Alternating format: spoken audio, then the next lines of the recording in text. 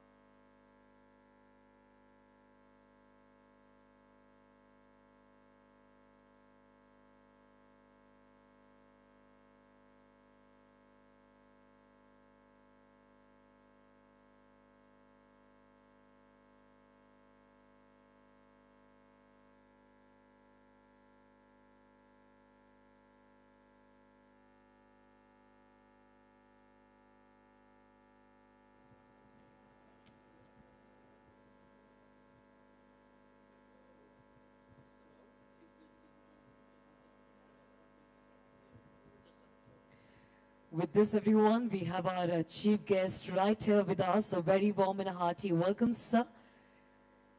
And we are starting our event in next 1 minute. We request all of you to kindly take your seats and let's have a very kick start.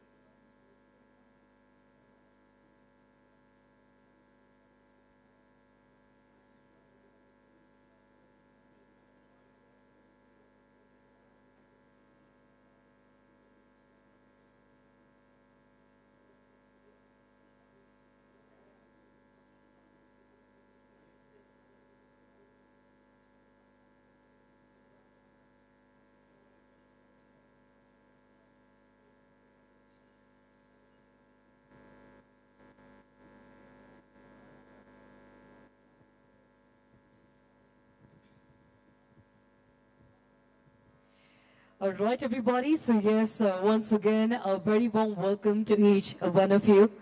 It's often said that achievers are first believers.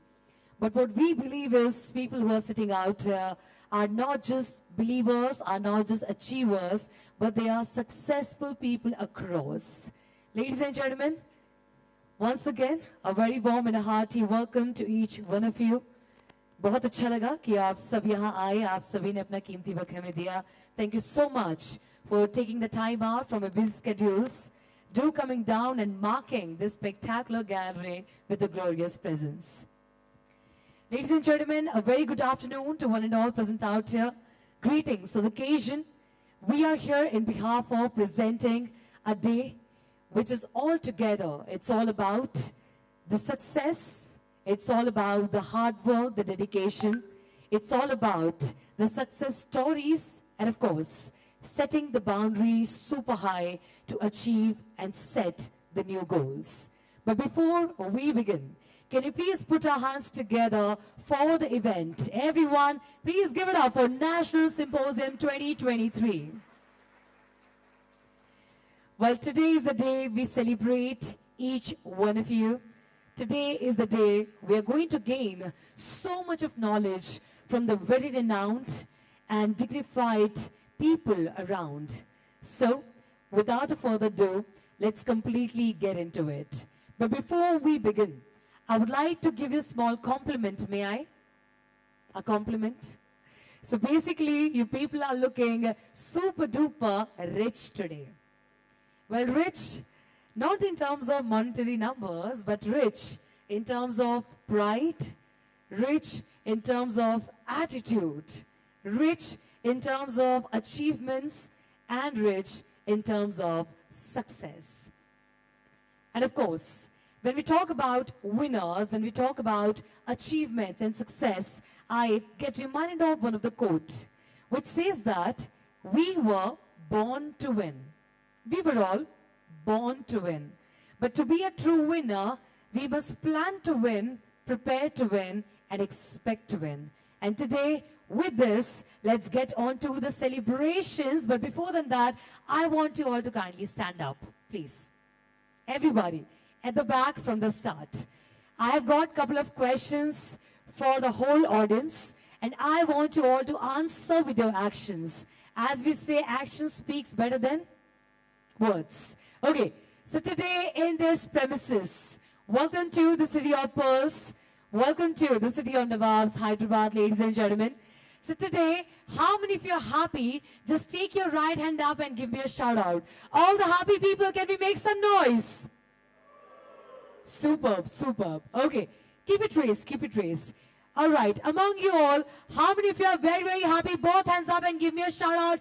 Very, very happy people. Superb. Keep it raised.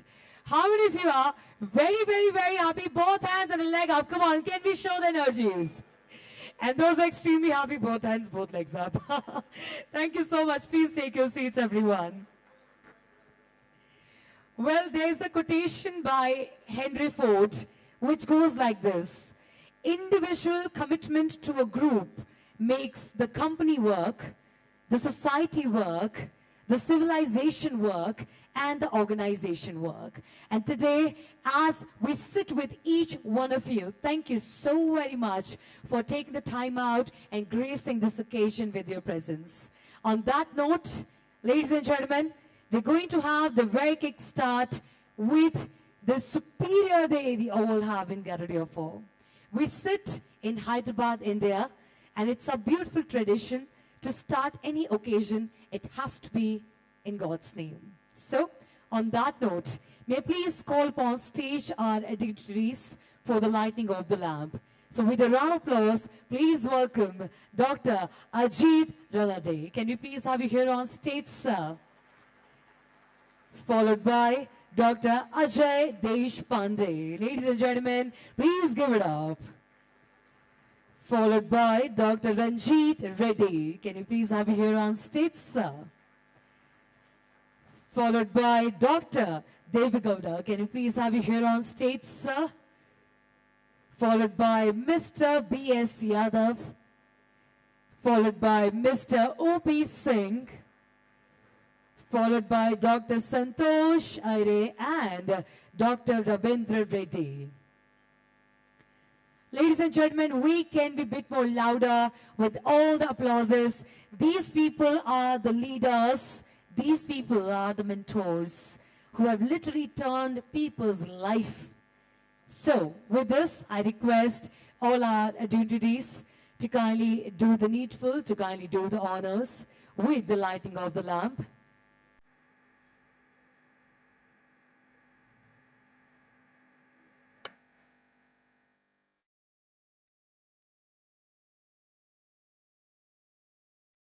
And with this, everybody, the day of knowledge sharing, the day of clarifying all the doubts, the day to set the high goals begins.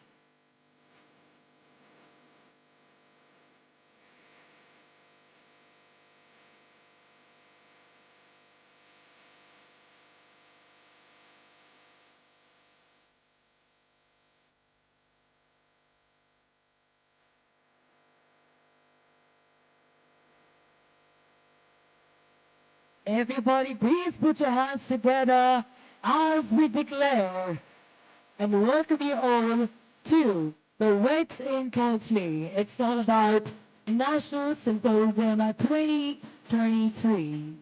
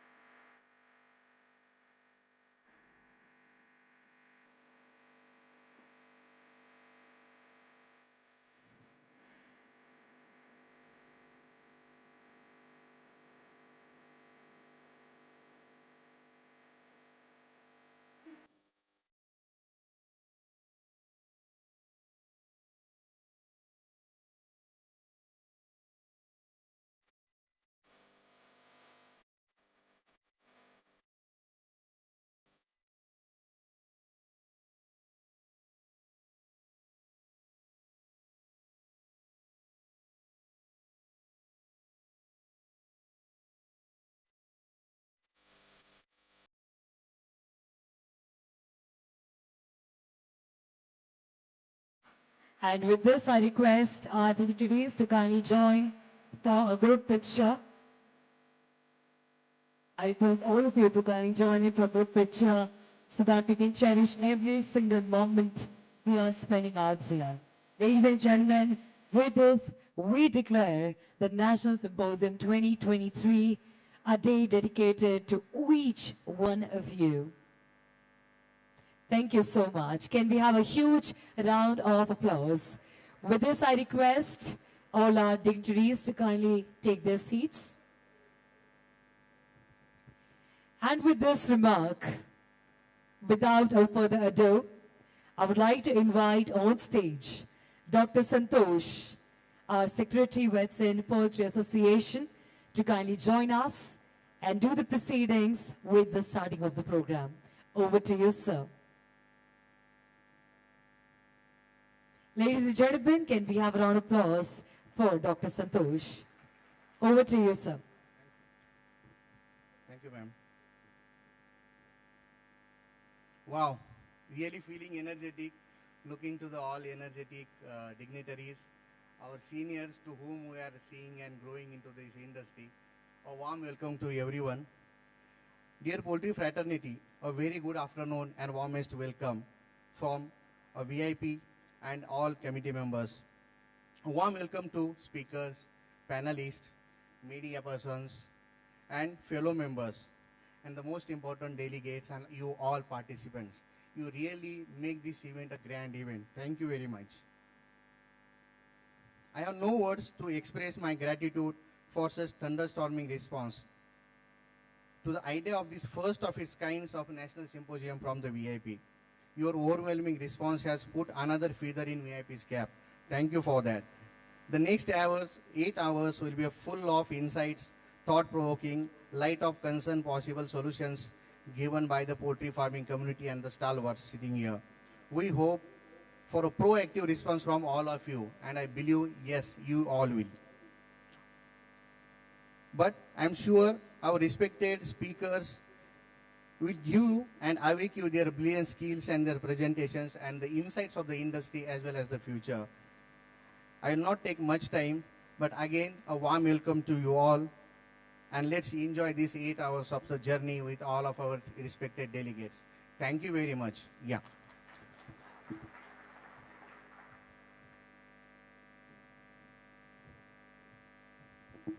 Thank you very much, sir. Ladies and gentlemen, with this, I would like to request and invite on stage Dr. Ajay Deshpande. With a round of applause, please welcome Dr. Deshpande on stage.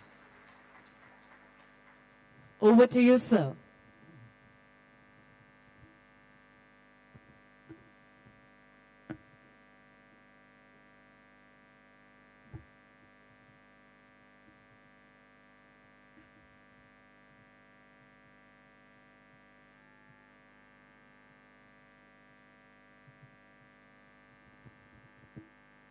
Good morning, one and all. I'm glad to be here as VIP is one of such mega and grand event. And what VIP is, so I want to go through it. So,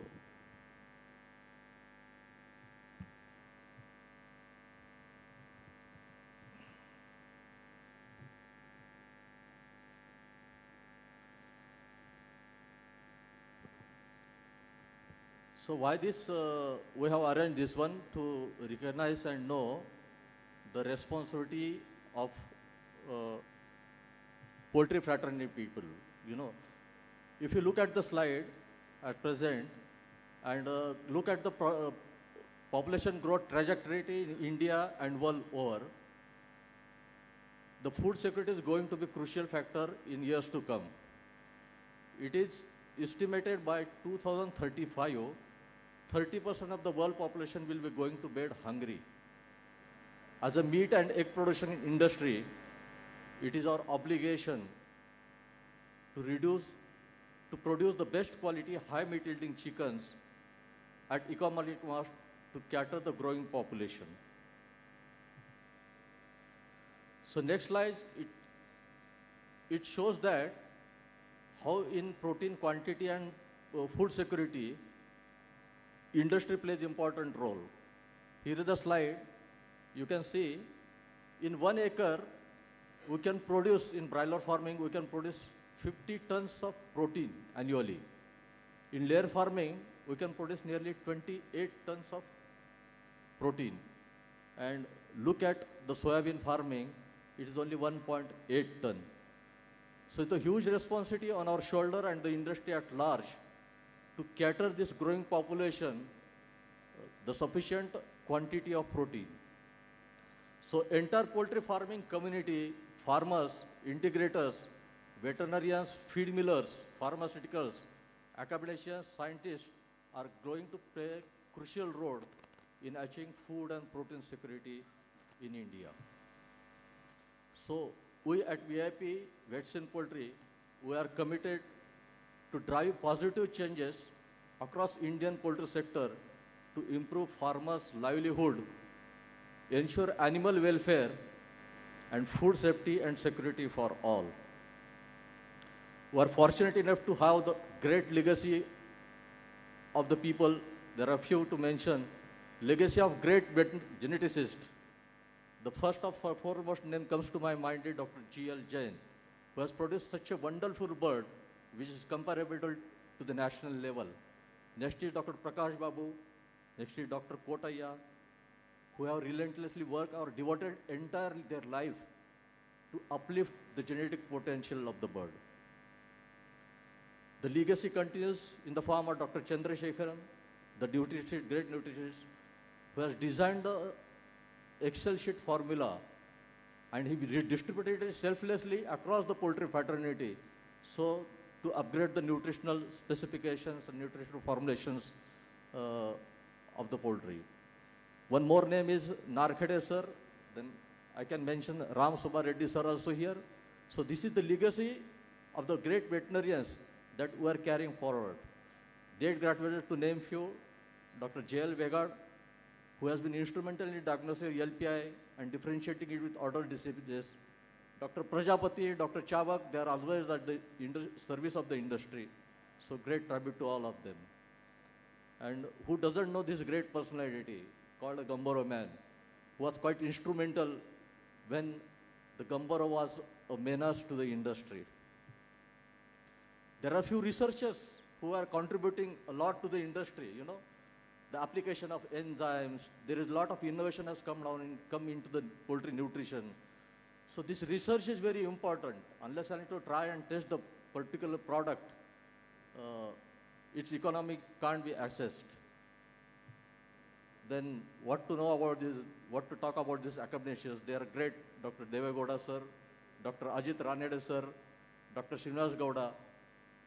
So they try to bridge the gap between academician and industry. And whenever any misinformation is there or wrong propaganda is there in the industry, they came forward and they given out the open speech to the media to mitigate the negative effects. There are many veterinarians who are continuously working on vaccine front. They are continuously engaged in genome sequencing and upgrading the vaccine strains to be close matched to that of the field strains. So hats off them also. And great veterinary entrepreneur and politician, Dr. Ranjit Reddy Garu, who is our inspiration, our guide, and he is the one who supplies us the energy. So these great veterinarians, they have handed over the baton to us. You know, in relay race, seniors or there is cycle. You know, they hand over the baton. So the great seniors, they have handed over baton to VIP. So the young Indian veterinarians have taken the charge, and they want to march ahead and take a leap forward. And we want to be a voice of the industry in future, in near future to come. So what is the role of the VIP? We have our role of VIP in health and nutrition, in animal welfare, in promotion of chicken and eggs, in handling rumors, in sustainability, and the voice for policy making. So what are the VIP's activities? VIP got 4 VIP WhatsApp groups, you know. So every veterinarian who is working on the field, he posts something, some videos or some post-mortem changes or some about nutrition, information about nutrition. And there are a pack of good veterinarians who are continuously working with the birds, experienced veterinarians. They share their knowledge, and that is the upskilling and improvement of health, and that educates the veterinarians. So these are some of the WhatsApp chats that I have listed down. It gives the real-time solution, you know, if suppose some problem is there. For example, this problem, somebody has posted the photo, so everybody comments on that one. So if these comments all together, if you put it together, it can be a good what I can say, it can be a good book to refer to. So such type of interaction, there happened to. This is one post somebody posted. There was a lameness in breeders. What is the reason? So n number of answers, n number of observations. So everybody contributes to upgrade and update the knowledge of veterinarians. That is uniqueness of VIP. There are such examples, you know. So in activities, we conducted several seminars across India, many webinars. These are slides, flowcharts, and interaction with the industry leaders. We always do interact with the leaders. These are some of the examples what we have done today. In COVID-19 also, we conducted a series of seminars. And that was appreciated by the people of the poultry fraternity. In effort to enhance the chicken and egg consumption, we have done a tremendous work. VIP has done a tremendous work. We have done a Ekchi Walkathon in Pune, Ekchi Walkathon in Chandigarh, and we are planning, these are some of the photographs, what we have done till now. You can go through these various cities.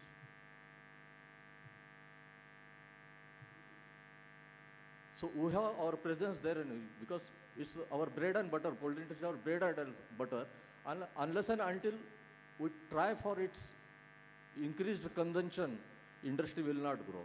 So these are one of the efforts. You can go through the photographs. In media and public interaction, we are very proactive as far as media and public interactions are concerned, and we are there to tell media and people at large how protein is important, egg and chicken in their diet is important. We have conducted egg and chicken competition in Pune also. So there were many participants, and the best dish was.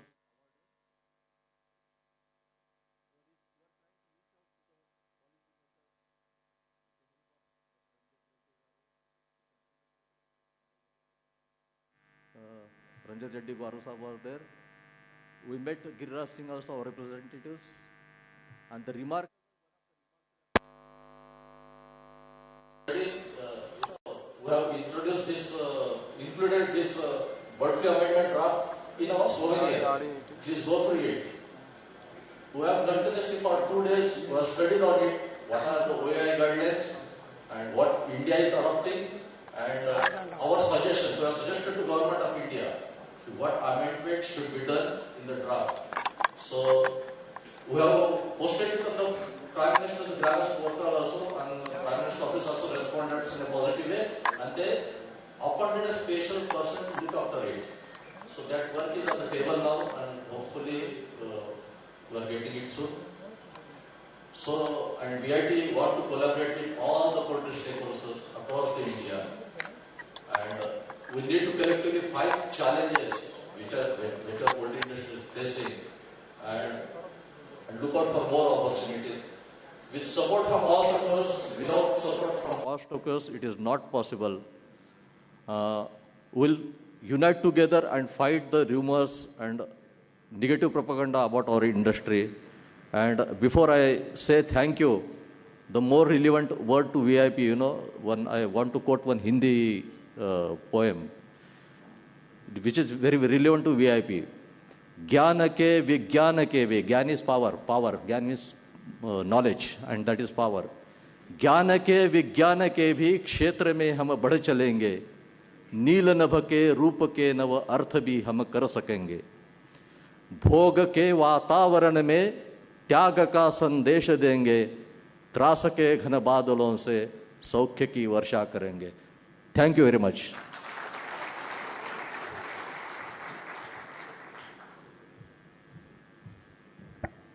Thank you very much, sir.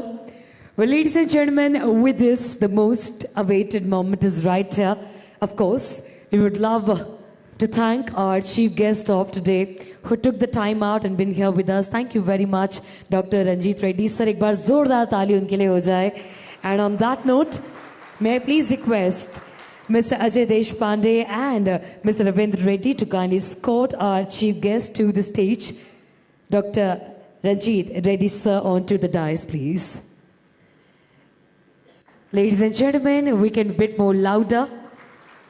Dr. Ranjit Reddy is our chief guest. He's also the member of Parliament from Chevara district. Congratulations, sir, for being the part of this event. On that note, I would like to request our team to kindly present a token of gratitude, a token of a gesture, a token of honor from our side.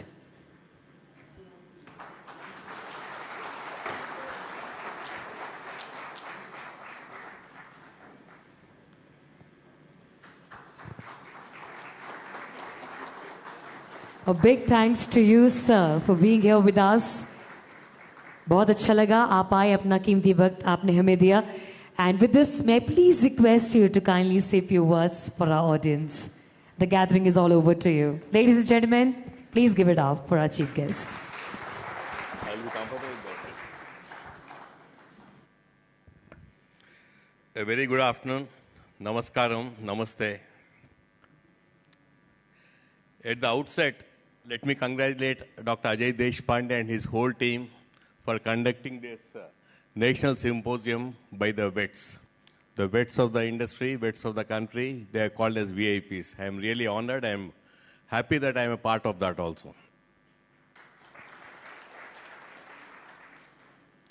Firstly, Ajay has to tell me whether he has invited me as a member of parliament or as a veterinarian or as an entrepreneur in the poultry industry. So mostly I think he has invited me as a member of parliament here. Okay, I'll not mind. Thank you for that. But having invited as a member of parliament, let me speak something about Rajniti, about politics also. There's nothing wrong in it. First, let me ask the vets, all the vets, all the dignitaries. My guru, Dr. Ram Subbareddy sir is sitting here. Namaskaram, sir.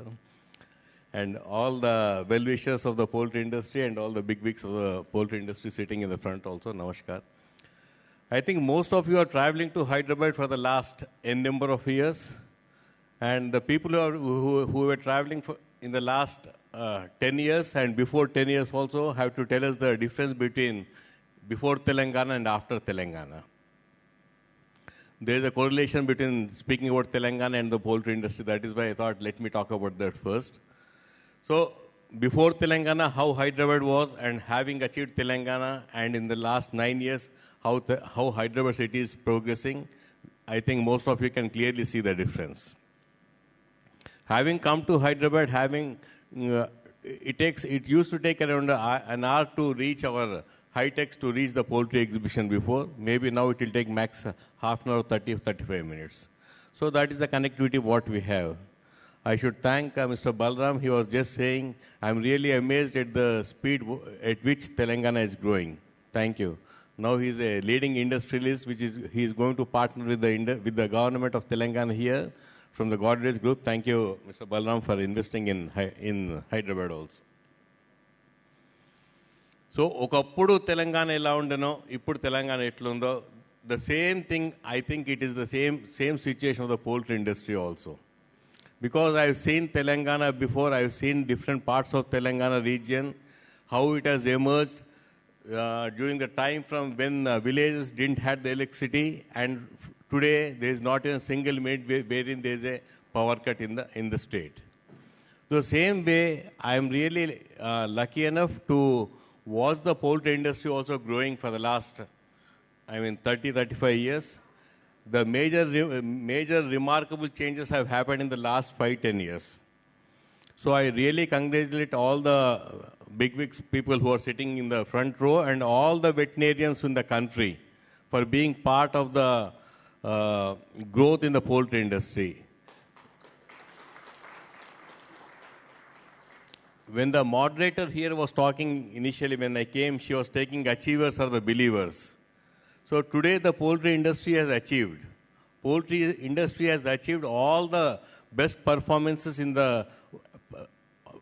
on par with the world performances. I think Mr. Anand will accept with the performances of the Indian layer industry or the broiler industry or the broiler breeder on par with your pure line suppliers. So that is how the industry has grown, and I really have to congratulate the vets who are part of it in a different way. The nutritionists are here, geneticists are here, the researchers are here. Ajay has really summed up all the big people who have really were part of the industry's growth. I really thank all the veterinarians who are part of it. And first of it is Dr. G.L. Jain, sir. So we have to give a round of applause to Dr. G.L. Jain, sir, who has reformed the performance of the bird in the country, let it be a layer or the broiler breeder. So mind you, Dr. G.L. Jain, sir, was not a veterinarian, but he is from the same university, that is agriculture part. So though not being a veterinarian, he was heading the geneticist in the VH group and still heads and still doing reformably well in the genetics part. When I was talking to one nutritionist, thanking him for, I don't know whether Dr. Natraj is here or not. Hi Natraj, hello. So when I was talking to him, I was appreciating for his contribution in my company's growth, but he said a right thing he said on that day. I still remember that. He said 80-85% is the contribution of a geneticist, sir. The remaining 15% is the nutritionist. Ram Subbareddy gar kopam vastadi kavachu. So that was his impression, but I really appreciate his statement on that day, and I really thank all the geneticists who are part of it. Let it be Dr. Prakash Babu garu, Dr. Kotay garu unnattunnaru ikkade. And I know one of my junior who is a part of it, Dr. Sanjay, who was my schoolmate right from schooling days. So atla geneticists chustunte, when we talk about the nutritionists, the researchers, Dr. Ramarao was my classmate in the college, Dr. Ravindra as a nutritionist was my classmate in the college. So having seen all these things, the way we have come here, so I was talking to Mr. Anand just now, the performance of a commercial layer, getting results of 320, 325 eggs is what hen-housed. And the performance of a big broiler integrator is almost around 1.5, 1.6 for the placement of 30 lakhs we were discussing. And what were the performance when I came into the industry, it was almost 2.5, 2.6. So we are saving almost a kg of that. When Ajay was showing the productivity of 50 tons, 18 tons and 1.8 tons, it was really a good stats there, because I can definitely address that issue whenever I meet the senior ups in the government also. ఎందుకంటే when the poultry industry can produce 50 tons and 28 tons when compared with soya production of 1.8, it is remarkable achievement of for the protein part. So that is the contribution what the industry is having.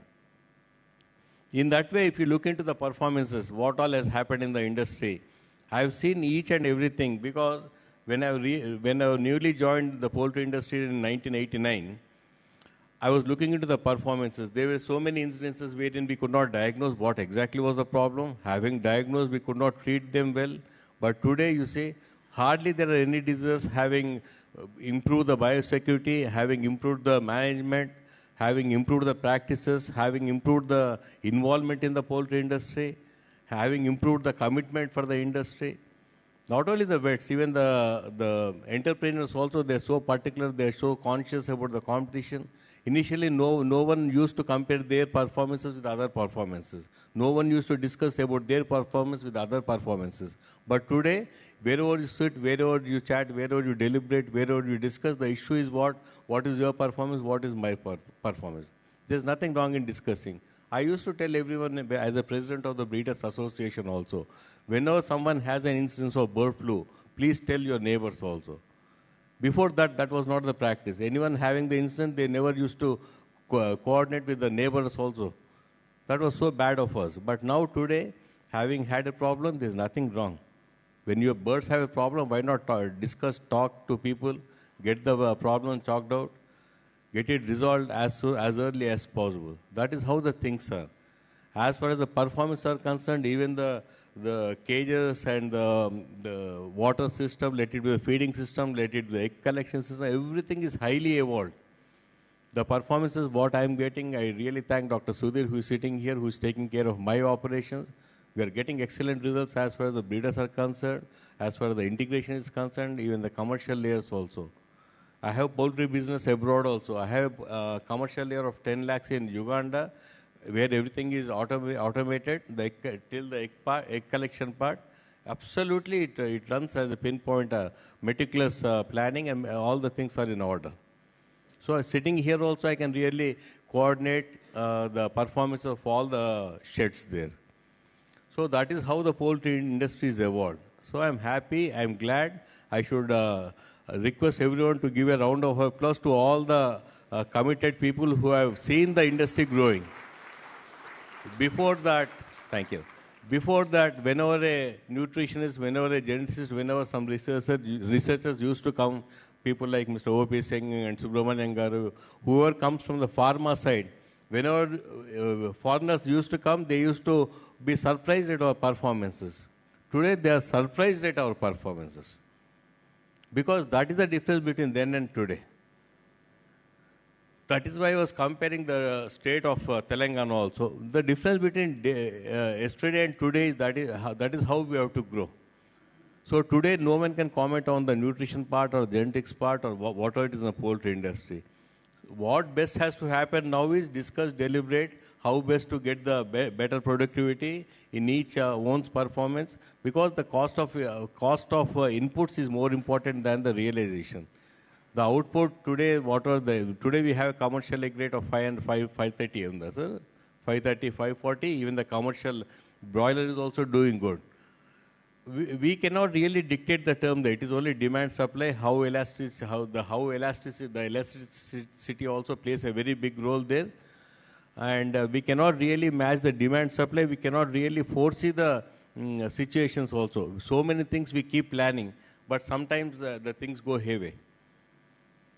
So I request everyone to be careful and in the days to come, because the competition is among us only. Sitting here are all competitors in every way. And as a veterinarians, I really congratulate all the vets here. Honestly, when it comes to vet, I keep saying that during my college days, I was the only vet who was not happy studying veterinary sciences. I keep telling this always. Because I was not happy because I could not get into the medicine stream. And I used to tell all my classmates that I'm not going to continue in the same field. But I am the only guy who has thoroughly utilized the degree of veterinarian, the degree of veterinary, and I'm still using as a politician also. And I was the only veterinarian, and I'll tell all the private vets who are not into government services here. I was the only veterinarian in 80 of our batchmates who has not joined the government service. This is all destiny.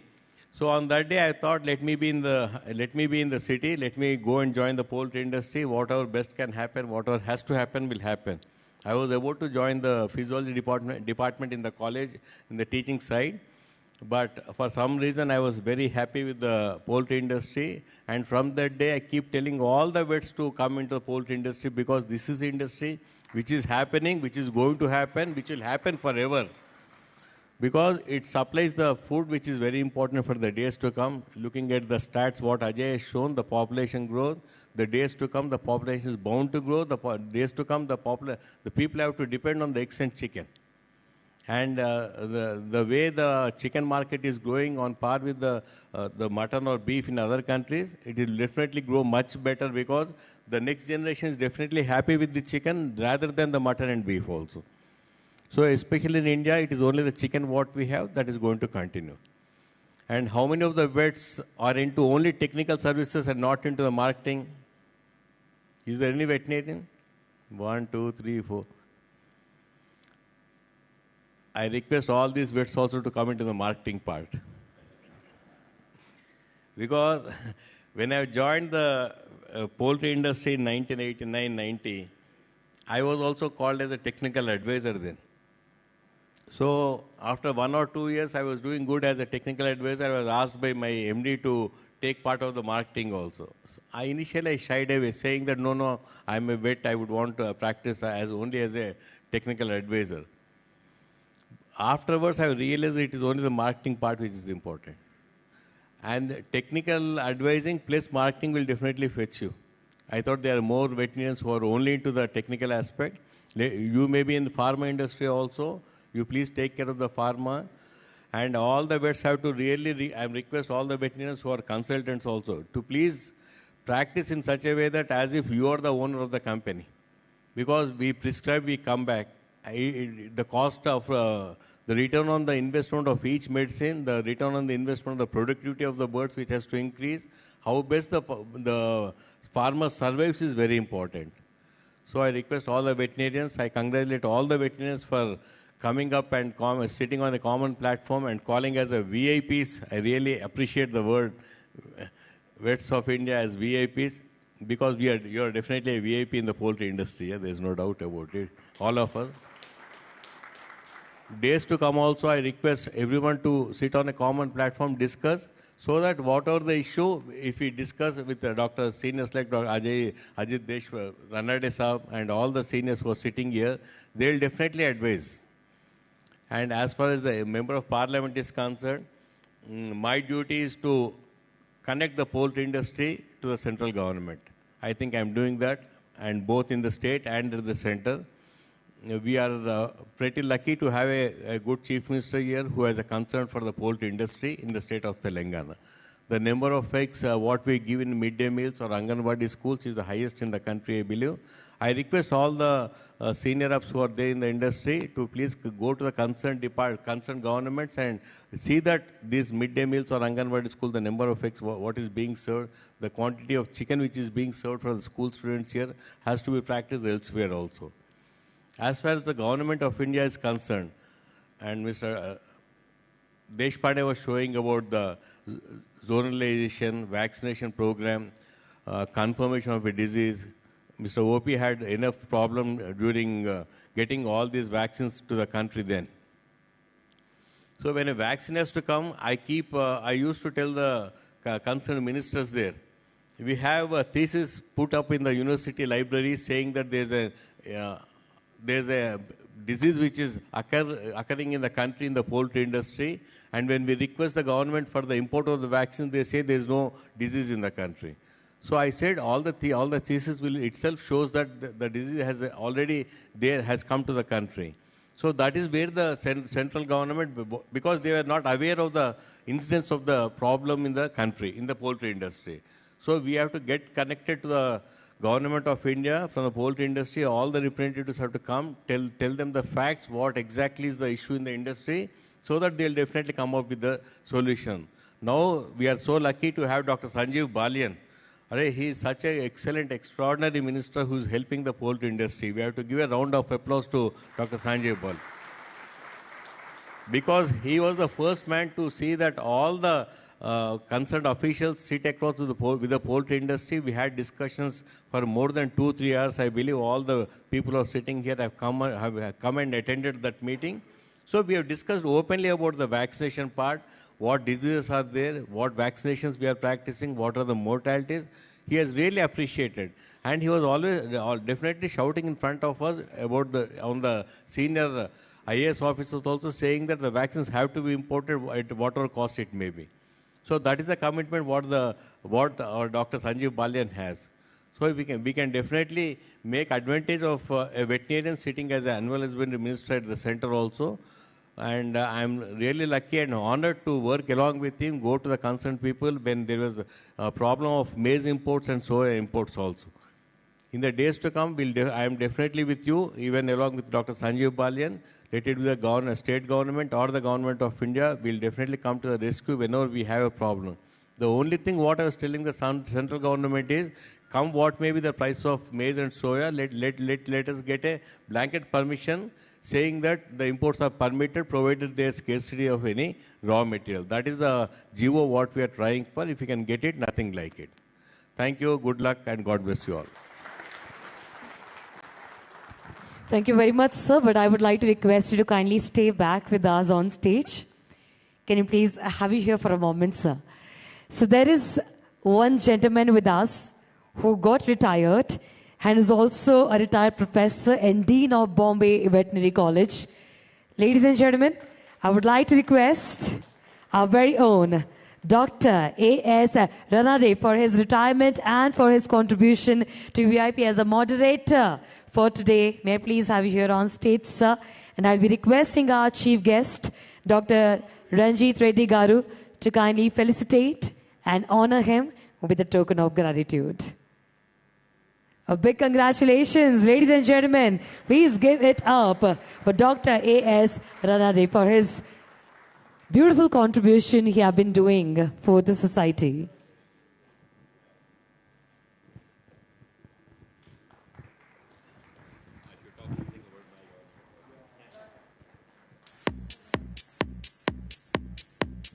Let's quickly have a picture. Thank you so much, sir. Thank you very much, sir. All right, ladies and gentlemen, so with this, we have come to the most awaited part of the day. And to do the needful, there is one more important announcement I would like to make. So make sure during the whole program, there will be Q&A, which will be at the end of the panel discussion. And the audience can absolutely ask whatever questions, whatever queries, whatever confusion they have. But of course, you have to visit the website, that is www.slido.com. I repeat, the website is www.slido.com, and you have to enter the event code. It's 2043741. I repeat, the site is www.slido.com, and make sure that you enter the PIN, that is 2043741. Audience can ask all the questions with or without mentioning their names, of course. Audience can write which speaker or panelist they would like to ask the question, or it can be an open question for all as well. And the best part about this Q&A is that audience can also vote to their favorite question. And those questions with the high votes will be asked to the panelists. So I'm pretty sure everybody is able to find the website. The code is 2043741. I repeat, it's 2043741. You can ask the question with or without the mention of your names. And one more very specified thing is, make sure that you give vote to the question which you have loved the most, and that question is for sure going to be asked to the panelist. All right. So I hope everyone is absolutely ready to have the whole moderated panel discussion now. Ladies and gentlemen, without a further ado, may I please request and ask all our dignitaries to be here with us, and I would like to call on stage Dr. Renade for the rest of the program. This is all yours.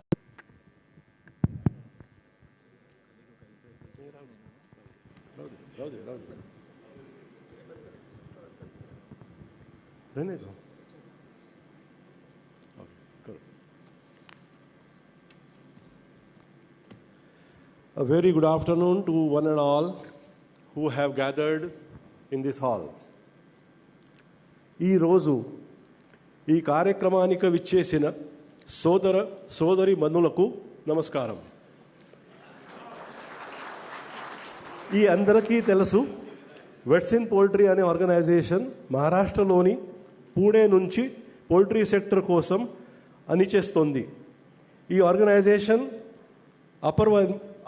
అప్పవర్మలో ఈరోజు హైదరాబాదులో జరుగుతున్న ఈ మొట్టమొదటి అతిపెద్ద ఈవెంట్కి vets in poultry తరపున మీ అందరికీ హార్దిక స్వాగతం, సుస్వాగతం.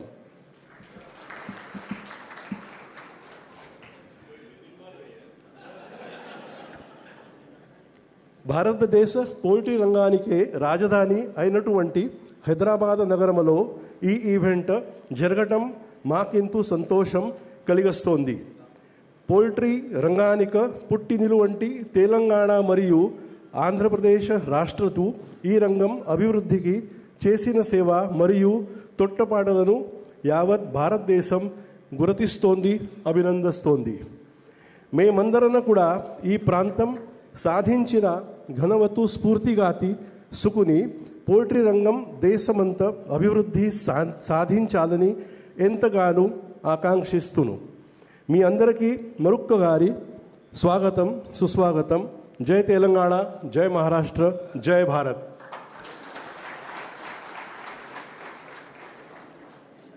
This is what is the change in Telangana Dr. Ranjit Reddy wanted to know. It's really delighted.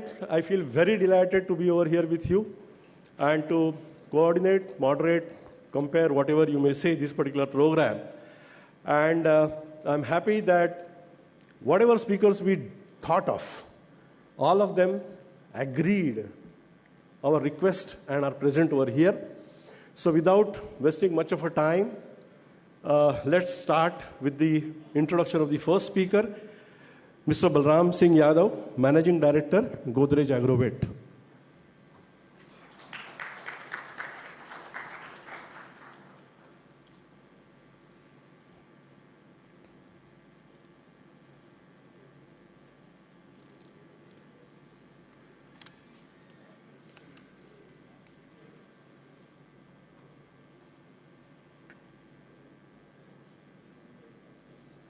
Ram Singh Yadav is the Managing Director of Godrej Agrovet Limited, GAVL, one of India's foremost diversified agri-business companies.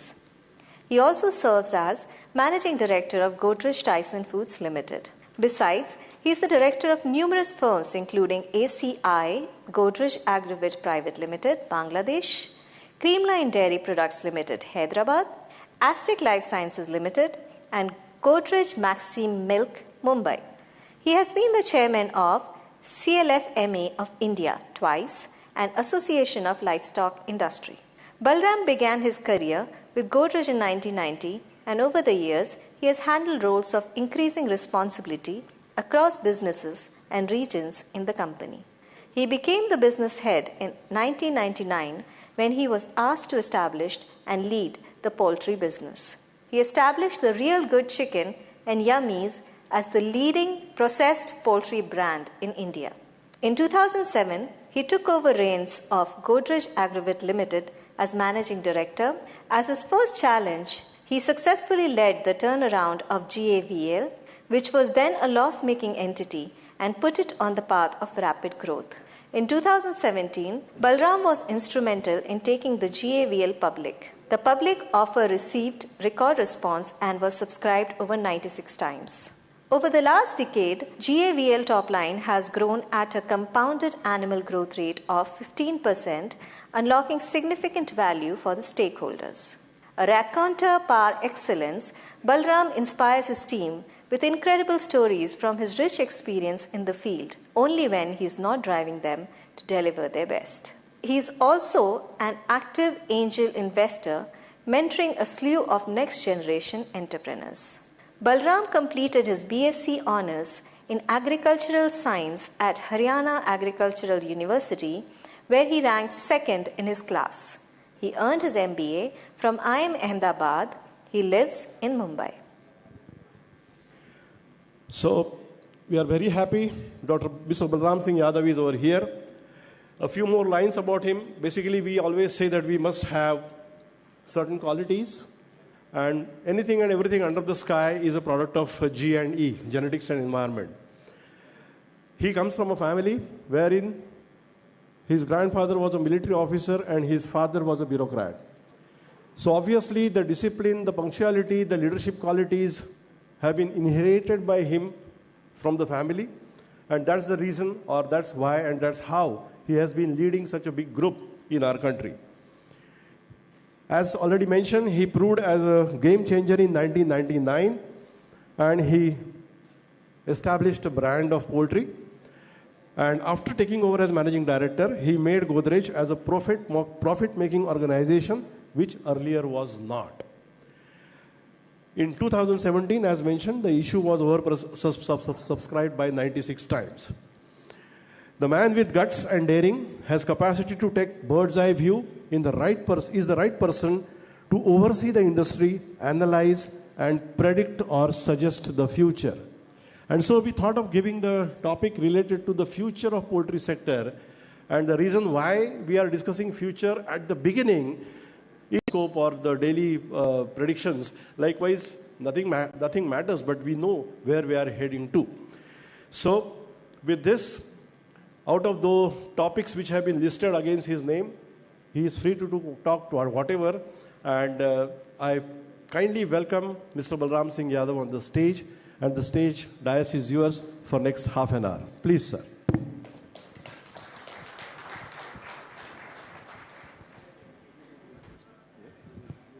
No, I don't. Working? Yeah. So thank you, Dr. Ranade, Dr. Deshpande, for inviting me, Honorable Member of Parliament. And I think since he has said that I can speak on any topic, let me talk about this state first. So let me tell you that AP Telangana accounts for almost 30% of our turnover in Godrej Agrovet. And in... Hi. Oh.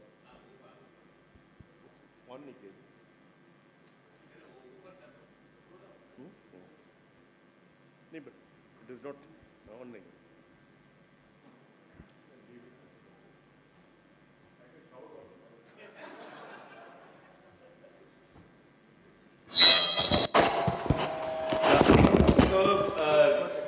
And I must say that I have been dealing with Telangana state now for future expansion for last 1 year. And I can tell you, this is the state of future, my friends.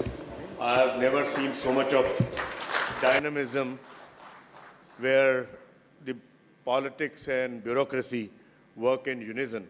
And I have seen the speed of the state beats every other state and center also. So I think this is the state to come to. And I must tell you that we have already initiated several investments in this state, and we will be investing more and more as a group also, because I think a very massive industrialization exercise has been taken up by the state. And I must say that with a driver like Mr. KTR and people like Mr. Ranjit Reddy to support, I think sky is the limit for this state. So I think we are extremely grateful at your hospitality and the welcome we have received in this state. And I must tell you that not only us, I think the entire industry will be enamored by what you have done in last several years. And Hyderabad is one shining example. So one of the things I must say that, please pardon me, I'm always very scared of veterinarians because I don't want to commit any technical error. But if I commit, just take it in your stride. So the second thing is that in our industry, the data is all over the place. So in case you don't agree with my data, I will agree with your data. So let us not dispute that. Third thing is that I must tell you that Godrej is in many businesses, and in last 4 or 5 years, I have also, in very small ways, started investing in startups. And a lot of people now that I'm entering a phase where people call me for mentoring, etc. So I look at a lot of these startups, a lot of these new tech companies, and I must say that you are very, very lucky people. You made the right choices at the right time. Lot of companies just evaporate because of change of technology. One new technology comes and wipes out so much of so many companies. But I must tell you that 10 years later, people will eat poultry. 20 years later also, people will eat poultry. 50 years later also, we will be in the business. So congratulations to all of you. I must say that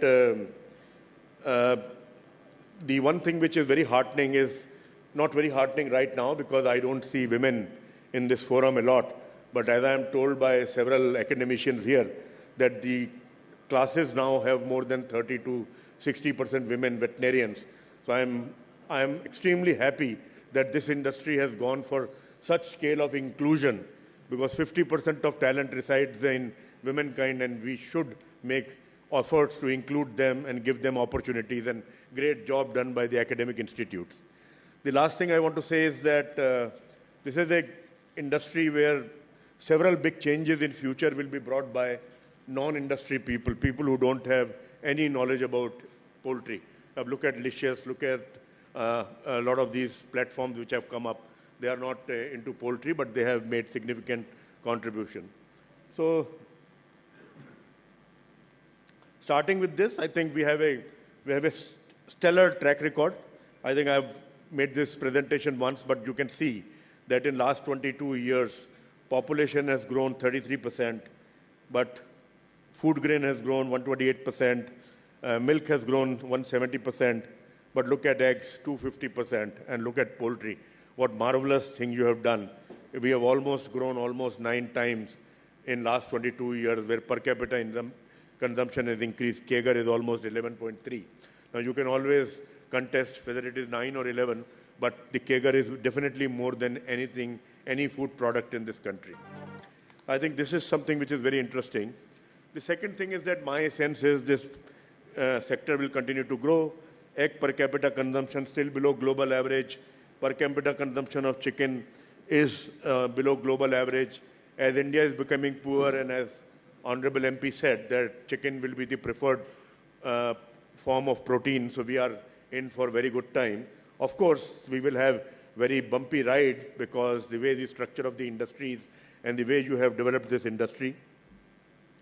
And the veg, non-veg population also, it is a myth that it is a vegetarian country. Out-of-home consumption will drive the chicken consumption in this country, and I am very sure that from 4.2 per capita, we will be around 7 to 8 kilos by 2030. And with this, actually, we track a lot of industries because Godrej is in several businesses. This kind of continuous growth is not likely to come in any industry at that pace. So I think we are in very, very good position as far as poultry is concerned. And Honorable MP Sahib said that we have transformed from backyard poultry to a very, very efficient poultry. We are partners of Tyson, and I have the honor of having a look at the performance, global performance of Tyson system, whether it is HHHE, whether it is FCR, whether it is yields. And I must compliment you all that we are one of the best. I think we figure in the top 3, top 4 countries where Tyson operates in terms of FCR, HHHE, so we do a great job. And mind you, we do this great job in contract farming, in open houses. I think this is a remarkable achievement of the industry. And I must tell you what you have achieved. Nobody realizes what you have achieved. Actually, in last 20 years, the real price of chicken has not risen. Because of efficiency, you have always been able to decrease prices. So we indexed it to 2004, and you'll be really surprised that only the inflation has caused the change in price, not the real cost. And I think real cost has been brought down significantly because of the efficiency improvement, and a large part played by you in this transformation. Yes, I think this is the nature of the industry, fast and feast, and that is one thing which is holding us back, because we have certain months where we lose money, certain months we pray for a break even, and certain months we make money. The unfortunate part is the months where we make money are reducing, and I think it is a big challenge. And the reason is because you are all focused on production and not on consumption. I think some way and some time we'll have to probably start thinking about people who are going to eat chicken rather than only people who are going to produce chicken. So I think I must also say that last few years, I think have been great support from the central and the state government because of efforts of Dr. Balyan, Dr. Ranjit Reddy, and like-minded people like this. I think this government has started listening to us. We have been dealing with the government for the last 25 years, right from GP imports to vaccines, to allow small things were so difficult to get done. I never imagined that we will be able to get GM soya meal in this country. We could do that. I never thought that we will get so many vaccines. We did that. So I think there is a great acknowledgement of our problems. And I must say that the presentations to government are becoming very, very boring, because there are so many things they have done that there are not too many things we can crib about. So I think that is one great achievement of state governments and central governments together. And I must say that the state governments are very, very, I think you have great experience with Mr. Ranjit Reddy, but in other states also, the states put a lot of pressure on center for us to be heard. And I think you were a shining example when we imported soya meal. So I think this is one area where I must say that this was a great fund, and Agriculture Infrastructure Development Fund of 15,000 crores. And this was giving a lot of support to the industry for technology-assisted poultry farms, meat processing and value addition infrastructure, animal feed plants. Several of you have made use of this facility. 36% of the loans have been sanctioned. Only about 5,400 of the 8,650 has been utilized. Bahadur Bhai was there a few days ago in Delhi. He has made the point, and I would reiterate that we can extend this, because a lot of our people would like to make use of this, because I think as this, and I must also tell you that we have also made use of this fund. I think it is very, very easy to get access to this. I think you must also become ambassadors for all the government policies, and I'm sure that Honorable MP will prevail upon central government to have this extended. Then National Livestock Mission, National Livestock Mission, other supports, etc. are there. And I think most state government and central government have several schemes. We should, lack of knowledge is one problem we have in this industry. Our farmers don't know. And I think since you deal with farmers, it is important that you take this message to, to people. So I think big changes. I must tell you that this is a very, very interesting country. So I'm saying that highly technological things like e-payment, the way India caught on in no time, and we account for 40% of online payment. This is one example on the speed at which the adoption of technology happens. On the other example is that in food and food products, we are still at a very low penetration, etc. Processing is still not gaining momentum. So actually this country is an amazing country. It lives in several decades at the same time. And I think that is one challenge we will always have. But non-poultry people are bringing more disruptions than the poultry people.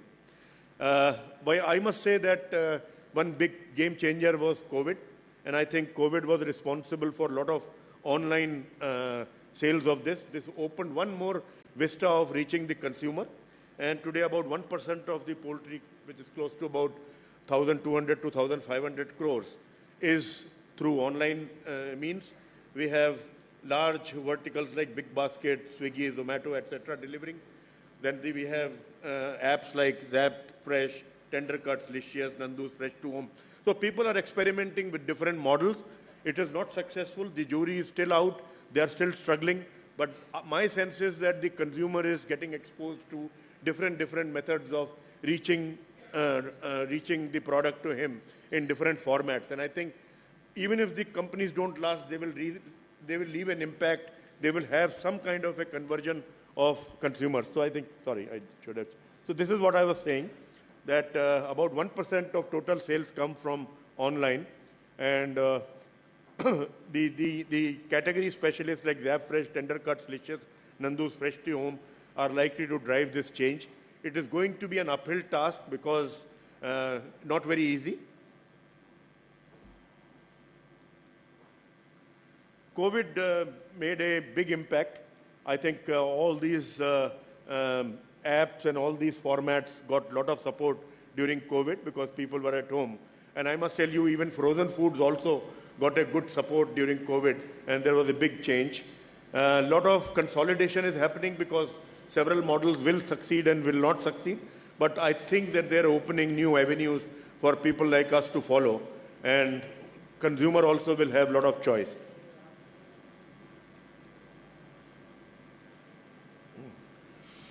So online sellers, why are they in the industry? Because why they make sense is because they give a better consumer experience. You can order from anywhere, any time, pre-order, and easy to use, you can see as compared to the traditional channel. And then people are talking about food safety, traceability, etc. And I think this will be the order of the day, particularly the institutional sales, because without it, a lot of big institutions, hotels, quick service restaurants, etc. will not touch our product. So this is a chart. I think we have taken it from Google Trends. So you can see then when the COVID came, how the startups got such a big support, and the search history pattern of Felicitation is one example, which is the leader in this, this initiative. So I think this is what, according to us, is the opportunity right now, 1,800 crores. But you must see the explosive growth.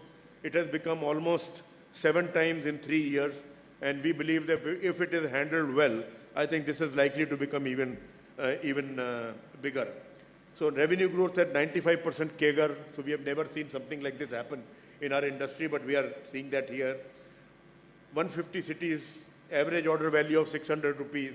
Gone are the days that the people go with 100 rupee note or 200 rupee note to buy chicken. They order 3 to 4 times.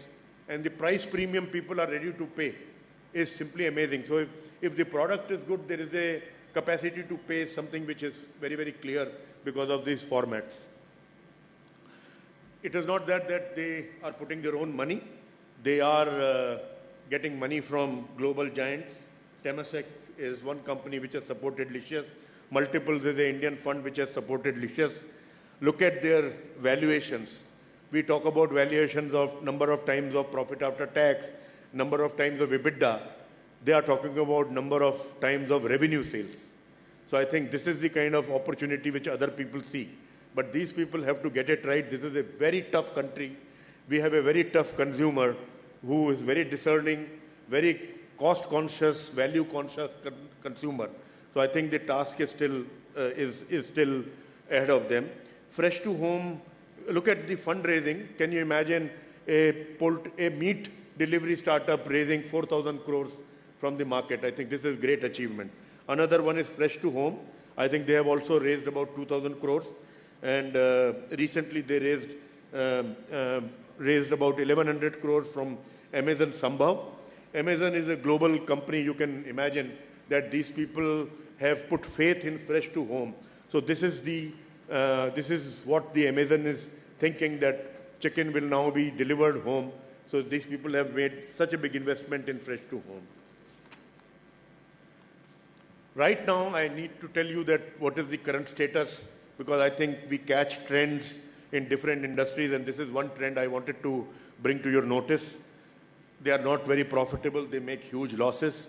Their cost of acquisition of customer is very, very high. Whether they survive or they will not survive, but they will definitely change the structure of the market at the consumer end. And I think it will be an opportunity for whoever comes third or fourth or fifth to capitalize on that. My sense is that the big support to these platforms will now start coming from Amazon, Swiggy, and Zomato, etc., because they know that there is a big demand for this product, and definitely somebody will fulfill it, if not these companies.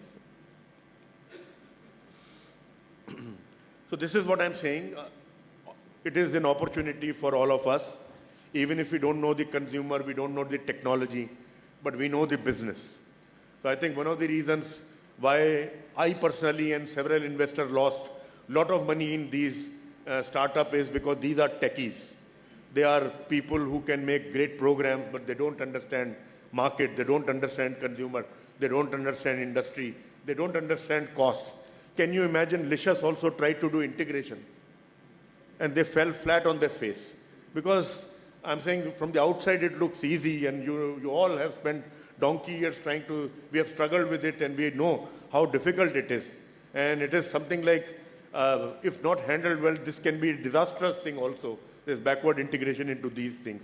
Opportunity for us is to cater to these platforms, to make sure that these people don't come into supply chain.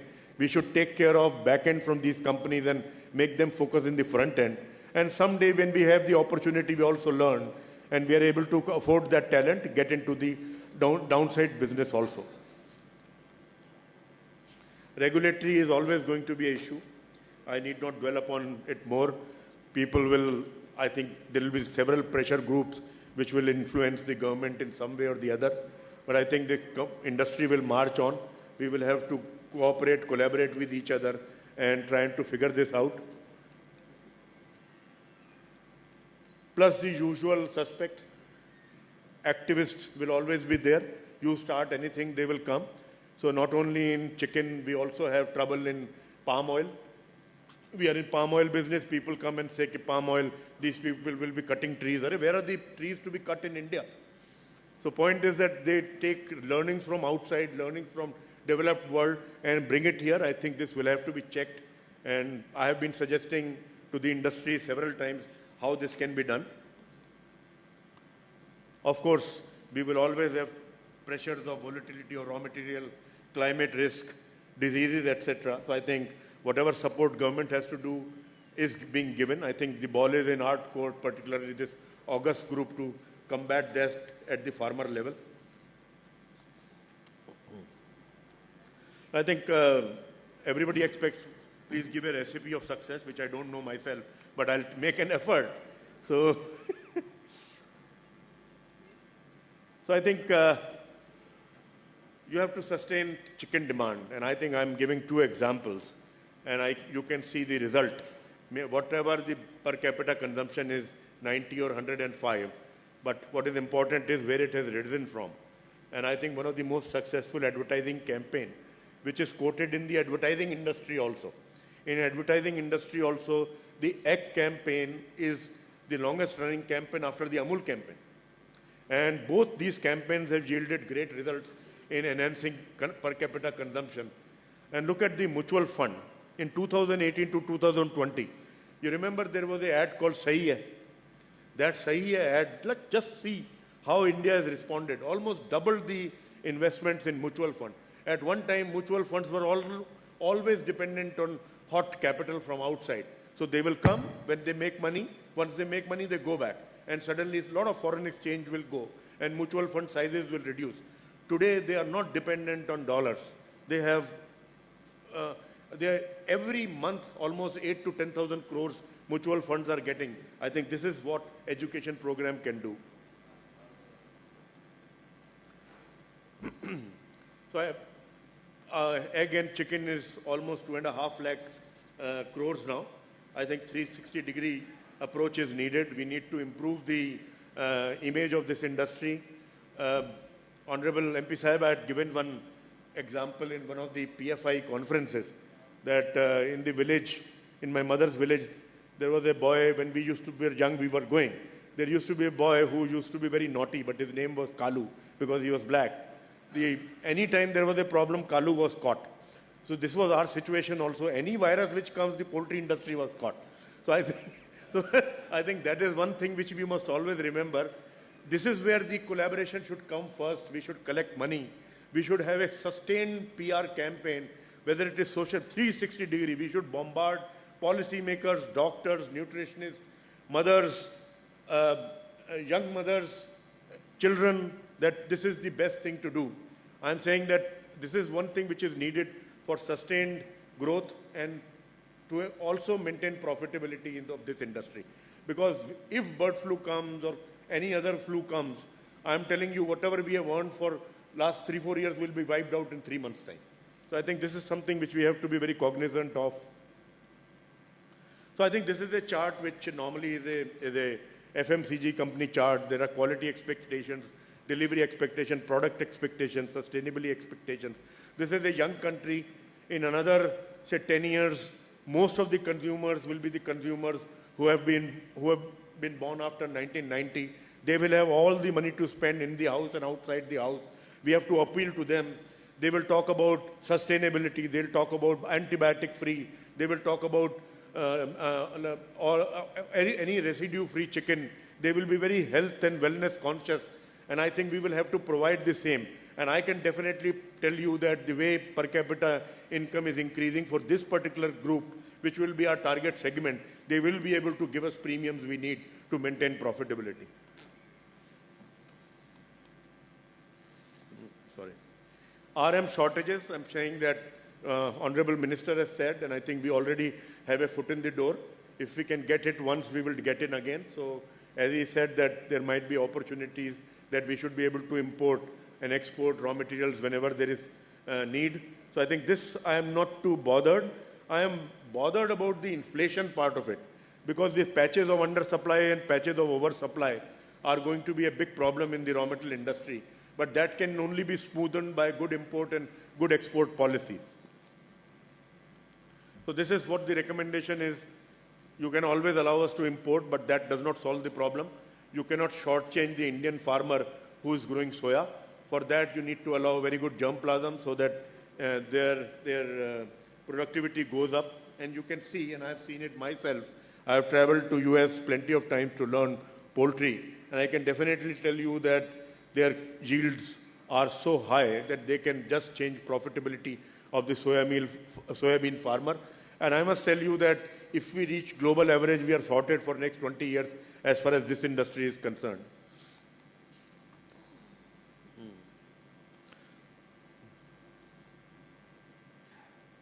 Yeah.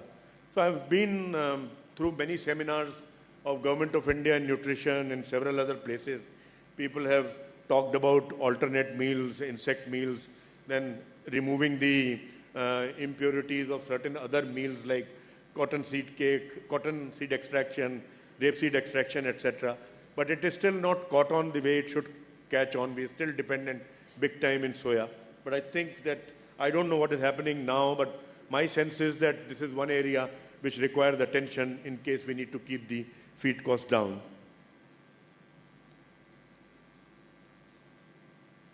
So I think exports, everybody knows that we don't match that quality. We studied this space for quite some time, and we say that it is possible. Last time in one of my presentations, I said that we should have we have great opportunity very close to India in GCC countries for poultry exports, but we need support like MPDA. You can see the success story of aqua export from India. This year, if I'm right, 63,000 crores worth of aqua products were exported from India, which is simply amazing. And their target is 1 lakh crores by 2025-26. We can repeat the same thing in poultry also if handled well. If the country is, say, bird flu positive, we can construct complexes which can be certified. But the only thing is, what is holding us back is big ticket investments. But I think government-private partnership here is going to be very, very critical. The way it has delivered results in aqua, it can deliver results in poultry also. So I think one thing is there that I have been a very, very great worshipper of technology forever. I think the future lies in AI and machine learning, etc. This technology may be very complex, but can be can be handled by people who have no education also. Look at e-payments, look at WhatsApp, look at these things. I think this is the way to go. We need to monitor our systems much better. The technology provides, as Honorable MP said, that he is monitoring the farm in Uganda on the screen. I think this is possible because of technology. There is no limit to that because every 3 months or 6 months, something new will be introduced. A lot of new things will become obsolete very, very quickly. So I think this is the way to go for this industry. Improved food standards, better transparency, enhanced control over operations will be the outcomes which we want from this initiative. And then in several places I've seen IoT-based sensor leading to improved egg hatchability. I think this is big thing abroad now. They are deploying a lot of technology and removing people from the farms because people are also a great source of contamination and biosecurity breakup. So I think machines have to take over, engineers have to come into this industry, or the veterinary colleges will have to introduce courses which sensitize veterinarians on technology, on some computer science, and how to handle at least the basic tenets of digitalization, which will be very critical for good farm management.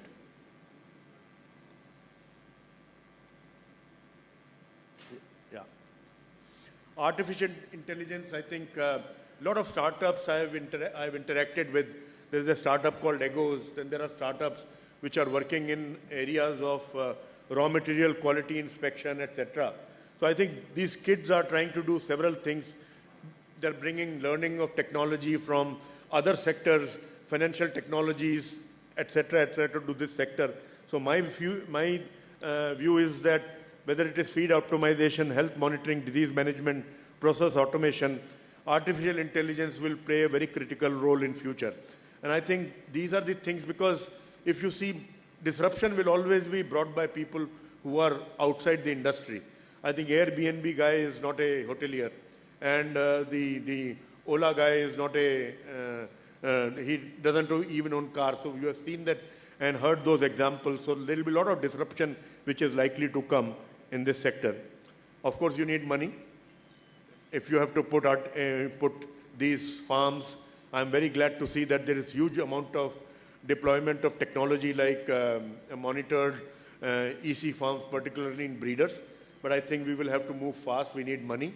We need public money. We need bank money. For bank money, you need to be solvent. So you need to make consistent profits. For public money, you have to make consistent profits for years together. Otherwise, this market is very ruthless. They will just, they'll take the fruit and take the juice out of it and spit the seed. So this is how this public markets work. The company they don't like, it is re-rated and it can never come back. So for that, we have to maintain profitability and we have to be ahead of the game. But this is the only way you can fund this growth in a very short time, getting access to public money. So this is my favorite topic now. Now that I have spent, this is my 34th year in Godrej and this industry, I must say that I think our biggest challenge will be talent. The talent of past will not be the talent of future.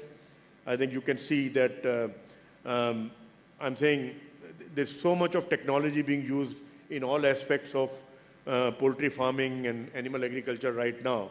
And we will have these sophisticated EC farms, predictive, preventive disease management. Dr. Ranade was telling me that we can test the DNA and predict what kind of diseases will come. I think the focus will be on prevention rather than cure. And I think when this is one of the, since I've come here, I must do something controversial also.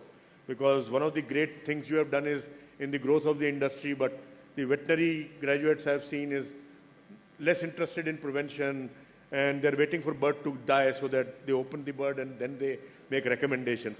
I think the goal should be not letting the bird die. So that should be the goal, because once the bird dies, the damage is already done. उसके बाद कुछ भी लिख के दो तो problem तो हो ही गई ना. So this is, I think, is the way forward, and I think technology helps in that. And we have a breeder farm where we do embryo transfer technology. 1,100 great animals we have in Nasik, any of you going there, we want to show them. We do embryo transfer. We have animals which give 14,000 liters of milk per lactation. We have the technology which judges when they are ready to receive the embryo. And globally, embryo transfer success rate is 30 to 35%, 36%. But we are so glad that because of this deployment of technology from Israel, we are getting 45 to 48% success rate in embryo technology, which is extremely good. So I think that there are equipments, there are technologies which can easily tell that in next for 24 to 48 hours, the animal is going to come into heat. Thank you very much for patiently listening to me. I am grateful that I have been called here. I am here for some time, so I will be more than glad.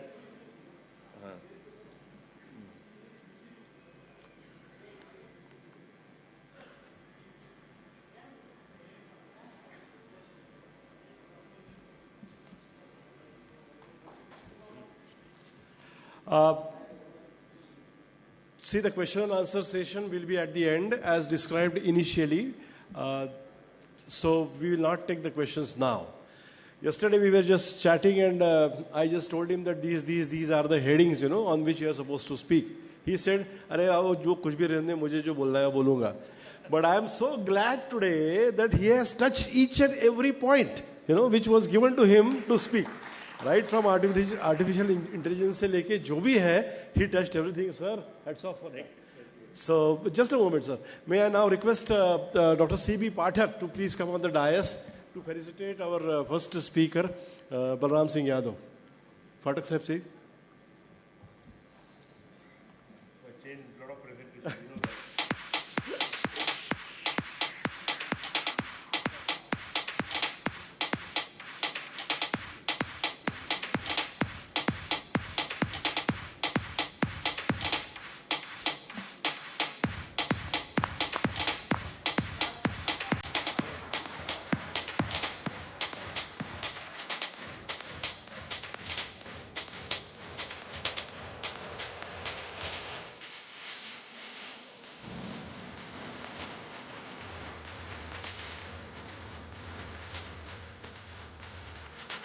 Thank you, sir. Thank you very much.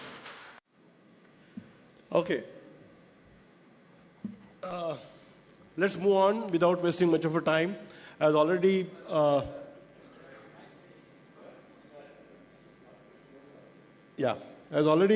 mentioned earlier, the tea, coffee, and snacks are there available outside. So we won't be taking any break as such. The sessions will go one after the other, back to back. There is a slight change because of some reasons, and right now we have another speaker, that is Mr. K.G. Anand, please. Mr. K.G. Anand, please, can you come on the dais? A very, very respectable and senior executive of the poultry sector is Mr. K.G. Anand. I would describe him as the go-to person who is always approached by the industry for any challenges that are faced by poultry sector. Welcome, sir. He is magnanimous to accept the invitation when we mentioned him that would you please come and deliver a talk. It was so kind of you, sir, that you agreed to it. He has a huge contribution in NECC, despite few health problems, of course, that's not the thing to be discussed. He has a vast experience in techno-commercial aspects, and with that, he was responsible for the expansion of the breeder operations. Please, play the audio video.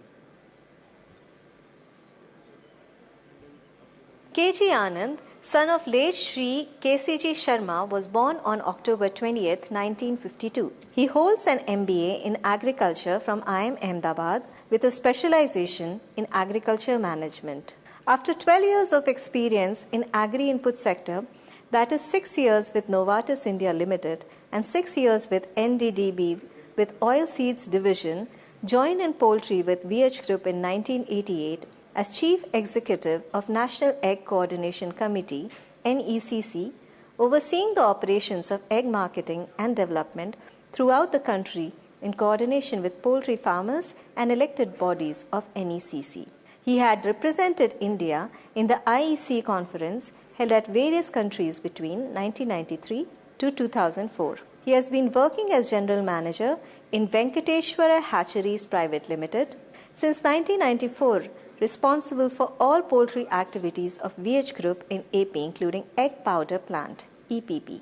VH Group are the pioneers in poultry breeding, established in 1969 by late Dr. B.V. Rao, fondly remembered as the father of modern poultry in India. VH Group provides total poultry support to the farmers, including supply of day-old chicks for layers and broilers, providing technical services for achieving production as per standard, marketing of poultry products, and represent to policymakers for promoting poultry welfare activities. Mr. K.G. Anand is responsible for meeting the above objective in the states of Telangana, Andhra Pradesh, Orissa, West Bengal, Chhattisgarh, and Northeast states. Right. K.G. Anand. So, such a huge responsibility Mr. Anand is having on his shoulders and carrying out that with great success. Dr. Anand, Mr. Anand. Thank you for the nice words, sir. I thank the organizers for inviting me for this meeting, wherein a galaxy of scientists, my seniors, my colleagues, Honorable Member of Parliament, Dr. Ranjit Reddy Garu, who is my good friend, Balram Singh Yadav ji, O.P. Singh ji, several other distinguished people. Already the earlier speakers raised the bar so much, I don't know how much I can come up to your expectations. As you all know, normally the topic that is given to me is a conventional topic in terms of the poultry, the demand supply, that kind of a one. But this time, the organizers asked me to speak on poultry concerns, especially in terms of the policies of government. As you all know, I think Indian poultry from the last 5 decades has been completely under the private sector, whether in terms of genetics or in terms of diseases or in terms of management. I think the private industry has been developing it, and the industry also grew over the years quite well. As the earlier speaker said, we now stand second for egg production and probably fourth for the chicken production. Numbers aside, I think the industry has been consistently growing, and this is the only sector in the livestock which has shown over 78% for the last almost about 5-6 decades. The broiler still continues to grow, the layer also, though maybe in some years had some fluctuations, but overall the industry has been growing steadily.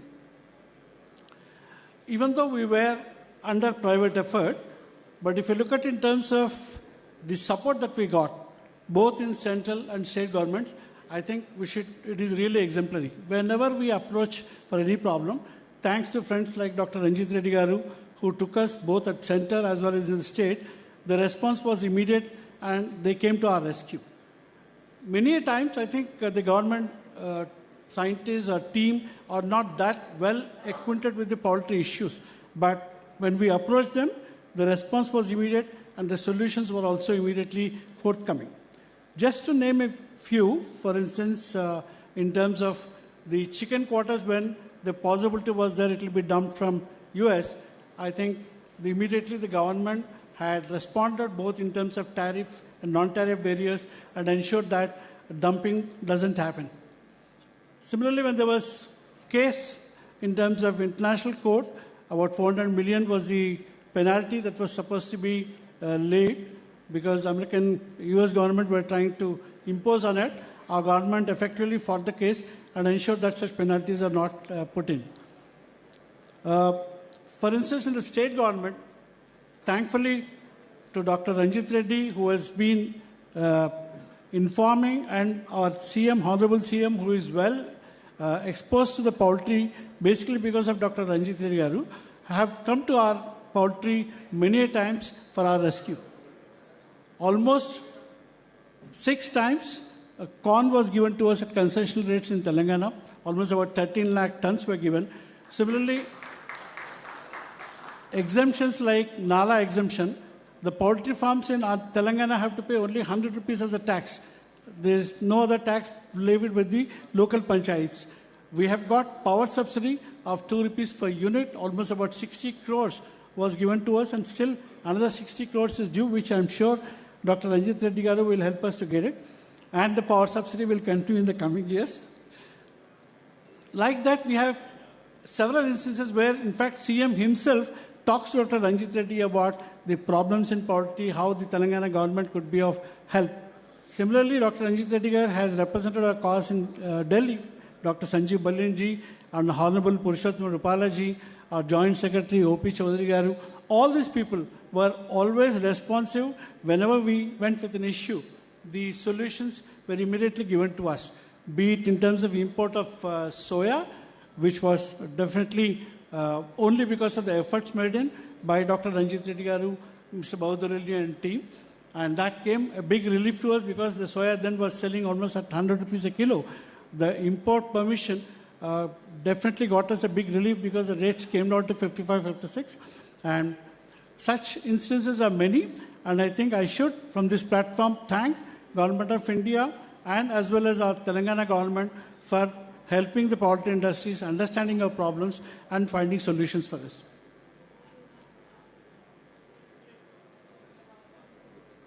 You all know the figures because you're all from poultry industry and all of you are experience of more than 25, 30 years. The contribution from poultry is estimated to be about 1.5 lakh crores. I'm talking about the organized poultry. India is ranked second in egg production and fourth for the chicken meat. Egg production, total egg production is estimated to be about 129 billion, out of which commercial poultry is about 110 billion and backyard is about 20 billion. In terms of percentage, about 88% is from commercial and about 10% is from the backyard. Generally, the industry estimates the table egg production from commercial farms is approximately about 31 to 32 crores and has been steadily growing at 6% plus. This in terms of graphical, the population-wise, if you look at the Desi fall is about 32%, the improved is about 68%, but in terms of numbers, about 88% is from commercial farms and 10% is from the backyard. The chicken meat production is estimated to be approximately 6.4 million tons, almost about 60% of the total meat production, and growing at average of 7% per annum as per the DADF. Industry estimates the broiler placement currently in the range of about 41 to 42 crores, and in season, that is in the coming months, may go up to about 45 crores, steadily going up year after year. The value of poultry production national GDP is estimated to be about 1%, and in the livestock, approximately 14%. You all know in terms of generation of employment, about 25,000 layer farmers directly and about 5 lakh broiler farmers, indirectly to over 2 million households, especially in the villages. As per National Action Plan for Eggs and Poultry, prepared by DADF, about 30 million rural households are involved in backyard farming. The price of the most important product, the point is the price of poultry product has risen the least in the last 3 decades, as you see in the next section. The organization has done the consumer price of eggs in 91 countries, and India stands the least in terms of the consumer price. As you can see, US is about $4.5 per dozen eggs. In India, it's only about 0.95. This keeping the price low because poultry products are mostly consumed by the middle class and the low middle households. And in India, as you're aware, it's mostly the wet market, which is highly price sensitive.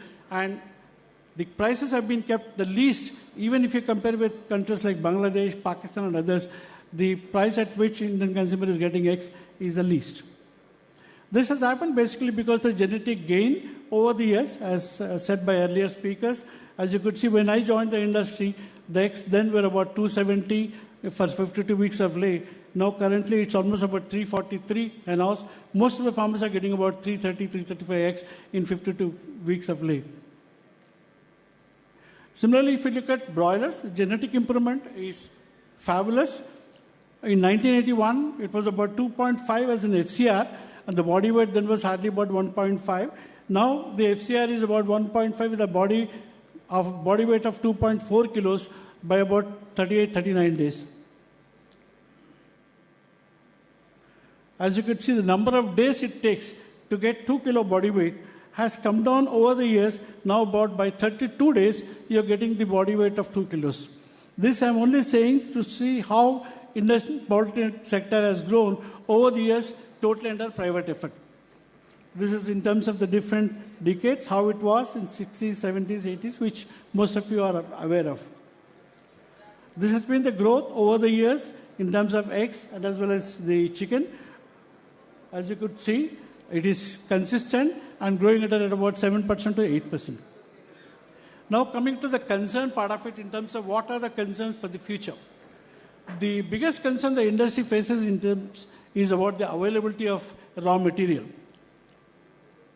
If you look at the poultry feed, is approximately estimated about 29 million tons of poultry feed, of which, if you look at the maize, the production in the country is estimated to be 32 million tons, and poultry requirement is about 16 million tons. The other segment, which requires maize, as listed, cattle feed, starch, etc., almost takes the total 31 million tons of the production of 32. In any year, if there is any seasonal effect or the availability is less, we have seen skyrocketing with the feed prices. Similarly, if you look at the soya bean, it's estimated about 6.5 million tons of production, and poultry consumes almost about 5.5 million tons, which we have seen over the last 3-4 years. The production as of today is being concentrating only in few states. For instance, in broilers, if you look at the major states like West Bengal, Maharashtra, Tamil Nadu, Telangana, almost takes about plus 60%. And in the years to come, the new centers of growth are like Bihar, UP, Northeast, Rajasthan, and all these states, which will add to the requirement of the feed and the maize. Similarly, if you look at eggs, of the total production, Andhra Pradesh, Tamil Nadu, Telangana consumes almost about 50% of this production, and the new states like Orissa, West Bengal, UP are likely to be the growth centers for future for egg production too. In one of the presentations, Mr. Raghav had a presentation in terms of what is the requirement. The maize, which is currently about 16 million tons consumed by poultry industry, in the years to come it will grow by almost about 1 million ton every year, both in terms of broilers and layers together. Similarly, soya, if you look at what we are currently consuming, about 5.5 million tons, is likely to go up. We would require at least about 8.5 million tons by 2030. The question is, where do we and how do we meet the requirement of feed? If you look at the agri challenges in India, the first problem is in terms of the land constraint. Most of the holding by farmers are less than about 5 acres, and you have less area under irrigation. There's a water shortage, and the vagaries of monsoon, like this year, because of El Nino, probably the monsoon would not be that well spread like in the last or earlier years. As a result, probably the productivity will be far less. In terms of varieties, if you look at the local varieties and low yield crops, is what is affecting Indian agriculture. And lastly, as of now, the government has still not approved for introduction of genetically modified. And because of the small land holding, mechanization is also not that prevalent in Indian agriculture. The concern today is that government has decided for diverting food for fuel, whether it is broken rice or whether it is maize. The target of government is that we should be able to produce at least take up to 20% of blending. Is this advisable? Because if you look at US, maybe there it is possible because they're producing something like 380 million tons of corn, and diverting part of the production for fuel is okay. But in Indian context, where they have to meet the requirement of food and feed, diverting maize or broken rice for fuel, we don't know how far this is advisable. I think there is a need probably for national debate whether such ambitious target is required and whether how it's going to affect the poultry in the coming years needs to be discussed. Poultry industry definitely deserves support in terms of having adequate production of cereals and increase the productivity through introduction of GM seeds and bring more area under irrigation. We import almost about, I'm told, 3.5 million tons of soya oil, which is equivalent to 20 million tons of soya bean. Can government look at in terms of allowing end users to use imported meal? Because there are now big corporates, integrators, who could probably be allowed to import soya meal. To that extent, maybe the pressure would be less on the industry.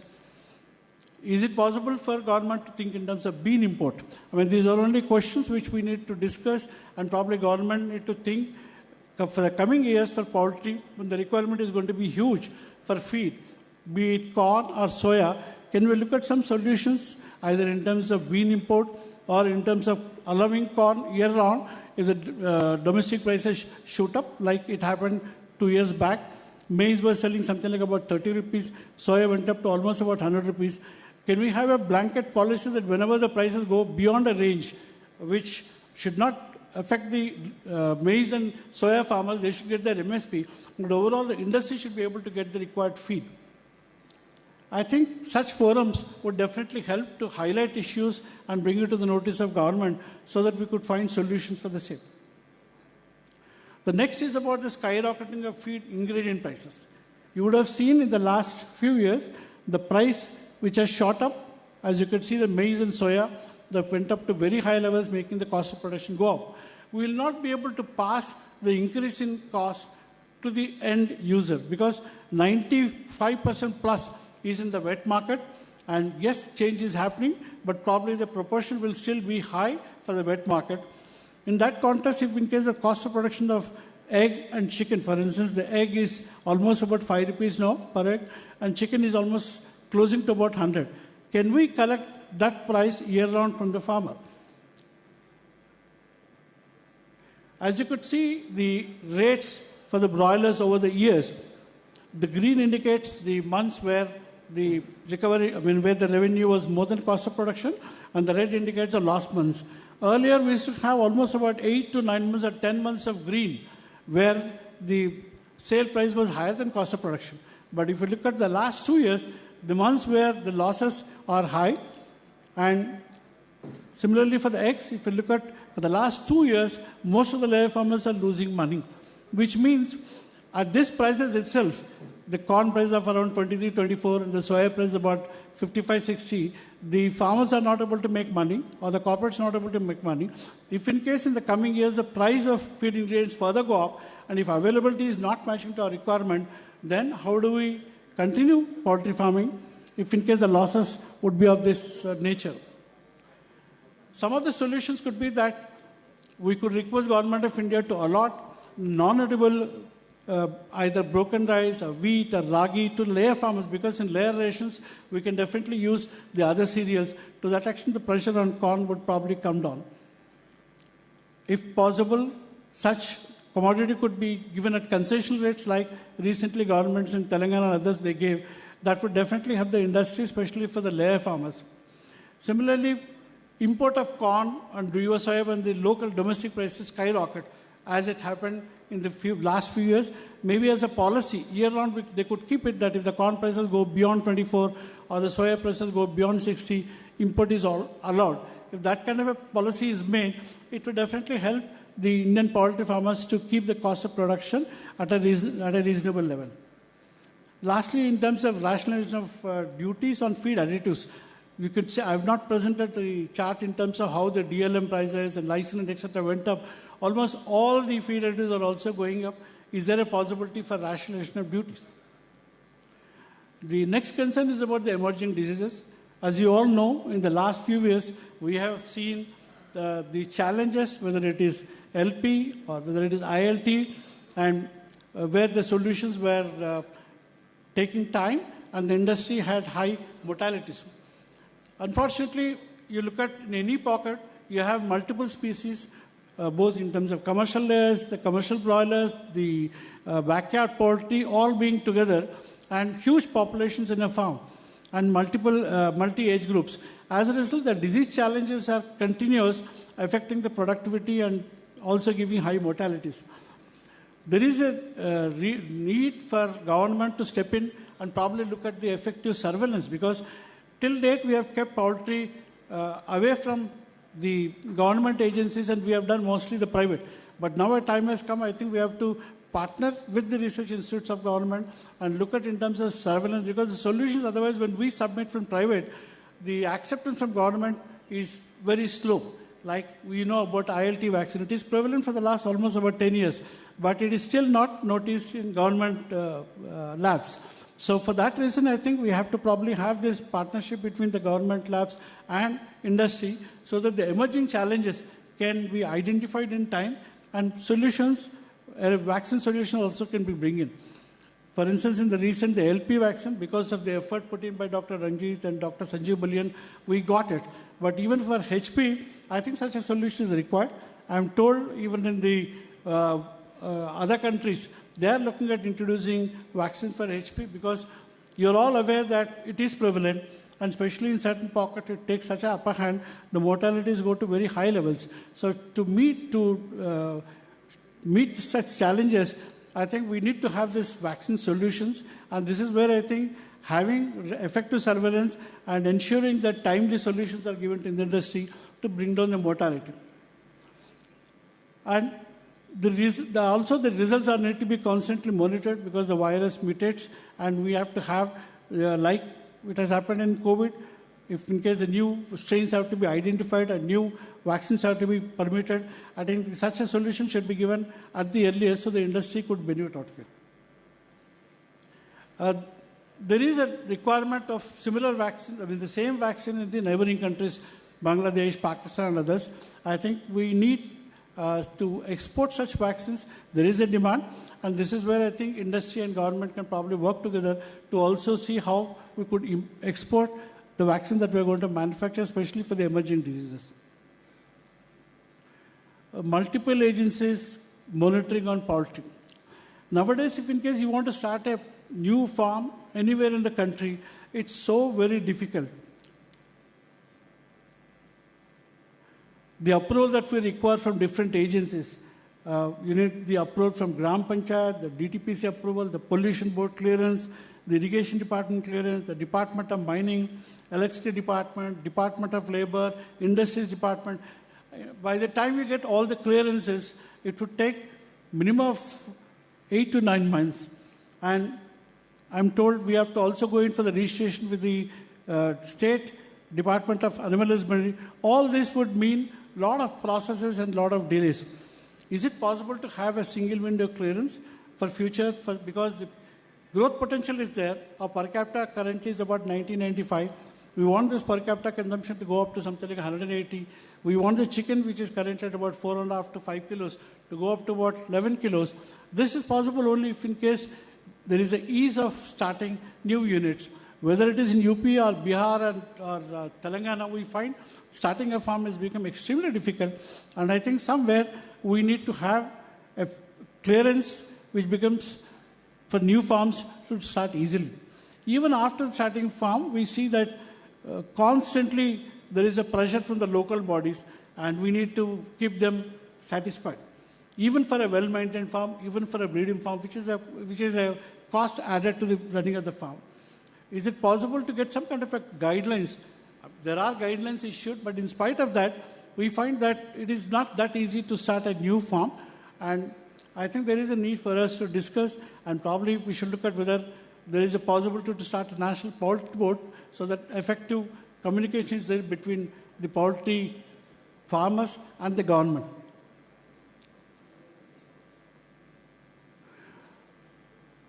There is a huge potential for consumption of eggs under the PM Poshan scheme.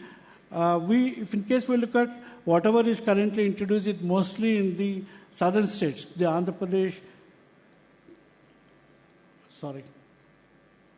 it's only in the southern states, Andhra Pradesh, Tamil Nadu, Telangana, in a minimum quantity. Only in Andhra Pradesh, they are giving about 5 per week, and in Telangana, about 4 per week. But rest of there is a lot of places where eggs are still to be introduced. If you look at the beneficiaries, there are about, under midday meal, 11 crore beneficiaries there. If in case 2 weeks are given, that would immediately give a consumption of about 704 crores. Similarly, under the Anganwadi scheme, where there are beneficiaries of 10 crores, if in case eggs are given, about 2 to be implemented, we have a huge quantity of consumption coming in, almost about 1,000 crore X. I think it is required of industry and government to follow up to see that such midday meal program eggs are introduced so that we get a huge potential in terms of consumption. The next is about the export of poultry products. As earlier Mr. Balaram pointed out, currently we are doing hardly 1% or less than 1% of the potential that is there in the world. In fact, geographically, India is ideally located to cater to the Middle East or the Far East. But for the last 3-4 decades, we have been only producing for the local consumption. But now time has come for us to tap the export market. And for that, I think we have to have large organized farms, and maybe in terms of areas, we have to look at the zoning, because compartmentalization is currently done, but more for the purpose of few farms taking up export of either parent chicks or to the limited quantity. But if in case zoning, a large area like Namakkal or Telangana or Godavari district, such areas are brought under a zoning, then volumes could be done, because we find that somewhere in the pocket of northeast or somewhere there is a bird flu announcement, the entire country is not allowed to export. If in case zoning is practiced, then it would allow us to export regularly and probably consistent volumes. This could be one where we need to discuss our government officials with OIE for having zoning of certain tracts. I know there are certain difficulties in terms of natural boundaries to be there for area to be called of zoning, but if in case we can find solution, maybe then exports in a larger volume would be possible. We are all aware that in exports, the quality when it comes, it basically the residues which is the issue, whether in terms of antibiotics or in terms of pesticide residues. I think there is a need for registration to be passed in the country to see that the antibiotics what are available is similar to what is practiced in Europe or US, and maybe such antibiotics, there is no indiscriminate use and it is only on prescription. I think this is where the change is required in the country to, if in case we have to export large volumes.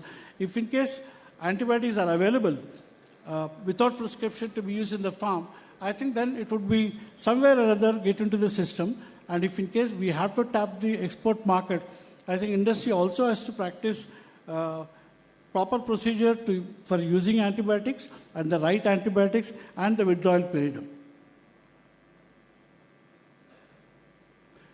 As earlier Mr. Balaram Singh pointed out, I think the Animal Husbandry Infrastructure Department Fund, which would be expiring by March end, I think needs to be continued. I think we should already a request has been made, because that fund is being used for establishing the feed mills, for the hatcheries, for the EC houses. I think it's very good for the industry, and I think we all need to make an effort to see that that fund is extended, and we would definitely request Dr. Ranjit Reddy Garu and others to help us in getting such approval. A clarification required, because we find that Animal Welfare Board has brought poultry also as animal and not allowing dressing of chicken in the shops, which is really surprising, because we find in Gujarat, especially in Surat, shops were asked to shut down, treating that poultry is also animal and we need veterinary certificate at the point of dressing. I think such clarification is from government to say that poultry is not an animal, it's a bird, and it can be retailed, it can be dressed.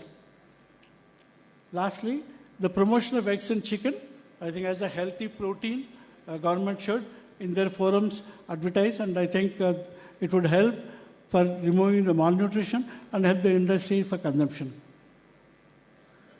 Conclusion, for the future growth, I think we require maize and soya, and in this context, I think definitely government can take up steps like introduction of GM and probably allowing industry, especially end users, to import corn and soya, and the price at which corn and soya should be available should be comparable to international prices, this kind of a seaboard prices, because otherwise Indian poultry farmers are at a disadvantage.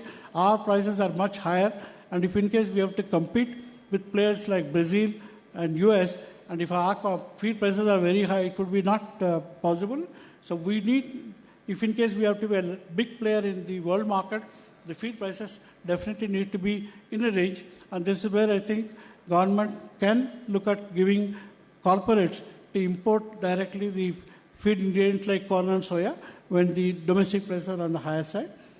And surveillance and timely solutions for meeting the disease challenges. And government to include eggs in the noon meal program. And lastly, remove constraints and take up exports through zoning. Thank you. It's slido.com and the code I am repeating 20437141. Slido.com, the code is 20437141. One more thing I would like to point out over here is that some of the government officials, though they are physically not present over there, they are watching.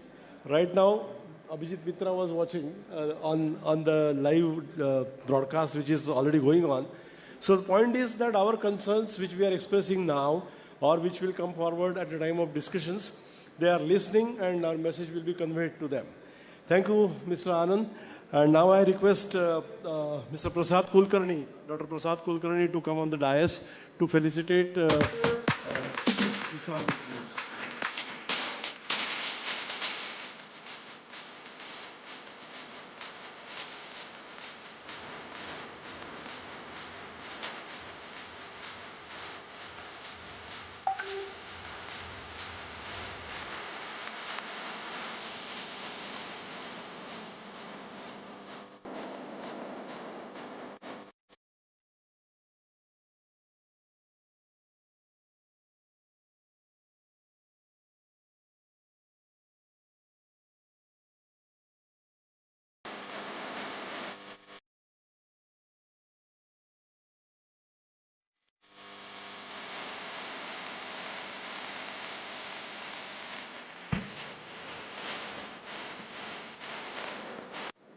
Thank you so much, Mr. Anand.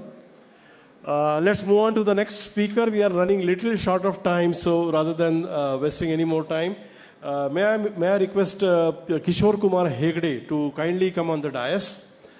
As we know, Lifeline Feeds, as we know, we have heard him quite often in other events, IVPI events, we have heard him.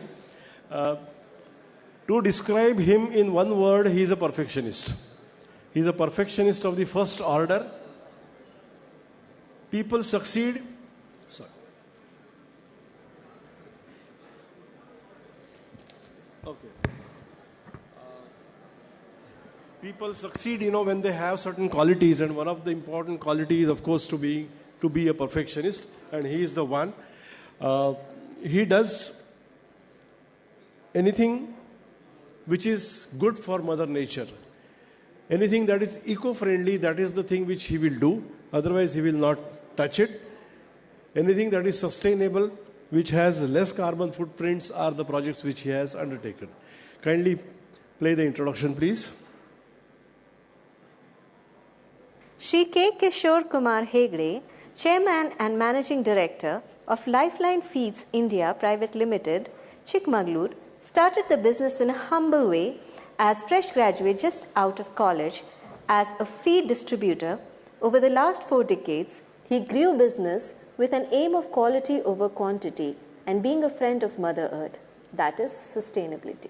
He pioneered the true poultry integration by developing his business from farming and adding hatchery, feed mill, commercial contract farms, modern poultry slaughterhouse, rendering plant, effluent treatment plant, fresh chilled chicken retail studios, in-house cold storage, and cold chain logistics. His business is a household name in the south part of Karnataka and popular among many big customers. He has traveled to more than 25 countries with an intention of learning and adopting latest technologies to enhance the health of chicken and quality and safety of the chicken meat. He is ably aided by his 2 sons, Mr. Arjun Hegde, MBA from Queensland University, and Mr. Nandan Hegde, a mechanical engineer, as directors of the company. He continues to grow his business with the belief that improving rural economy is critical for overall development in India and successfully expanding his business in Tier 3 cities.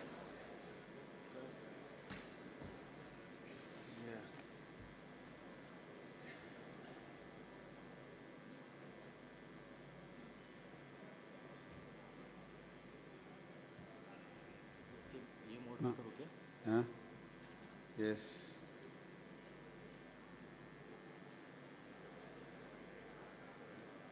Up down, na?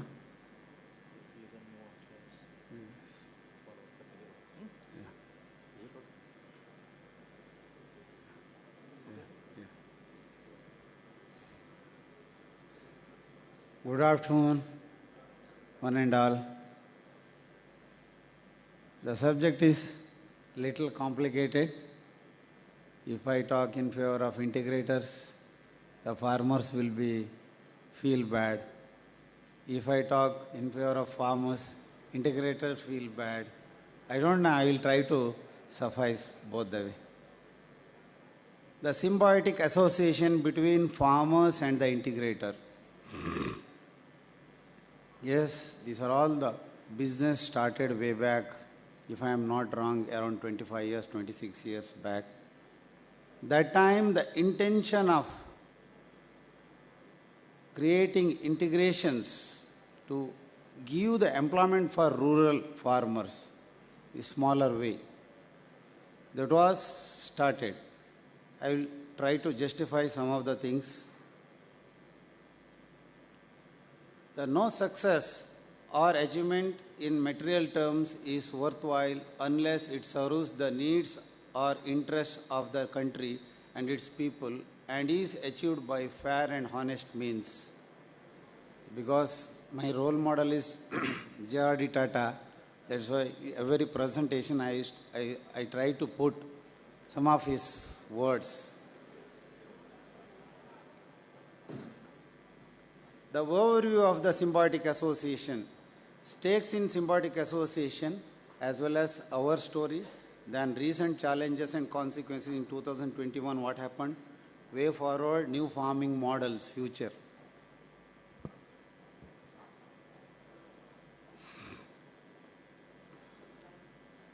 Why the integrations? It is a win-win situations. Farmers has to earn something, we have to earn also because we invest heavily. The integrators absorb almost all the risk, whatever the risk. It may be raw material vagaries, it may be disease, it may be price. In every way, integrator is answerable, even including bankers.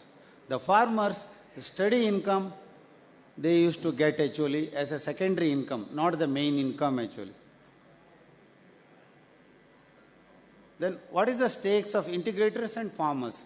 Integrators used to take feed and chicks, technology, veterinary service, total infrastructure, finance and liabilities, and risk is also there. The more is risk. Farmers, land, basic bird housing facility, water and electricity, brooding requirements, and labor. Farmers has a steady income stream where an integrator does not have that, because integrators have to take so much of risk in every way. We are answerable to the bank, we are answerable to the suppliers, we are answerable to the government, we are answerable to the employees. That's what. Both the way we have to balance. It is a little difficult task. But in the meantime, I will explain how we all that things. Before that, I am very small integrator in front of big people here, like VHL, more than 25 to 30 times bigger than me. Suguna, almost 20 times bigger than me. Then Sneha is there. They're all 10, 15, 20 times. Shanti is there. Baramati is there. A lot of people are there, but I am very small in front of them. Still, I will try to justify myself. Yes, what our journey is. In 2000, we started with 5 farmers, integrations. Before that, we are feed millers. Particularly, I will tell who are all feed millers are there. Before that, our very intention is to sell the commercial feed. But later, we understood that commercial feed is not going to be viable options. We have to go for the integrations. Then we started integration with 5 farmers. Later, we started good hatchery and even modern feed mill, then high quality vaccinations programs, and today we are constructing the state-of-the-art world best hatchery.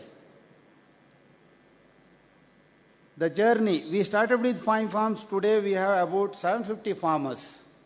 More than 60% farmers are 10 years old. How the long association is continued very strongly. The thing is, I will let you know first the cost of production, how we work on that. Our chick cost, we take it as 30 rupees, and the feed cost is 145 rupees, medicine is 50, oral medications, vaccine 1 rupee 85 paisa, disinfectants is 40 paisa, technical service supervision 1 rupee, total is 178. Average bird weighs around 2.1, our culling weight is 2.1. Then average cost of the bird is 85 rupees 13 paisa. Growing charges we pay 7 rupees 50 paisa per kg for farmers. Grand total is around 92 rupees. Last year's our cost of production is 92 rupees 63 paisa. Then average price realization last year is 97 rupees 50. The profit is 5 rupees. I think we are a little better positioned because we are managing with not only live birds, we are with processing plant all put together. That's why our realization may be little 2 rupees better. I think all our other integrators may not made more than 2 rupees or 3 rupees. Very little may be better than me, or all others are, if I am not wrong, 2 to 3 rupees. That kind of low margin integrators have to maintain their profitability, balance sheet, and convincing the banks, convincing the employees, convincing the suppliers, creating the infrastructure. These are all the things we have to keep in our mind, and we have to go with the symbiotic relationship with the farmers as well as government as well as all other suppliers. Cost incurred by the farmer. Here that comes the true things. There are only the lot of hallagulla, lot of confusions, lot of challenges started coming last 2-3 years. The real cost husk for rearing the 1,000 chicks comes to around 2 rupees 50 paisa. Firewood will be 1 rupee. Electricity will be 60 paisa. Charcoal will be 1 rupee 20 paisa. Bird lifting again 60 paisa. Labor cost 3 rupees. Paper, all other necessary equipments, it is 0.075 paisa. Ice and lime all put together 40 paisa. Maintenance charges will be 1 rupee. Total it comes to 10 rupee 4 paisa. Average body weight is around 2.1. Then liter, we mentioned it is 3 rupees. But frankly speaking, it is not 3 rupees. Liter realization will be more than 3.5 to 4 rupees today. If really you can sell, if your plantation side is there, it may be arecanut, it may be coconut or sugar cane, paddy field. If farmers are smart enough, definitely it is fetching more actually. Then finally, whatever the cost deducted afterwards, the net profit will be farmers 4 rupees 16 paisa.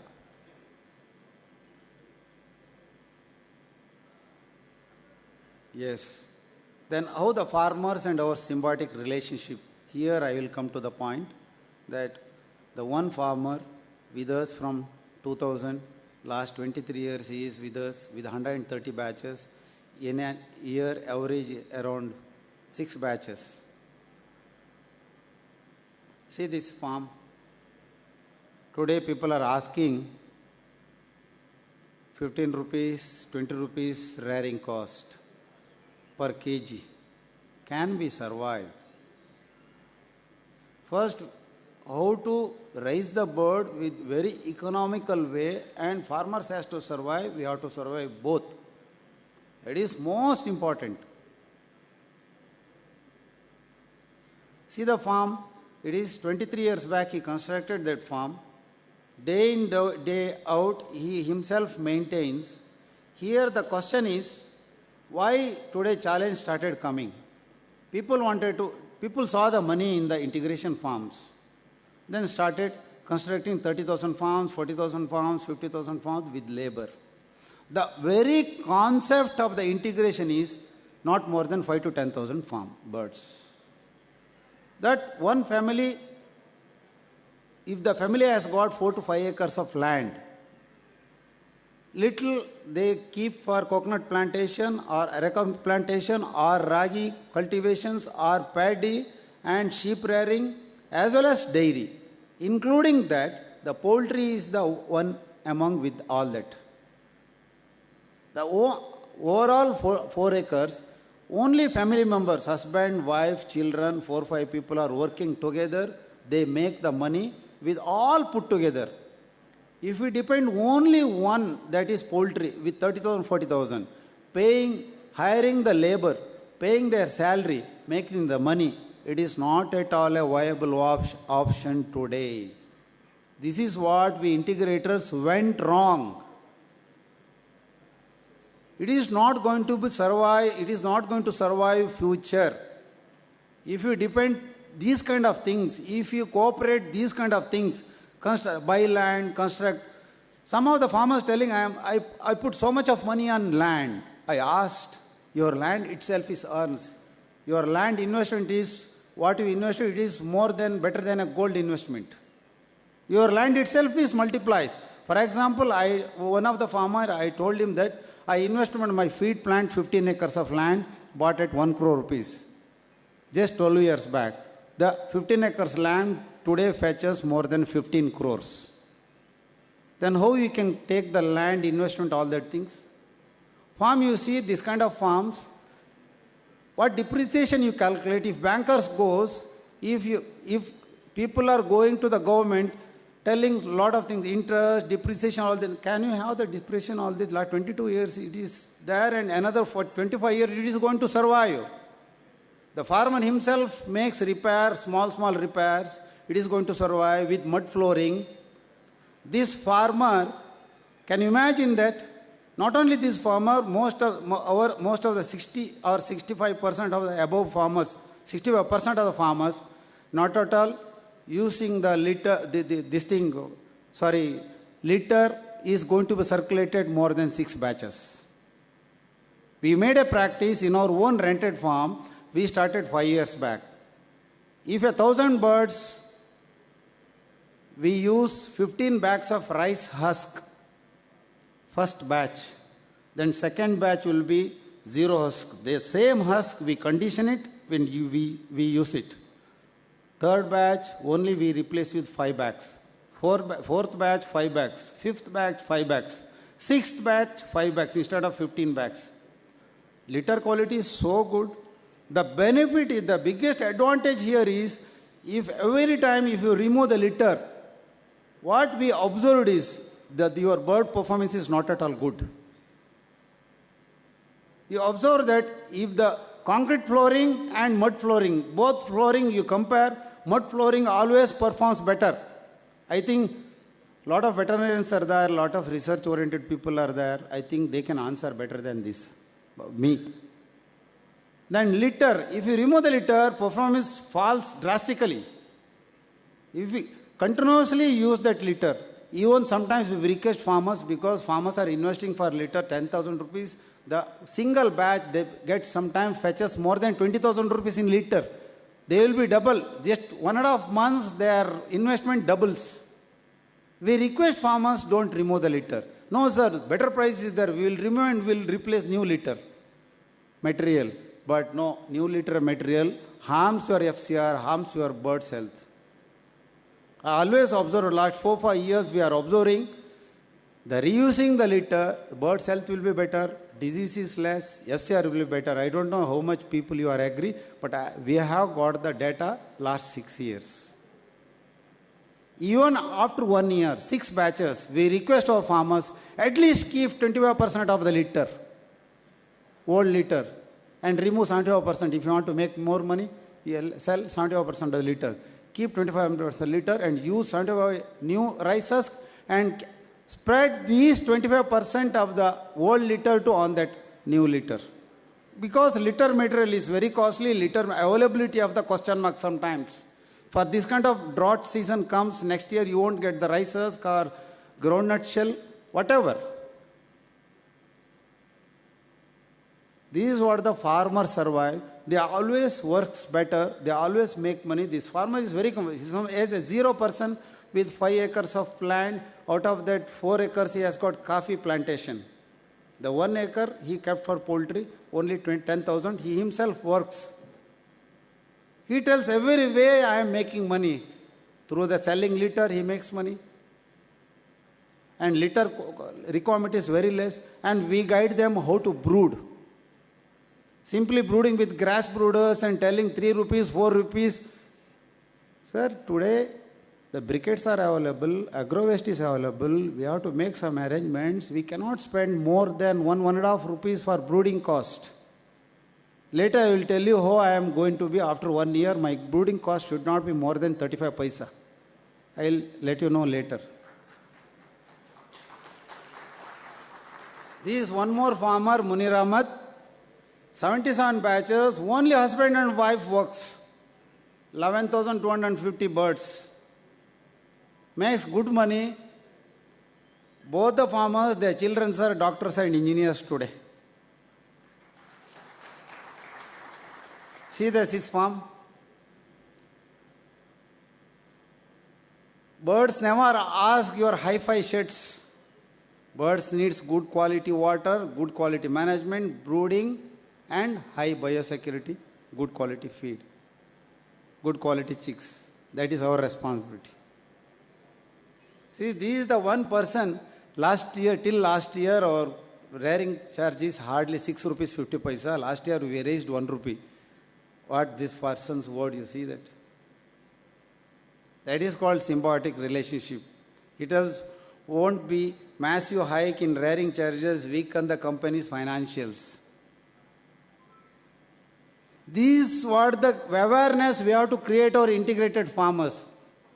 Because it is one family.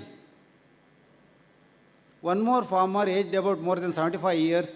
As long as our company is healthy, we will be financially healthy.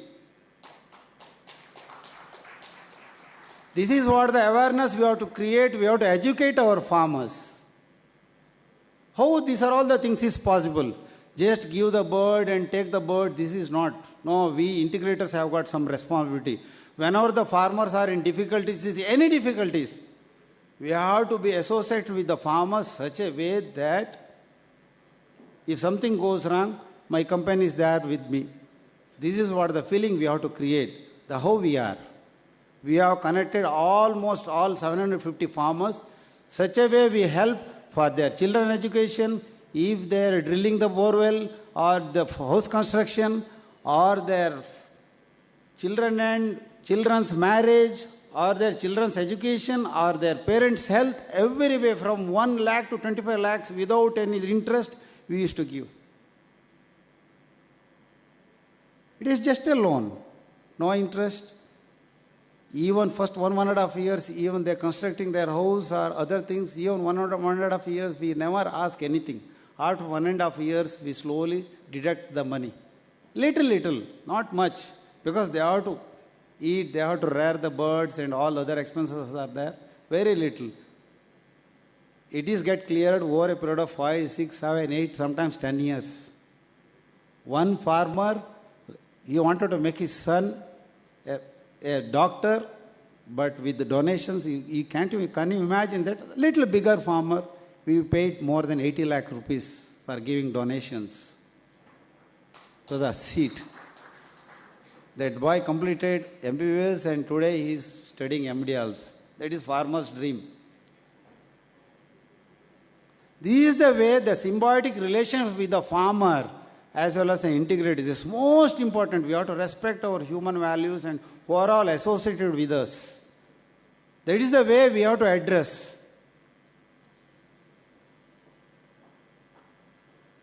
Then current challenges. Farmers trying to do large-scale contract farms, already I told, This is what uprooting the foundation of integration model. Poor performing farmers negotiating for guarantee income, volatile ingredient price and live bird prices, lending for poultry, the last is the priority list for bankers. All put together, I will tell you, who is demanding? Who are all absently farmers. They demand 10 rupees, 15 rupees, 20 rupees. The good, hard-working farmers, they understand. They never demand all that things. They are already happy. Their ROI is, if honestly farmers are doing today's our payment, their ROI, return on investment, is not more than 5 years. Which industry is going to pay? If you have put a processing plant, your ROI is more than 12 years. Your feed mill is more than 7 or 8 years. A good hatchable eggs price, your ROI may be around 4 years, but not today. Today, your hatchable eggs sold at 8 rupees, 9 rupees, 10 rupees. Your ROI, you forget the ROI. The farmer guaranteed ROI is today is minimum 3 to 3.5 rupees, because we pay not only rearing charges, we pay performance incentive, we pay rate incentive, we are paying even early culling incentive because we are into the processing. Even though 1.5 also, we give 2.2 body weight rearing cost. All put together, ROI is 4.5, 5 rupees, 5 years max. That we have to convince government officials, we have to convince bankers, we have to convince farmers. This is most important. Government, my request is government should call individual state wise the real truest integrators, not any other people. The truest integrators can place their data in front of the government and government can understand. Simply putting the lot of rules and regulations, the very industry is going to get collapsed. Yeah, it is our bad experience in March 8, 2021. Entire Tamil Nadu, Karnataka, little agitation started from the farmer side, pay 15 rupees, 20 rupees, 12 rupees, all that things. 10 farmers, they are not at all our farmers. They are all more than the farmers, they have got some political link and all that things. They started agitation. They started complaining about us.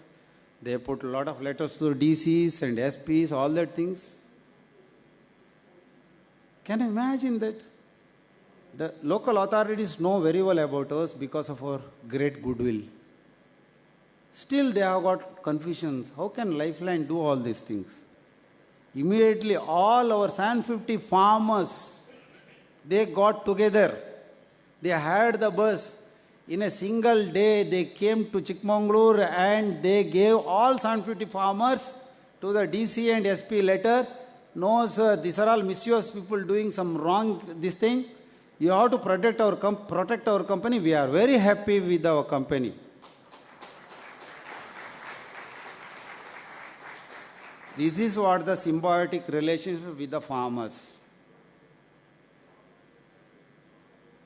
But disturbing the bird lifting movement, all that things happened, misinformation of the government, even state government started calling us, why these, that, all that things. They are not ready to hear at all. Because invariably, any state government, central government, generally they pamper so much for citizens or farmers, whatever. I will ask you one thing. If you pamper too much of your kids, what is going to happen once they will become matured? Anybody should not pamper too much. No? Pampering for anything, for your own kids also, it is not good. We must try to understand the good and bad both.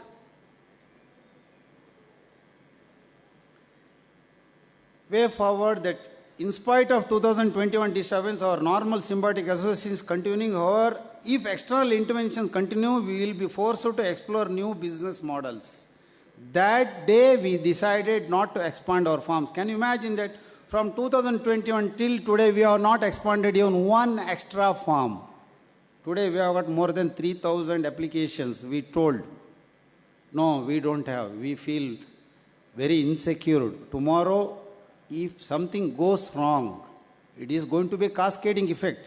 We have got We invested our breeding farm more than 100 crores. We invested our hatcheries more than 40 crores. We invested our feed mill more than 45 crores. We invested our extrusion plants more than 50 crores. We invested our processing plant more than 85 crores. We invest our supply chain management as well as our retails more than 25 crores. Who is responsible for all that things? We have to answerable to the bank. We are to answerable to the government. We are answerable to our employees. We are answerable to our suppliers. We cannot cheat anybody. Tomorrow something goes wrong. That day we decided not to expand. Then what is the future? Instead of giving 30 days rest, we told our farmers, we will reduce the rest 30 to 25 days, 20 days. We are continuously growing. Then what is next? We pay 18 rupees per bird, including performance incentive, rate incentive, all put together for contract growers. If we envision to invest that money in own farming, we avoid all vagaries. We can invest in easy farming. The cost of our own easy farm will be 6 rupees 30 paisa per bird. You take 7 rupees. I will show you producing a kg of bird at 3 rupees 50 paisa in easy house. Already 2 complexes getting ready. One complex is 2 lakhs, another one complex is around 3 lakh birds. Fully automatic. It is better positioned investment-wise and technology-wise. Antibiotic-free, easily we can make antibiotic-free chicken, totally antibiotic-free chicken, highest quality chicken for consumers, what government demands. This is so important. This is the example, I think, way back 2006 or 7, I think IB Bahadur Ali Saab already invested on that. I visited his farm in 2008 or 2009, if I am not wrong. Each complex used to have 3 to 6 lakhs birds. The very best thing is if you have got the production of 1 week production, one single live bird complex you can put easily. I think almost all the veterinary doctors knows very well. You cannot go more than 5 or 6 days production in a single complex, fully automatic. Here what you want? All farmers are telling 5,000 birds, 2 laborers. I am thinking of for 50,000 birds, 1 labor with whole house brooding systems. Our brooding is not LPG gas or any fossil fuel. I will give you one small example. Biofuels, briquettes. 1 kg of briquettes, if really it is bad also, it gives you 3,500 kilocalorie. For 3 kg briquettes, you will get 9 to 10,000 kilocalories. A diesel creates 10,000 kilocalories. So what is the diesel cost? What is the biofuel cost? Diesel cost is 90 rupees. Biofuel cost is 15 rupees. Your energy cost itself comes down to more than 6 times.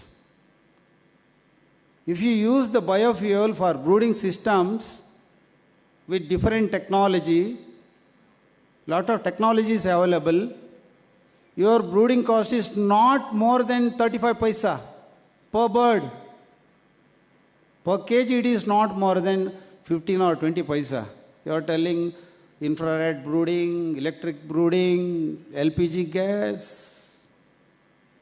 It costs you sometimes even go more than 2 rupees or 2.5 rupees. That is the way, if the complex, if you are able to put, definitely you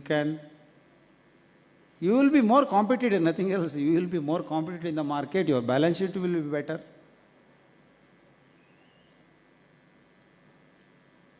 Yes, another one more example, government limited no minimum selling price for live birds. The government guarantees maximum rearing charges. Government is wanted to poking his nose to convince the farmers it is a vote bank.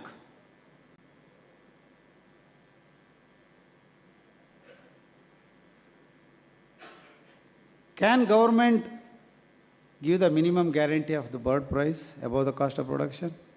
Where the government? No? Then what is the best thing? The very live example is in front of you is Sri Lanka. 15 years back, Sri Lankan poultry is the most modern poultry matchable to the international standards. Government started poking their nose in every way and they started putting restrictions. This much of rate only you ought to, this much of price only you ought to sell. You cannot sell more than that. What happened today? Net exporting country became net importing country. All entrepreneurs gone away from the poultry and started other business, real estate, all that things. The same way, if the government interferes too much here, this country is going to be the same, but Sri Lanka is a very small country. One sheep chicken is sufficient for Sri Lanka, but India, the mouth is more than 1.5 billion people. We cannot take risks. The second thing is, if too much of interference government, what about those maize farmers, what about our soya farmers, whatever our GN growing farmers are all ingredients, 50 to 60% ingredients are consumed by the poultry industry. Government has to see that level farmers also. Even today, yes, we want to reduce. If we import all the raw material, today's raw material, invariably, if you import all the raw material, your cost of production reduces straight away 15 to 20%. If you import soya, maize, everything, minimum 15 to 20%, whatever the cost today India has got, it is lesser than that. Then we are helping maize farmers and soya farmers. We are paying even to 15 to 20% more to the maize and soya farmers. That government has to at least have some thanks or some courtesy to see poultry farmers in a different way.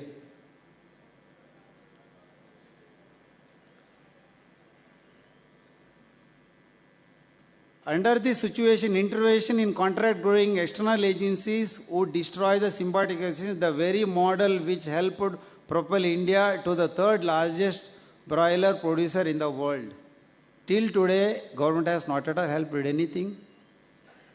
We ourselves, we have grown with taking lot of risk with the help of geneticists, with the help of nutritionists, with the help of veterinarians, with the help of entrepreneurs.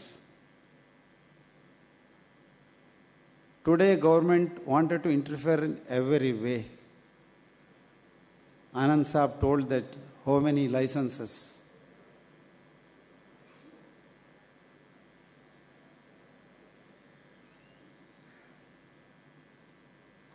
Thank you, VIP. Thank you so much for giving me an opportunity.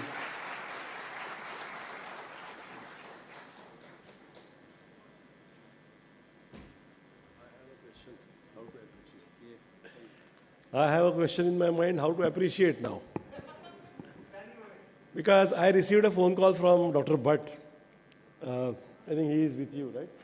Yeah. Dr. Bhatt? Yes, Arvind Bhatt. Arvind Bhatt, he called me and we had a talk about 10-15 minutes that what exactly you want him to speak. So I explained to him this is something which is expected. And frankly, he has to give his opinion. But today, we were really amazed and surprised to see the details, the details which he has presented, the ground reality, रुपए पैसे तक का calculation करके बताया है. There is no ambiguity left now. Excellent speech, sir. Thank you so much. Thank you so much. Can I request the secretary, Dr. Santosh Ire, to come on the dais and felicitate Mr. Hegde, please?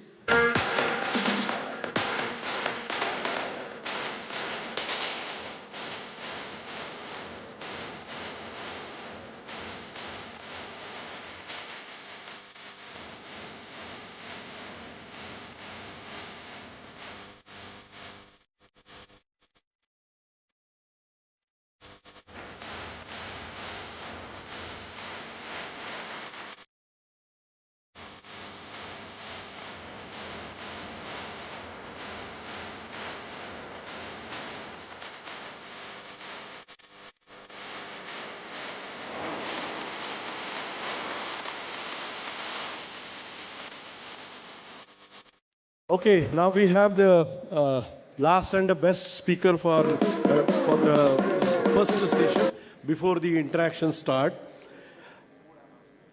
Sorry? Yeah, code I have announced. I am again and again asking. Please keep on asking the questions.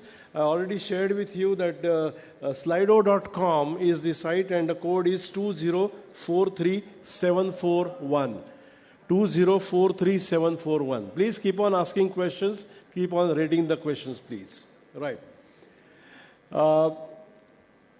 Dr. Harsha Kumar Shetty, may I invite you on the dais, please?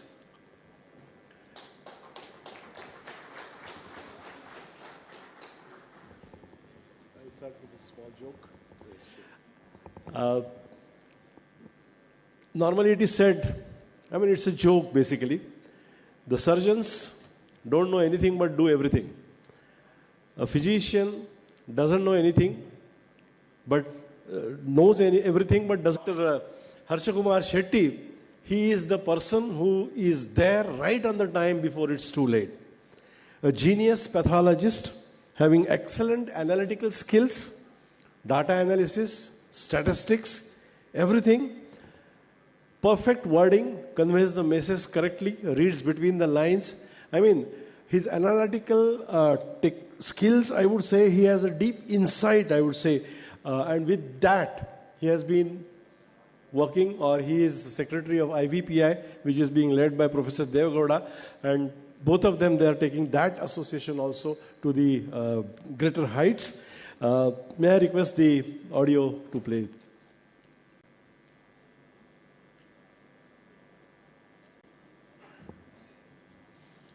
Dr. Harsh Kumar Shetty is the General Manager Sales and Tech Support in Parent Stock at Venkateshwara Hatcheries Private Limited, Mittal Towers, Bangalore. He is a postgraduate in veterinary pathology from Veterinary and Animal Sciences University, Bangalore.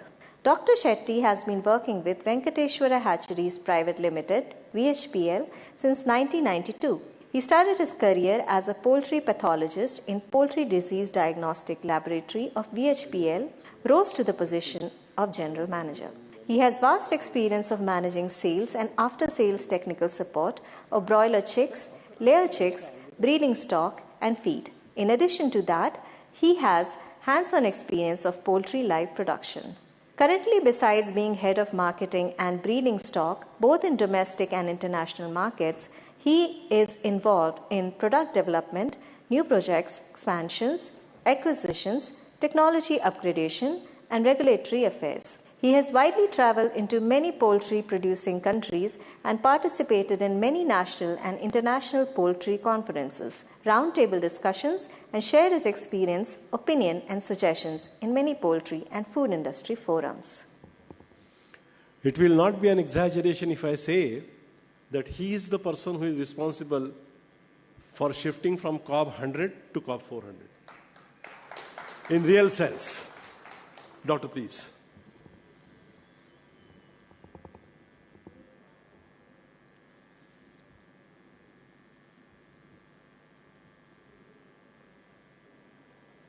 Thank you, Dr. Ranade sir.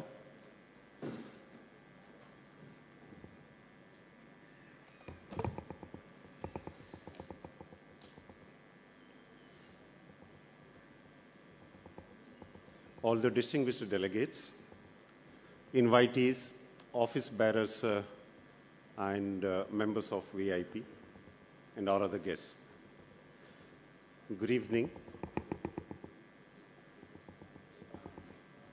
And thank you, VIP, for giving me this opportunity. The subject, current and emerging challenges of poultry and possible solutions. Every one of us in this hall are from poultry industry or one or the other way connected with the industry. Hence, every one of us know what are the challenges and what are the solutions. So that makes, in fact, my task easier. So what I'm going to do is, I will list only some of the important challenges which I can understand better and put my perspective into it. And I will emphasize that we need to have some kind of self-regulation and working together for a common cause as a family is a real need to overcome any of these challenges.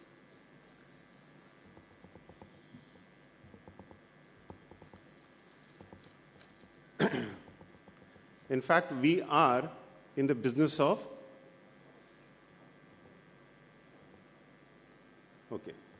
we are in the business of human food.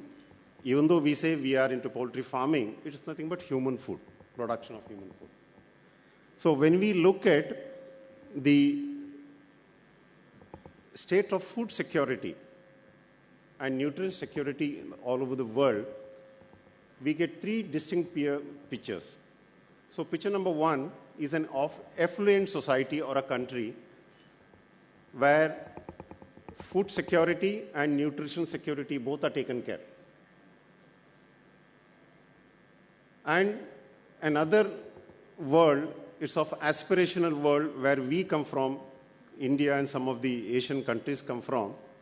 Probably food security is taken care, maybe with the help of the local governments. But nutrition security is not fully ensured, and we are really a protein-hungry country. And we have another world, which is called a poor countries, where food security and nutrition security both are not ensured. So until 2019, everything was good for these affluent countries. And with the outbreak of COVID-19 and all other added developments that has happened post-2020 in this world, the same affluent society which had availability, access, and affordability towards everything, whatever they want as a materialistic society, they started feeling the pinch. The countries which had a real problem of deflation, they moved into double-digit inflation now. The real result of that is their affordability is under shake. It is in a shaky ground. And we look at this aspirational world, somehow all these aspirational world countries are able to take care or continue the food security with the help of the governments. However, the poor countries are in difficult situation when compared to what it was in 2019.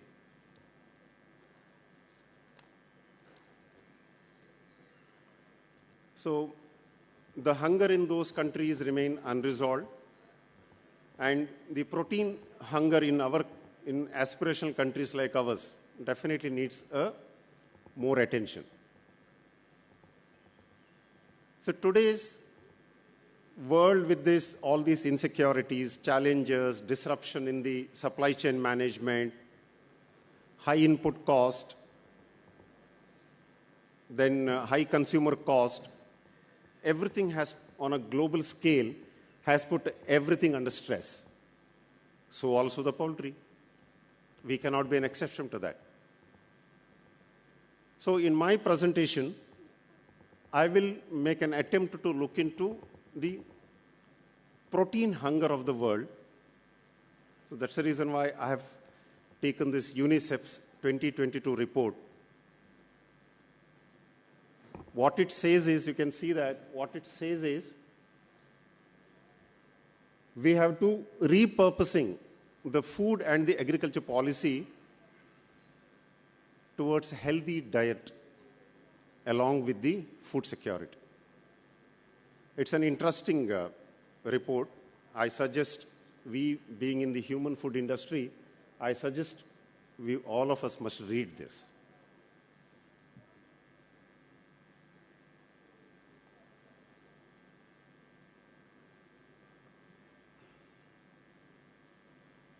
So it also talks about, that report also talks about nutritional security and the protein security. Let's look at the world population in 2020. Because all of us are Indians, I would like to use crores instead of million or the billions as to indicate the figures.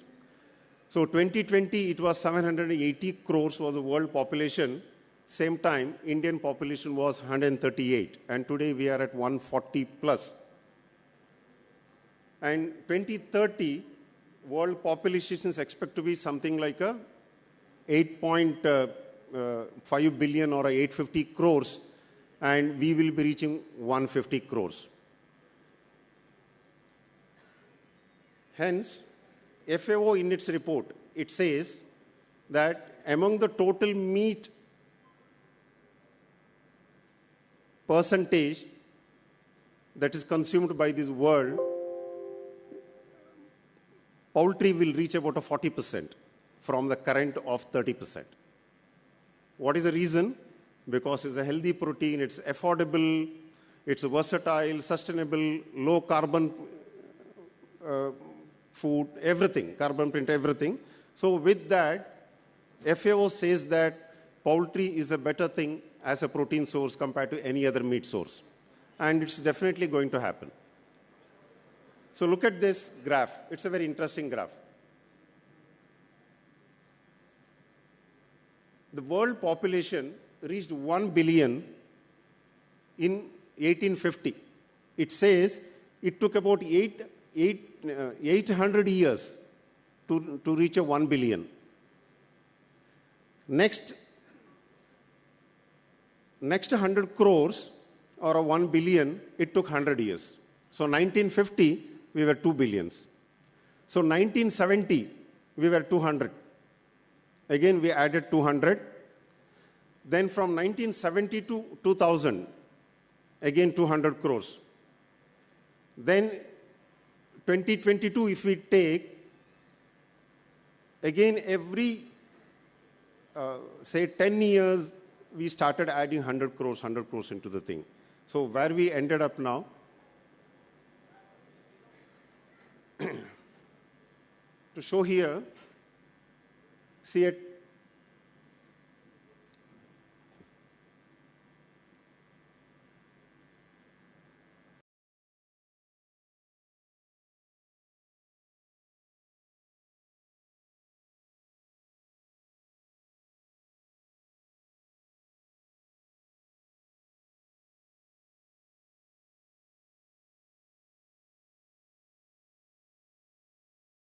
Then 2022, world population became 800 crores. Then now we see here, by 2050, it is expected to be something like a 9.7, or 2055, it would be about 10. Now the problem is how to feed this world. So before that, there is one more interesting thing, may not be relevant for this topic, but interesting to know. You look at this. So look at this. This is actually the median line. They're expecting or estimating that this would be the population. And look at this straight dotted line and a curved dotted line. This straight dotted line says, from now onwards, if every other family, remember, every other family, if it gets one child extra, so we will be at a 14 billion plus by 2100.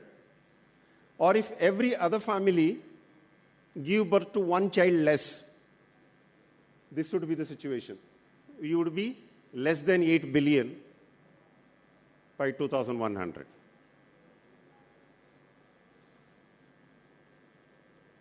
So let me come back to the 2020 situation.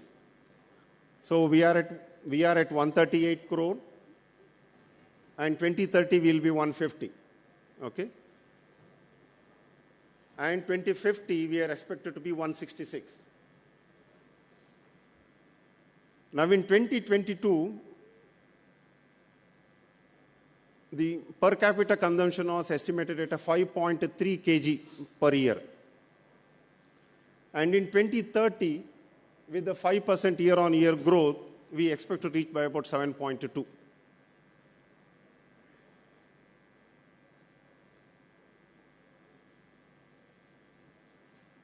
The result of this population explosion is an environmental crisis because of a climate change, then biodiversity loss, and the natural resources depletion like water and the minerals.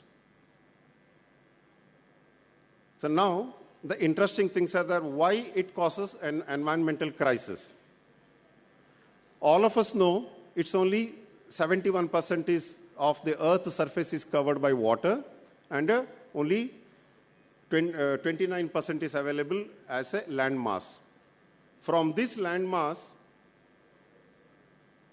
we know out of that only 71% is habitable.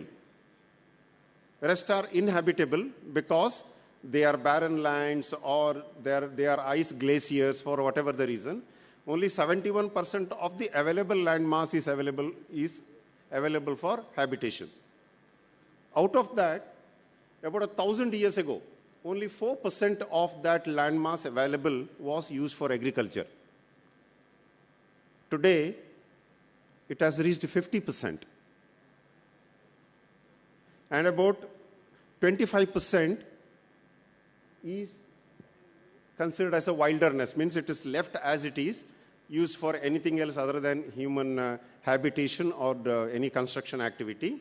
And about 25% is road, infrastructures, house, and everything else. Now, what is expected in 2050 to sustain this population? It's interesting. We will have to go from 50% to 60% towards the cultivation of this available land, and 35% will go towards the infrastructure, and wilderness available is only would be a 10% left. Now, another interesting fact here, say about 10,000 years ago, when we consider total vertebrate animal mass, in that only 1% was a human, and rest are all was with the wild animals. Now what's the current situation? And livestock was 0. Now what's the situation? From 99%, the vertebrate mass is only 1%.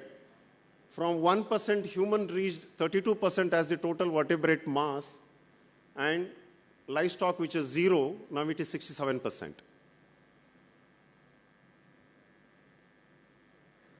Now, what is the result of that?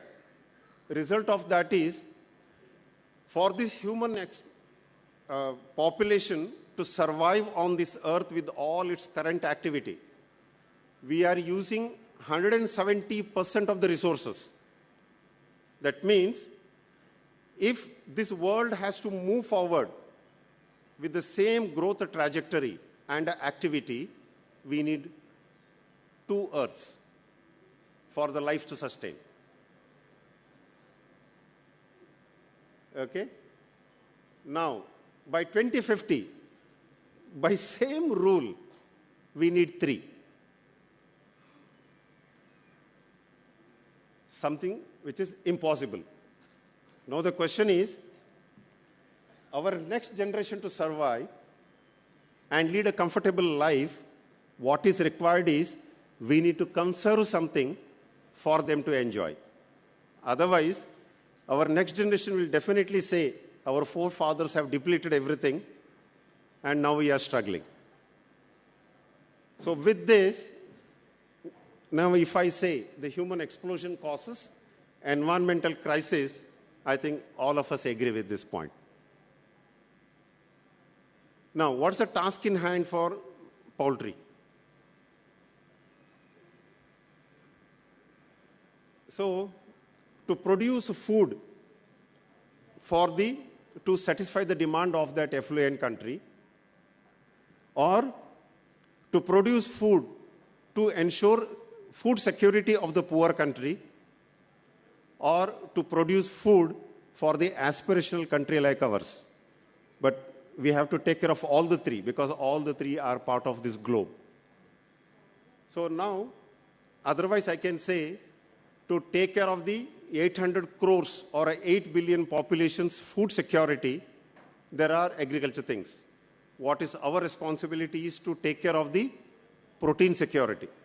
So I will go for the next. Now, what is a task in waiting?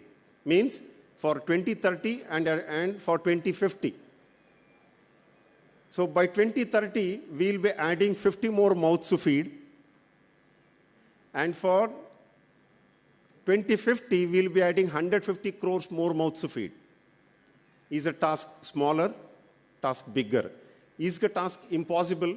I don't say it is impossible, but it requires a very considered decisions to move forward. So because of this situation, the target which is given to us to feed the protein for all these in poultry sector is definitely under stress. Okay. But what is unique in poultry? Unique in poultry is the chicken is the fastest growing, lowest FCR, and there is improvement happening every year, easily scalable to meet the demand, and smart people, smart technology, smart tools, everything is available.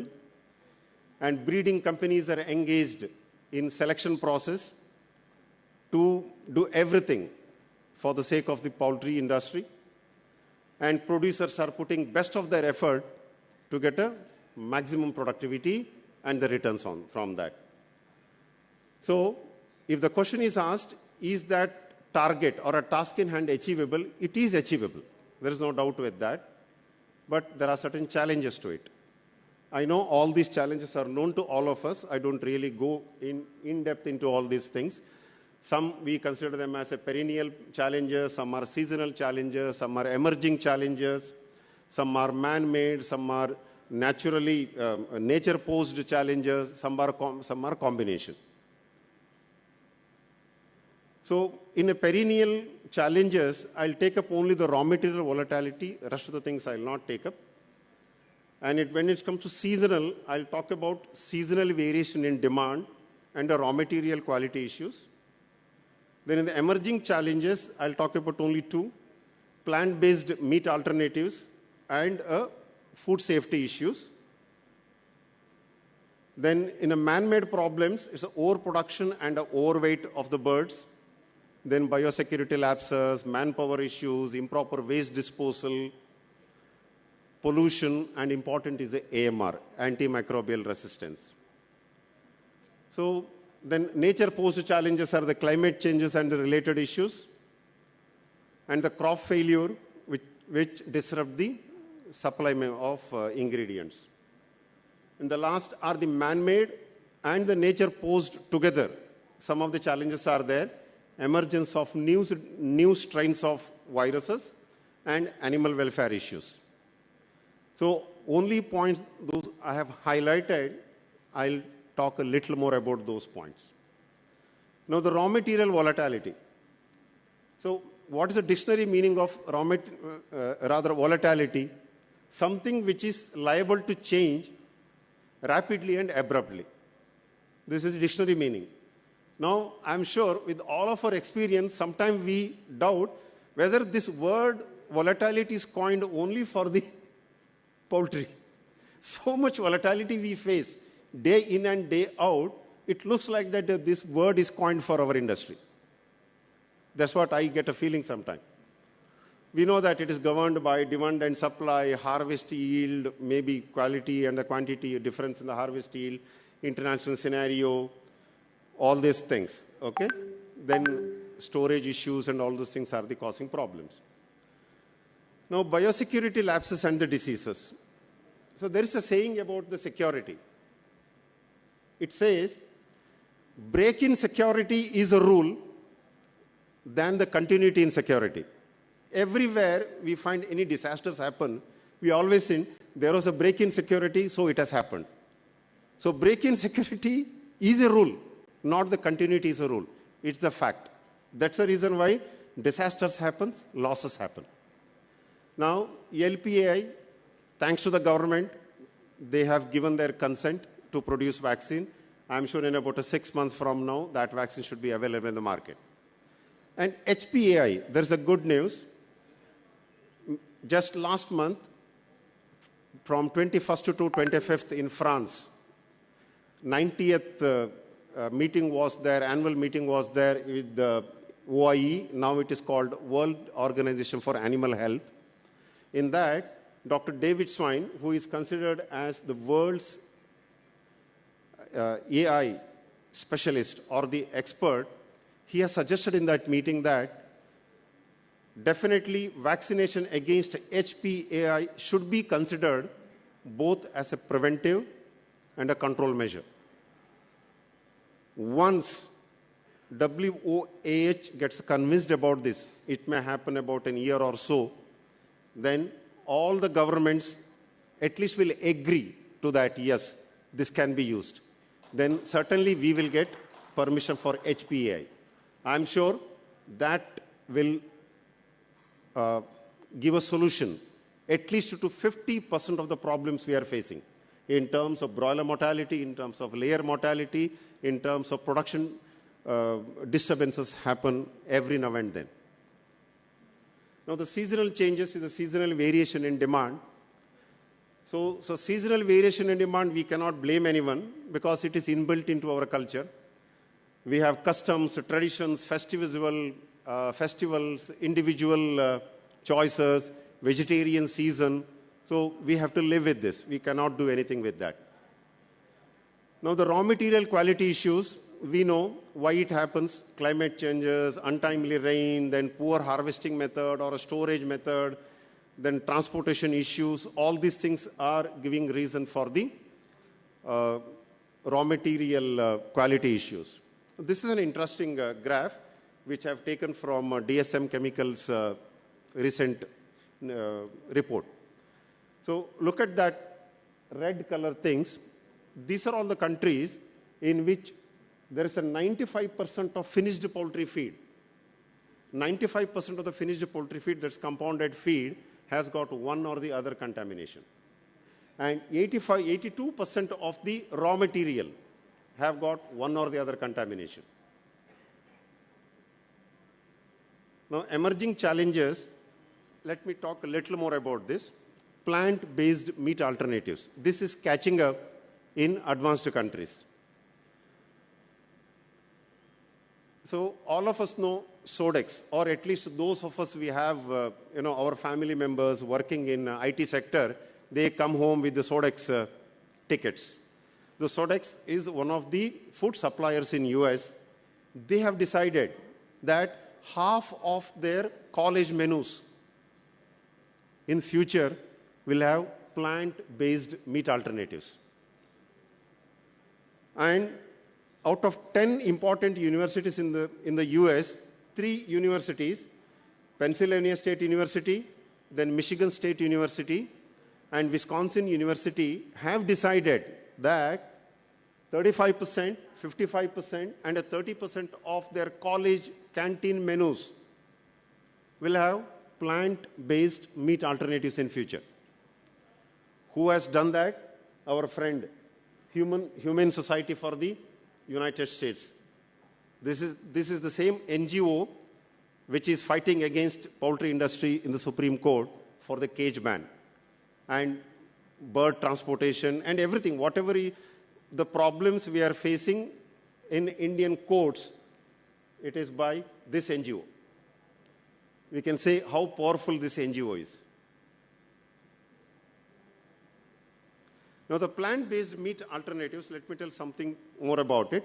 They are not exactly the plants, but they are considered as ultra-processed products, concentrated or isolated from some plant crops.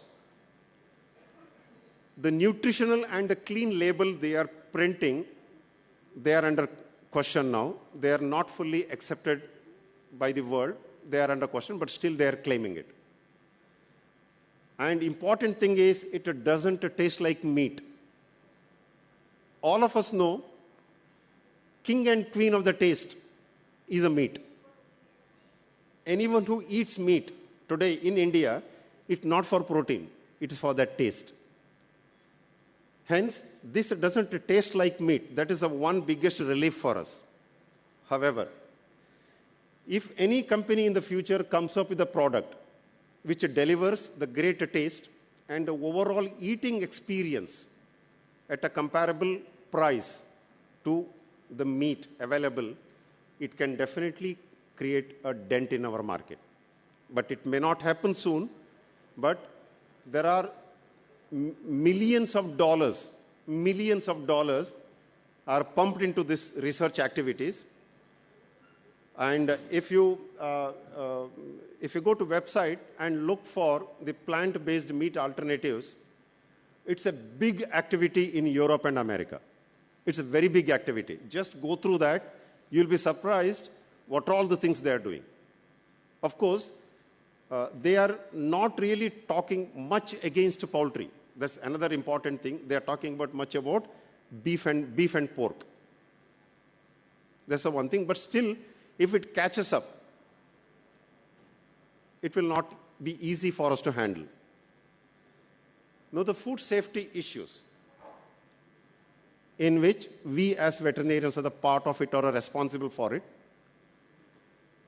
All of us know bacterial contamination, foodborne illness, pesticide residue, antibiotic residues, all those things are the food safety, come under food safety issues. This is a report from US. I draw your attention here. Every year, about something like a 1.35 million cases of salmonella contamination or salmonella-related infections are reported in US every year from last 2 decades. Okay? Out of that, it says 23% are of poultry origin. So, if we do the similar survey here, I'm not sure how many million cases will come and what percentage is responsible for poultry. We do not know. So we know this, how this spread happens if a poultry is contaminated. Please remember, there are 11 different methods available, 11 different scientific methods available to estimate antibiotic residues, bacterial pathogens, and the pesticides in chicken today. 11 different methods are available. They are very quick. If SSAI decides to implement this, it can happen in every region. So coming to the man-made problems, overproduction and overweight birds. I have a question here to all of us. Is it an overproduction or a seasonal variation in demand? Because in this year, January to March, bird rate was ranging between 50 to 80, whereas from April to June, it is 100 to 150. If it was overproduction, how this has happened? We can say in summer, about 100 gram body weight less, 1 or 2% additional mortality happens. Yes, we agree, but will that take the price to this level? We do not know.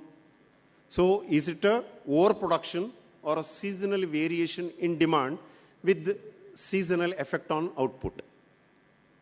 Now, look at these figures. In the year 1920, estimated placement of broiler DOC per month was 38 crore, and about 27 was in integration, and about 11 was in open market. Whereas for this year, the forecast is about 44 crores DOC placement per month, out of which about 35 crores expected in the integration division and about 9% in the open market. Now this 44 crores has got a one caveat. It is assumed that if the breeder birds are kept up to 68 weeks of age, this is going to be the production. As of now, what is happening is all of us are culling breeder birds between 60 to 65 weeks. In that event, the output will be something like a 2 crores less than this. So probably, we may be, instead of 44, there could be a placement of 42 crores of DOCs per month. Now, seasonal variation demand, I would add overweight. If every bird culled is having a 200 gram additional body weight, it adds 3.62 crore birds per month. Please remember, 3.62 crore birds per month equivalent additional meat production happens if we cull the bird with just a 200 grams of additional thing. And in terms of feed, it's about a 1.3 million tons of additional feed is required per year only for this purpose. So we need to think twice before taking the bird's body weight beyond 2.2 or a 2.4 kg. Because we are already facing a crisis of availability of feed material.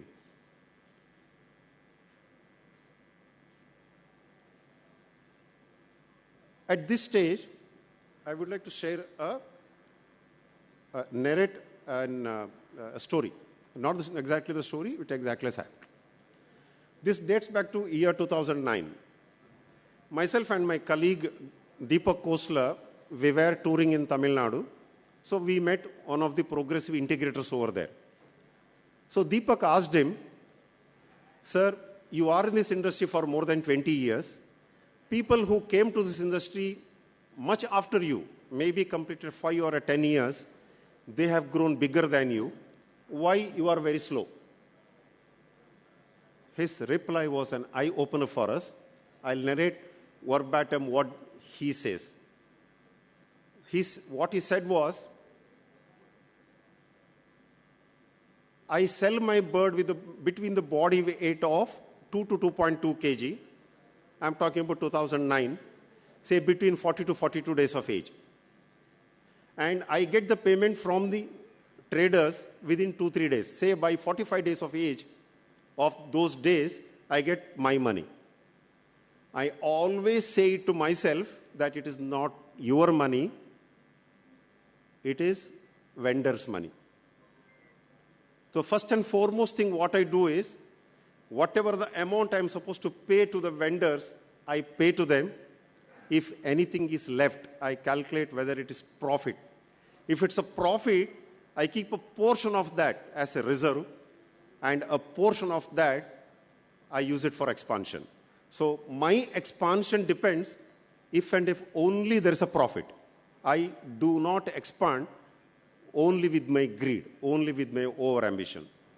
He also said, I have got 1,000 plus employees working with me, considering at least 4 or 5 members in each family, say about 5,000 people are depending upon me, my business, and my family is dependent on me. I have to be doubly careful before I close my business. It certainly talks about commitment, self-discipline, ambition, but not the greed.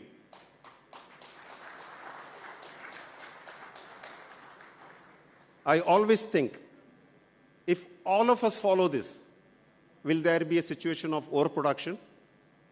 Will there be a situation of distress sale? It will not happen.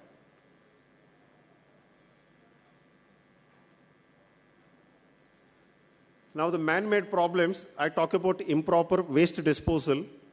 We know it's a major biosecurity threat, and we are wasting a valuable protein, and we are adding to municipal waste, then it's a public nuisance. Definitely, a massive movement is required to convince the poultry fraternity to invest into rendering plants or rendering all these things, maybe on an individual basis or on a community basis. It helps us a lot. Now, another issue is a manpower issue. So let me talk a little more about this manpower issue. All of us know we need professional people, skilled people, semi-skilled people, and unskilled people to run our business or our industry or our production units. Severe labor shortage is there, will be there. No one can control it, because as the economy progresses, people will not be interested to do labor job, so it will definitely be there, and the only solution is, wherever possible, adopting automation. The rest of the category, poultry sector is today unattractive. Even if you offer higher salary, it is unattractive. Why? Just look into this. When we talk about a young talent, we certainly need a young talent to take the industry forward. But what the young talent looks for? today, the young talent do not have much of an information about the industry. So by offering scholarship to them, or tying up with any academia, or giving them some kind of an internship, we will be providing an opportunity for this younger generation to get into first-hand glimpse of our activity. We are so closed. We are not really opening up to them. If we open up, then only we can attract the young talent. And I'm sure without young talent, this industry cannot move forward. And interestingly, this is a problem everywhere in the world. In COG, the oldest means among their technical team, the oldest person is 82 years old. So this problem is everywhere in the world. The poultry is unable to attract new talent and young talent. Okay? Now this Generation Z, what is that young talent we are talking about? They have got a least or nil financial commitment. Right? So when we join for our job, all of us remember there are 3-4 tasks with us. One, save some money, send it to your parents. Save some money, support your younger siblings for education. Save some money, pay back your bank loan for the education. And today, this Generation Z, they do not have that commitment. So they are not badly in need of a job. Then what they look for? They look for, kindly see that, they look for a situation where they get a work, they want to work in a place where they can make an impact so that they get a recognition early. All of us had a lot of patience that recognition may come in 5 years or 10 years or 15 years. We never used to worry about it. But today's generation, this month if he joins, within 6 months he needs a recognition. Even my own example of my own executive assistants, we take MBA graduates, they don't stay with us for beyond 8 months. It's difficult to retain them. And one fellow told me, if you leave this job, what you will do? He said, I don't mind, sir. I'm the only one son. Okay, he's from Orissa. I'm the only one son, sir. We already have a house in Orissa, and my father has purchased 3 sites. I have no issues, sir. This is the situation. Okay? And another important thing is employers' commitment to the welfare of the employees. Here I'll quote a nice example. All of us know in 2020 and 2021, when COVID-19 was there, a lot of people died, a lot of employees died in many of the organizations. We have heard, we have read how bigger corporates like Tata, Mahindra, they have taken care of their employees or the families of those families of their employees who were killed during COVID time. These things was going on. We, the senior executives of Venkateshwara Hatcheries, under the leadership of our Anand Saab, we requested our management that to these people who have deceased in our organization, about 23 of them have died due to COVID within the first 6 months. So we requested the management that we need to give an extra consideration in terms of compensation to them. So what we recommended was, in addition to all the statutory things and whatever the company gives to them, we requested add at least a 12 months extra salary to them. This was the request from our side. Plus, whatever the additional medical expenditure they made other than insurance, let's pay it to them. The order came, you'll be surprised.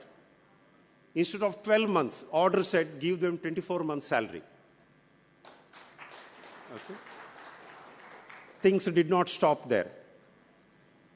If that employee was staying with this family, staying in the quarters, allow them 1 year's time to vacate. Don't ask them to vacate the quarters immediately. Third thing, if any of their family members want a job, give them the job. And the fourth thing, 2 of their children, give complete support for education until they complete their graduation.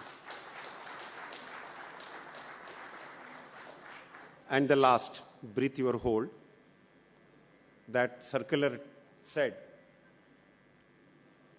take care of their medical insurance for next 5 years. Even if that employee, his kin doesn't become an employee of our organization, even if they move out of the organization, and if the family moves out of the quarters, at least for the next 5 years, take care of their medical insurance. Many people ask us, how come that in Venkateshwara people join and retire? Why they do not look for other options? So this is a kind of an environment that's created by the management in VHL. I'm sure many of these companies, I know what Mr. Kishore Hegde is doing in his organization. I'm sure many of the organizations are doing, but definitely these are all the examples to emulate by other companies.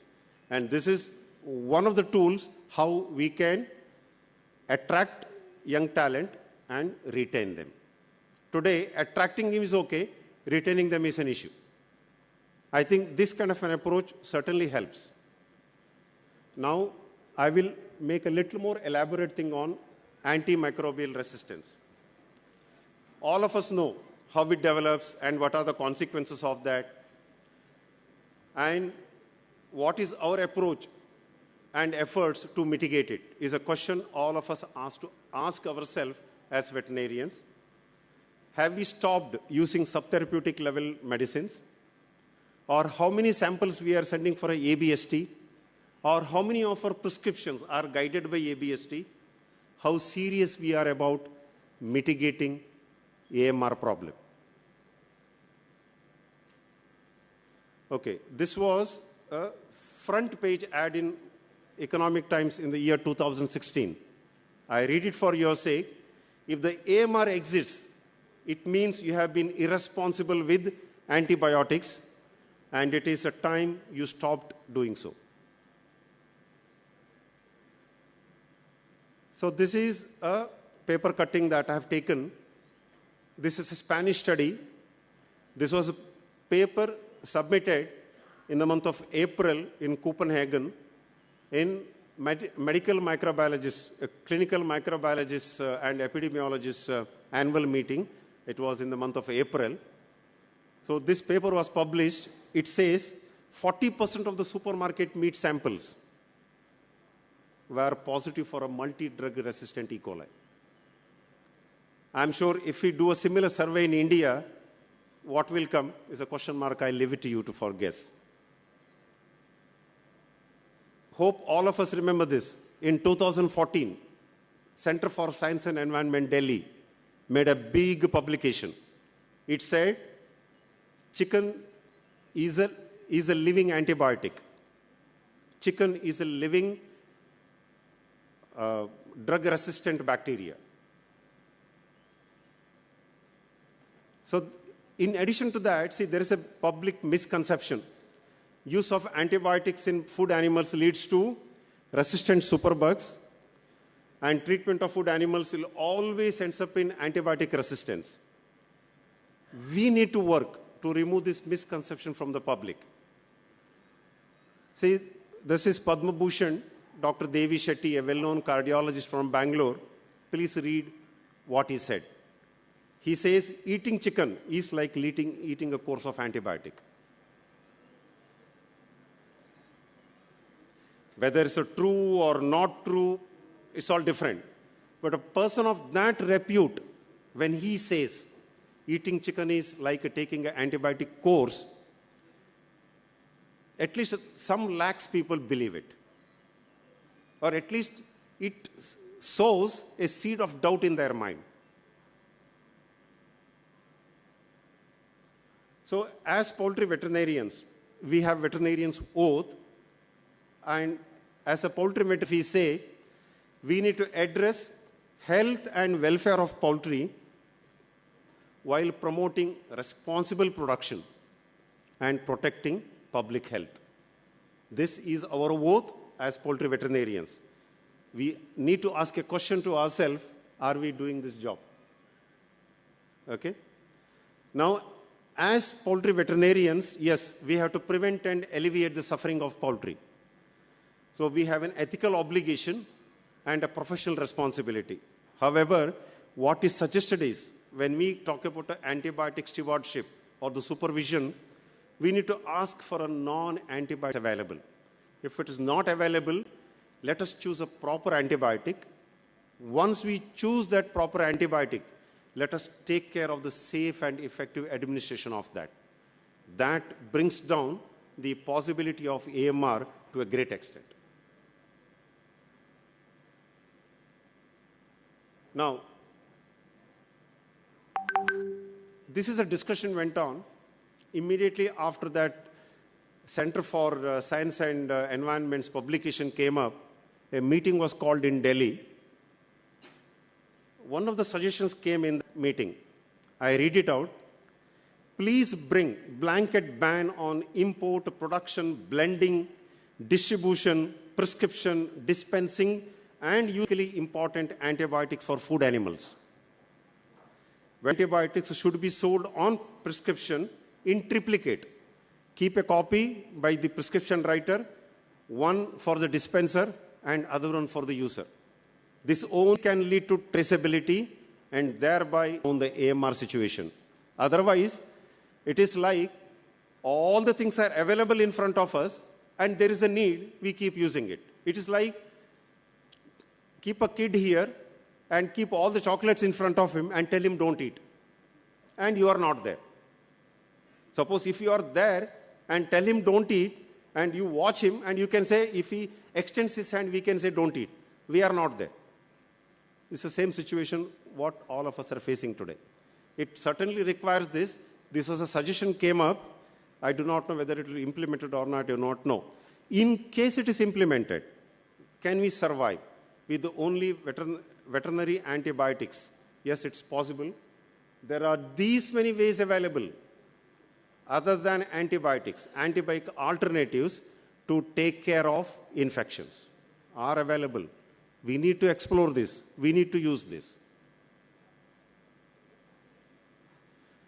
And when all this came up, Government of India, Department of Science and Biotechnology, with the help of some UK universities, they entered into a research study, and that research study shown that, I'll show only 2 pages of this. This is a forward in that study, and kindly go through this. This is about 7 different studies. It says, look at here, all the E. coli and Salmonella contaminations. This is a very disturbing one. 87% of the cloacal saps from the broilers have shown presence of ESBL enzyme. To tell you something about ESBL enzyme, ESBL means extended spectrum beta-lactamase enzyme. Any bacteria, if it picks up the ability to produce that enzyme, all the antibiotics available today will not work. There are only two antibiotics available. One is a colistin. After this report was submitted to the Government of India, colistin was banned for food animals. We all can remember colistin is banned today from using in food animals. It was after this report.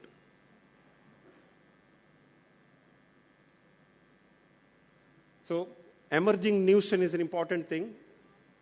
I think I've taken more time. I'll finish it fast. See, we are using live vaccines very indiscriminate way. Live example for this is a IBV virus. Today, IBV virus is emerging as it's one of the major threats for a broiler mortality and for layer and breeders drop in production and then production doesn't go up. And all the lesions we get are all mixed and very confusing. Okay? Even with the survey which is done in Asian countries in the year 2021 shows IB as a second big most reason for all these problems. And you can see here, it's only IB as a second biggest reason for mortality or all the problems in all these Asian countries. Now, when we prescribing IBV live vaccine, let's always think about coronavirus infection in human beings. How much of effort went on from the human medical fraternity to do this, and while suggesting the vaccine to us, how much of a deliberation and discussion went on among themselves, whether to vaccinate, when to vaccine, when to repeat, who to take, who should not take. Even ourselves, before taking the first COVID vaccine, we spoke to many of the people to find out, is it safe to take? And all of us experienced at least 2 days of fever after taking that vaccine. Still, we are so indiscriminate using live vaccines or giving live vaccine to flocks again, and again. I suggest next time when we are doing it, let us remember this coronavirus infection in human beings before giving that indiscriminate vaccines. So animal welfare issue, I'm not going to talk much about this. Animal welfare is basically a big issue. However, all of our, right from our genetic progress and all our systems are working so well and taking care of animal welfare. That is the reason why such a bird is giving us good productivity. But we need to bring this point to the notice of the public and the people. This is what Mahatma Gandhi said in 1946. We should not be cruel to the animals. Okay? So now, one last thing what I'm going to talk is the effort for advertisement. See, in advertisements, what we say in advertisement, chicken is healthy, chicken is good, eat more protein. Whom we are targeting? The people who are already eating chicken, or people who are not eating chicken or stopped eating chicken? So we need to do it in that manner. We all can remember in the 2009, when a similar thing has happened with the Cadbury chocolate, Kida Niklata. What they did is they have taken Amitabh Bachchan to their factory and shown their production system so that it gave confidence again to all the parents to buy Cadbury for their children. But all our production systems are closed today for the public to see. If we bring that into advertisement, probably it can remove some of the misconceptions in the minds of the people. So take-home message, a self-discipline and a commitment to all the vendors. Let's become responsible producers. Let's breed confidence in the minds of the consumers, public, vendors, and a sense of pride among the employees. And then maintain open communication and transparency among producers and with the government authorities. Let us come together to protect our own interest, and let us become passionate about our breeding, our farming, our veterinary care, and our poultry business. What should drive our passion? A feeling that we produce best quality and a healthy at affordable protein in a responsible way, and are proud partners in ensuring nutritional security and reducing the protein hunger of this world. Let us have this pride about our industry and work towards that with the same passion. Thank you. Sorry, I've taken a long time. Thanks.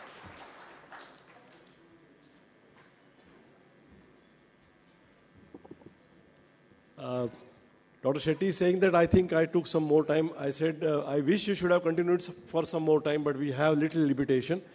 Before appreciating him, let me explain that while introducing him, I just cracked a joke, and maybe my mouth was away from the speaker, so few people might not have listened to it. The joke which I cracked was about the physician, surgeon, and psychiatrist and pathologist. It was just a joke. I didn't mean it at all, but if anybody is hurt because of that, I apologize, no issues about it. Now, as far as Dr. Shetty's talk is concerned, I feel he has not only given justice to the topics and the subtopics which we had requested him to go, but he has really given an insight for future. What should be done, what should not be done, and how we should go about it in a very, very systematic manner. Sir, absolutely wonderful. I mean, in IVPI, I couldn't get any chance to listen to you. But this time, it was really wonderful.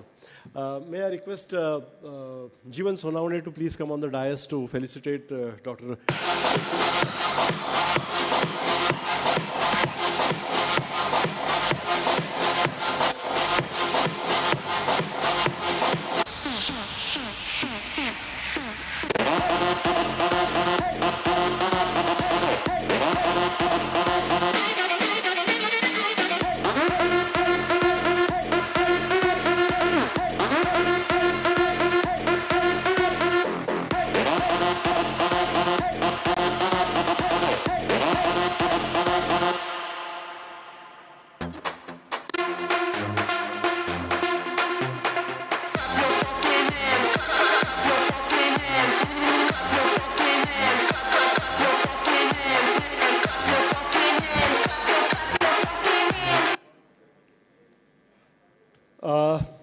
Now we are going to go for the question and answer session.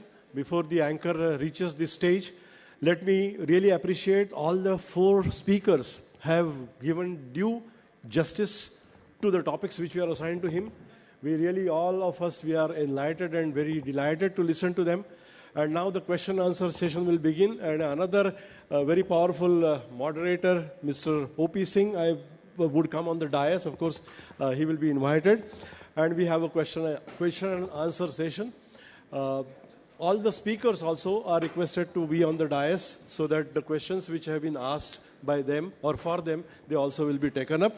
But I really appreciate and thank all the speakers and all the audience also for patient listening. Thank you very much. Over to Ms. Neha.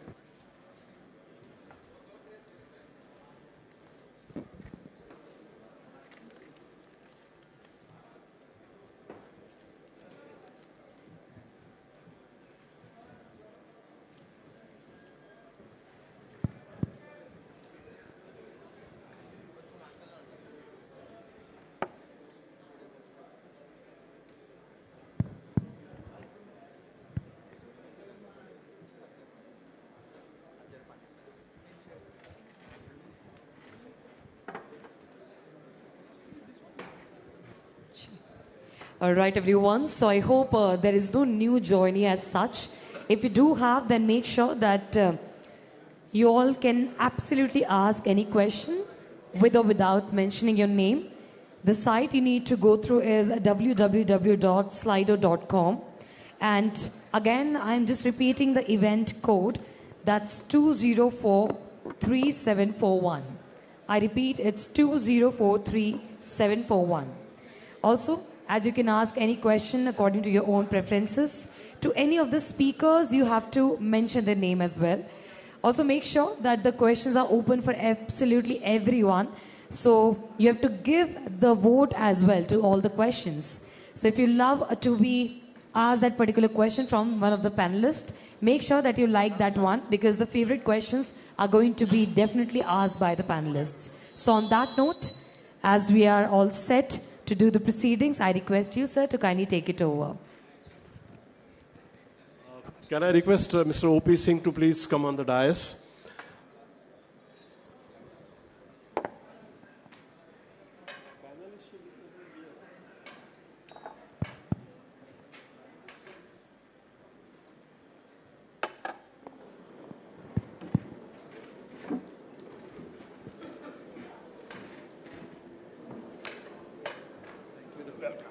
Okay.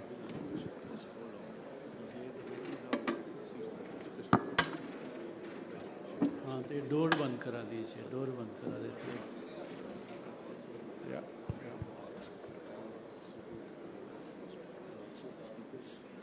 who has spoken before. Good evening, good afternoon. I don't know what you're feeling after 3-4 hours. Congratulations to VIP, Dr. Ajay. Wonderful job. I'm personally educated more than anyone else. So I enjoyed all the presentations. Wonderful job. I don't know what my job is, but I have been warned to be humble by the committee that don't be tough to any of the speakers, but I'll try and be very humble. Let's start the panelists to get here. I think we have a welcome process for all of them. Keep clapping for these people. We have all the speakers, Mr. Anand, Dr. Shetty, Mr. Kishore. Can you join us here? All the speakers, please. Please clap for them. Wonderful job.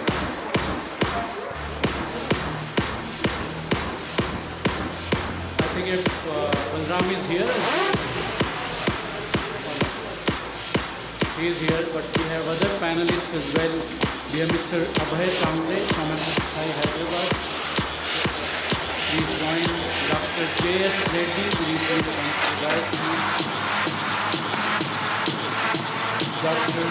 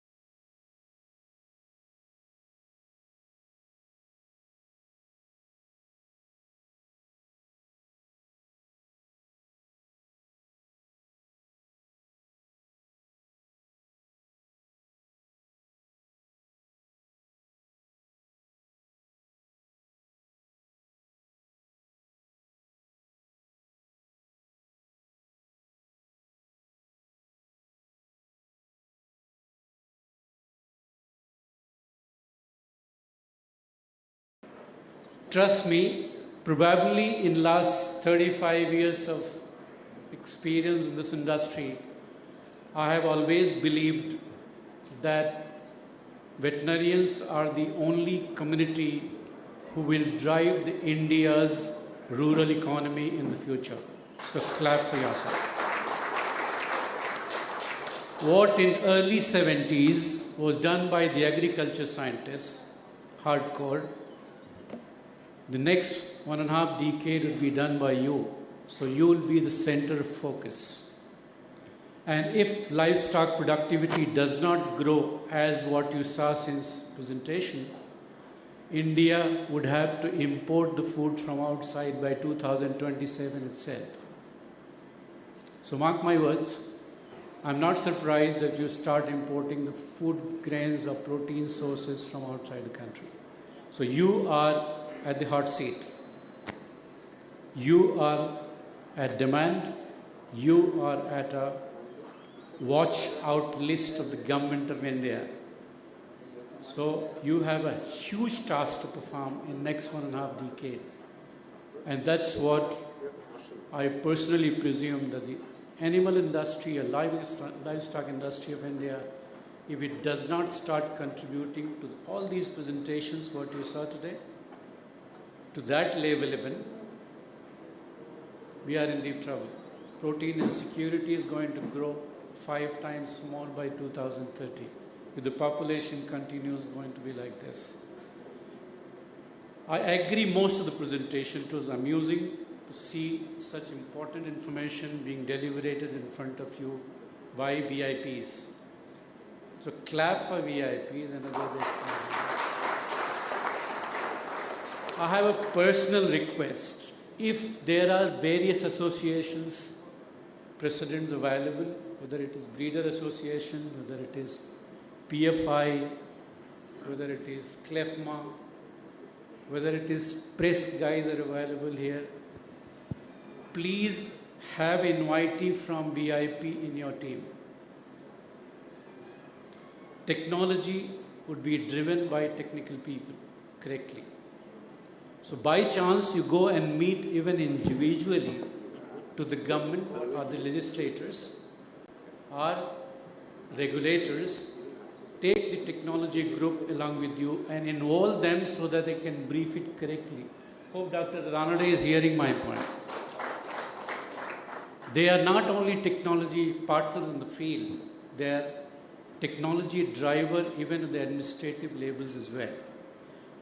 You know, the first, Dr. Anand, Mr. Anand, first outbreak of LPI 2002, we got the permission with the great courtesy and humility of Government of India after 20 years. 22. It just because we did not represent our case through technical group, it was always a commercial drive. That we have a problem, we have a problem, we have a problem, we have a problem. But you did not carry the right group along with you to talk about it, what the problem is. It took 20 years to Government of India to recognize one disease. And they are saying, I'm sorry if somebody is from favoring the government, I'm going to be tough. Favoring the government, and they say, oh, I have done so much for the industry. What did you do for the industry? Industry is grown by itself with individual progress plan. Trust me. Somebody, Harsha, where are you? I'm going to kill if you're going to talk about AMR anymore. My industry is the safest food provider in the world. That's my way of conviction. Why should I talk about it? Give me the answer. How much pesticide load on the water which is given for drinking? 6-liter average consumption recommended by ICMR. How much pesticide we are consuming and at the children's stage till now. You have no control on this. 47% of antibiotic consumed in India without prescription in the human. You have no control on it. AMR is coming from 4.7 kg of chicken divided by 365 days. You don't even consume 10 grams of chicken per day. And I'm talking about it because US is talking and Europe is talking. What? Vegetable pesticide load. Look at the rice consumption in India. Look at the wheat consumption in India, which is loaded with pesticides. Do you have a national action plan on the agriculture produce? No. Only chicken has a pesticide AMR. Tell me one case recorded by ICMR since 1947 where a person has died because of chicken consumption or egg consumption. Tell me one case which is recorded by ICMR. I have challenged the government of India. Give me one case. Don't blame my industry because we are organized people. Don't blame my industry because we are growing. Don't blame my industry because we want to produce high quality product. Don't blame my industry because we want to come into international trade. All this drama which is being, why did you not talk from European Union when you were producing 4 kg chicken per capita? Why are you talking after 50 kg per capita chicken? You did not have AMR issue when you had 4.7 kg per capita consumption in Europe. Largest amount of growth in treatment antibiotics is in Europe. 9.5% growth on treatment antibiotics in Europe after they have banned antibiotic growth hormones. That is not creating any problem. Only you produce 60% of your consumption of the chicken, 40% comes from Brazil, which is there is no regulation. which is full of antibiotic, and that is fine for me. In Europe, whole Brazil is supplying 38% growth of Brazilian chicken growth in this year. In exports, whole world is using Brazilian chicken. There is no AMR. Everything gets consumed, starting from amoxicillin to azithromycin to best of the antibiotics in Brazil. There is no AMR. It goes to Europe, it goes to Middle East, it goes to everywhere in the world, including China. There is no AMR. Why do I blame my industry for AMR? I am not saying do not have a prevention plan. I am not saying do not have an action plan as industryman, but deliberate your country's what my nation needs is my nation needs. What India has to grow. Today, our biggest challenge, to my opinion, is protein insecurity, which I agree with you. We have to produce most cost-efficient chicken in this country. Because US is worried, or Europe is worried for our cost of production, and being a trade partner internationally tomorrow and 6 months later, I don't care what AMR is. Trust me, or give me the answer. If you're talking about domestic population, I have a bad answer. 47% of antibiotic since 1920 till now is without any prescription, which is record of the government of India. No prescriptions. Somebody uses for 2 days, somebody uses for 7 days, somebody uses for 1 day. Do we have any control on this? No control. And then, coming back to you, FSSI, probably I'll ask you some questions.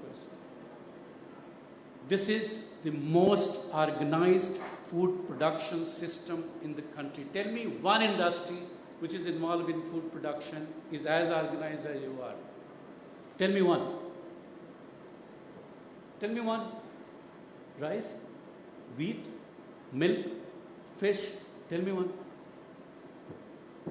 We are the most controlled. This is the only industry where the ration is designed and balanced by a qualified doctor and nutritionist, not even a human. Nutritionist designed the ration. Tell me one.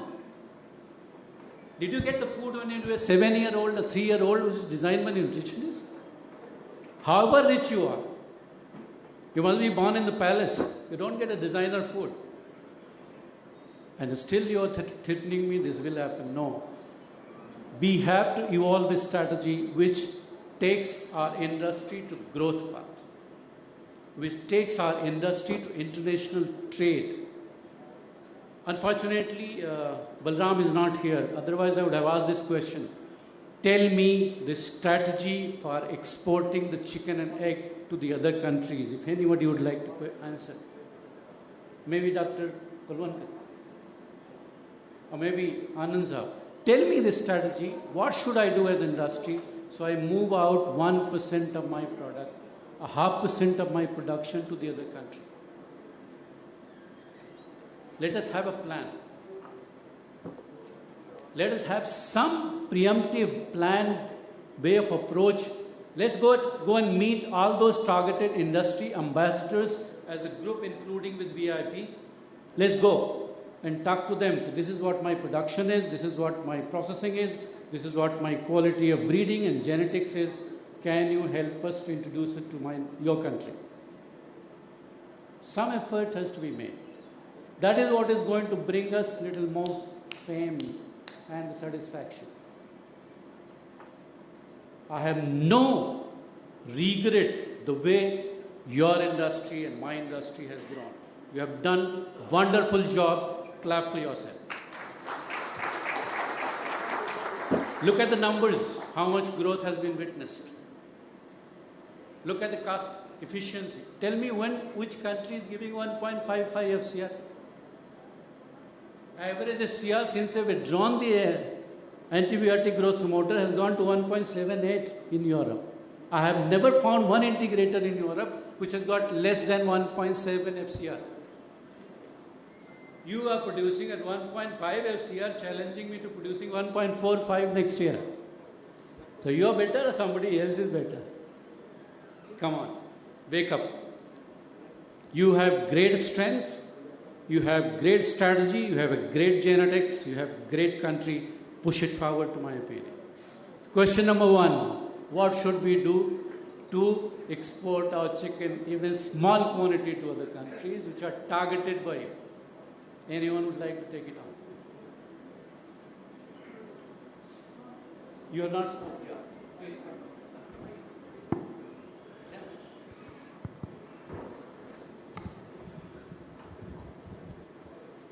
Definitely,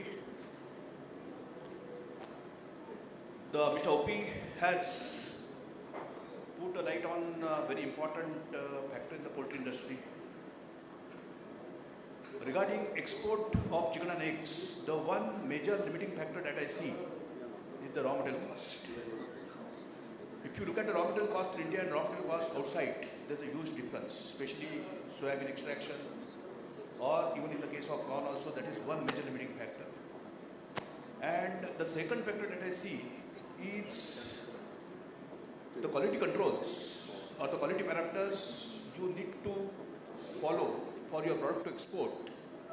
In India, still the processing facilities are not up to mark. That is another limiting factor. So, what I want to suggest, even to the government of India also, that they should look into this particular factor. Means if India is really interested in exporting our products, chicken and eggs, that the raw material qualities, raw material prices should remain under control. We should be at par with the international prices. That is one factor, so that the cost of production will be quite feasible, so that we can export. And secondly, the facilities should come up with the help of government of India.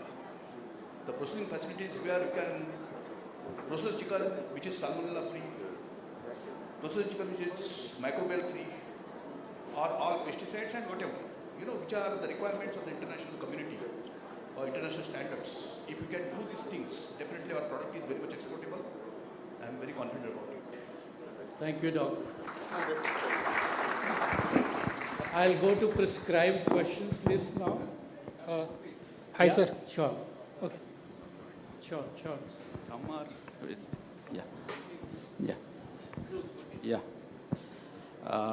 Further, I would like to add to my co-panelist is that, as we all know, first we have to be cost competitive, and as OP rightly said, we are the efficient producers, so there is no doubt about it.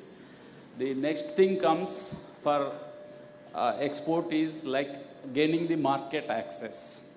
As we all know, before WTO and all, import duties and structures were the barriers, but in the post-WTO era, these import duties are no more barriers, and they have created new barriers in terms of sanitary and phytosanitary measures.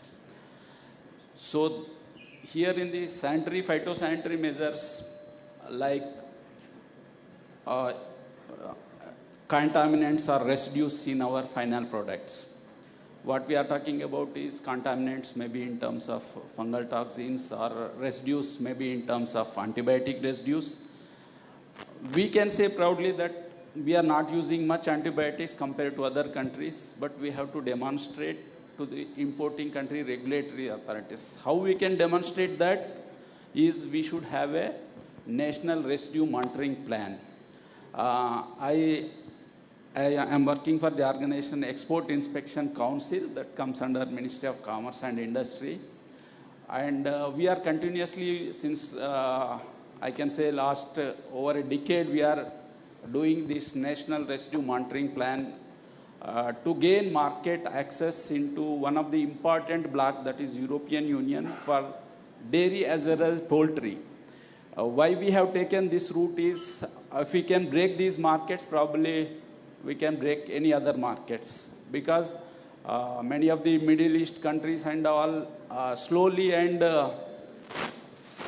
not slowly, I can say, rapidly they are simply copy and pasting the one of the stringent regulations like EU regulations. So ultimately we have to demonstrate that we can demonstrate through this kind of national residue monitoring plans, which we are doing. And as far as dairy is concerned, we are taking the help of Amul Pattern Dairy, and we have shown in the September 2022 was the European mission. European mission is the one of the stringent among the all importing country regulatory authorities. We have demonstrated to them 2-3 things. One is traceability. So they are satisfied compared to their last visits. They agreed that at least in that part of the Amul pattern dairy, we could able to demonstrate that all animals are ear tag numbered and treatment records also electronically maintained. One of the team member of the mission even acknowledged that they tried to do, though their livestock population is limited, they tried to do that ear tagging and electronic records, but a lot of male animals given birth to cows. So such was the utter failure of them, but we could able to demonstrate traceability part. Regarding residues, especially, I may be diverging, but this dairy part we can take, for example, for even poultry. So dairy, we are milk samples, I think National Milk Sample Survey also we must have seen that aflatoxin is there. Because of our tropical weather or whatever it is there, we need to control those things. As far as antibiotic residues, ours are within the limits, I can say. We could, ultimately we have to show them that we have a system in place and we have a surveillance mechanism in place for these kind of residues. Similarly, for diseases also, National Disease Surveillance Plan is required. To have that National Disease Surveillance Plan, I think nobody is representing Department of Animal Husbandry here in the co-panelists. No, the only request I have on behalf of industry, whatever FTAs you sign, free trade agreements, mention chicken and egg. Yeah, definitely. Because you are very keen to sell millets, but you are not keen to sell the chicken and eggs. No. We are so, trying. I mean, I saw the pressure, recent FTA with the Middle East. You have not included even like VIP Group can represent to the Commerce Ministry as always doing that. Folded hand request. We will take that. We will forward. Actually, I am representing the organization purely technical, but we can forward these things to Folded the hand Commerce request. Ministry. Help us. We want to fall into FTA agreement. So at least some inquiries will start coming. Yes. Thank you. Thank you so much. I'll take the prescribed question. Hope we can add. Hello. Yes, just to add. Yeah. Can I sit and answer? Yeah. The export definitely will happen. We were producing basically for domestic market till now, but now that we have large-sized integrators who have their own houses and who are well aware in terms of the AMRs, in terms of what antibiotics you use, because most of the people are only through feed controlling. When you have your own houses, I'm sure export will happen. If in case they can be encouraged by allowing import of raw material, then there are level playing field. Today what is happening, if your corn price and soya price fluctuate a lot, and if you have to operate in export, you have to do year-round operations. You can't do a hit and run. If you have to do all over, once again, you have to have a plan to do it for about 3 years or 4 years for export. You can't do right in the first transaction some money. If you have to do continuously, they should be allowed to import like we are doing for other industries. You allow import at whatever is the least possible price in different corn and soya. And because you are producing with your feed under your own houses, you can get, and you have large capacities like 40 lakhs, 50 lakhs by some of the people, definitely export is possible. The only thing is that in terms of the HPAI announcement and borders being closed for export, that's one thing which we have to tackle. If in case we can get either compartmentalization or zoning, I think export of chicken will happen. It's just that cost of production, we have to bring it on par with Brazil and other, because there the corn is available at something like about $210 or $215. Well, we are paying something like about 24, 25 as an average. Similarly for soya, we are paying something like about 65, 70 in a good year, and in a bad year we go up to about 75, 80. So somewhere if you have a level playing field, export will happen. For them to look at a long-term plan, we should allow them to import raw material so that the cost of production is freezed. Then export surely will happen. Thank you. Thank you. Thank you. Good evening, all. Good evening, all chief guests on the dais. Thank you, VIP, for calling FSI. On behalf of FSI, I am thankful for calling me here. Now I will come to the point raised by OP Singh, sir. Firstly, I will tell you about FSSAI. As a FSSAI is formed as per FSS Act 2006. where all the standards, basically FSSAI works for two things. One is they design the standards for all the food items. Second thing is they regulate the market. So standards are designed for meat industry, poultry industry. FSSAI has already designed the standard. It is given under category 8 and 2.5 FSSR number is there. So all the food businesses who are doing business into meat industry or poultry industry, they have to follow these standards. These standards are based upon the Codex standards at the international level. If any industry which is processing the food or meat items or poultry items, if they follow those standards, their products will be of international quality only, because these standards are developed on the basis of international standards only. So, but like as we have seen from a previous discussion, we have problems in our system also. There is microbial contaminations are happening, there chemical contaminations are there, there are physical contaminations are there, cross contamination is happening, veterinary residues and other residues are there. So there are so many problems are there. So if we try to solve those problems in a step-by-step manner, then our products will also get that quality or standard which is required at the international level. Because when we import anything, any meat item or poultry item, we have our own standards. We also reject a lot of items which came from other countries because of the standards which are developed by us. So the same way our products will also get rejected in their countries. So we have to first follow the rules. Maybe for microbial or all the contaminants, then our products, we can give guarantee, yes, our product has that much quality which is acceptable at international level. So I think we should go ahead with that thing. Thank you so much. We'll talk in person. Definitely. It's a controversial issue. You know the percentage of human patients rising in India on brain hemorrhage and high blood pressure. Lead content in the rice crop is 17 times higher than the prescribed norms. That is not under control. I can process rice and sell it to anybody. 17.5 times, 80% of rice samples are positive. Okay? And that is creating brain hemorrhage and death in the human population. You are not concerned about it. That's also a food item. I think... I'll leave it. Otherwise, the Thank you. organizers will kill me. Dr. Harsha, I'll come back to you, sir. Yes, sir. See, I represent an institute here, ICR, National Meat Research Institute, and what the person from FSSAI has mentioned. I also am chairman for the FSSAI Biohazard panel. Also, I am chairman for that panel also, and all the microbial standards, FSSAI, it goes through us only. So, always these are a very democratic process, and always we honor the industry. So any of the standard, maybe import standard or export standard, which is harming our industry, maybe meat industry, poultry industry can represent to a FSSAI. And that will come for discussion, always it comes to discussion to us. Even this slaughterhouses and the meat industry, BSF, Bureau of Industry Standard Panel, I am the chairman for that also. So always we invite the representation and also suggestions from the industry. So for any standard or anything need to be done for industry, these are the suggestions are always welcome for them. Thank you. Dr. Harsha, there's a question for you, anonymous question. What is the future of vegetarian meat, means the plant protein meat in India?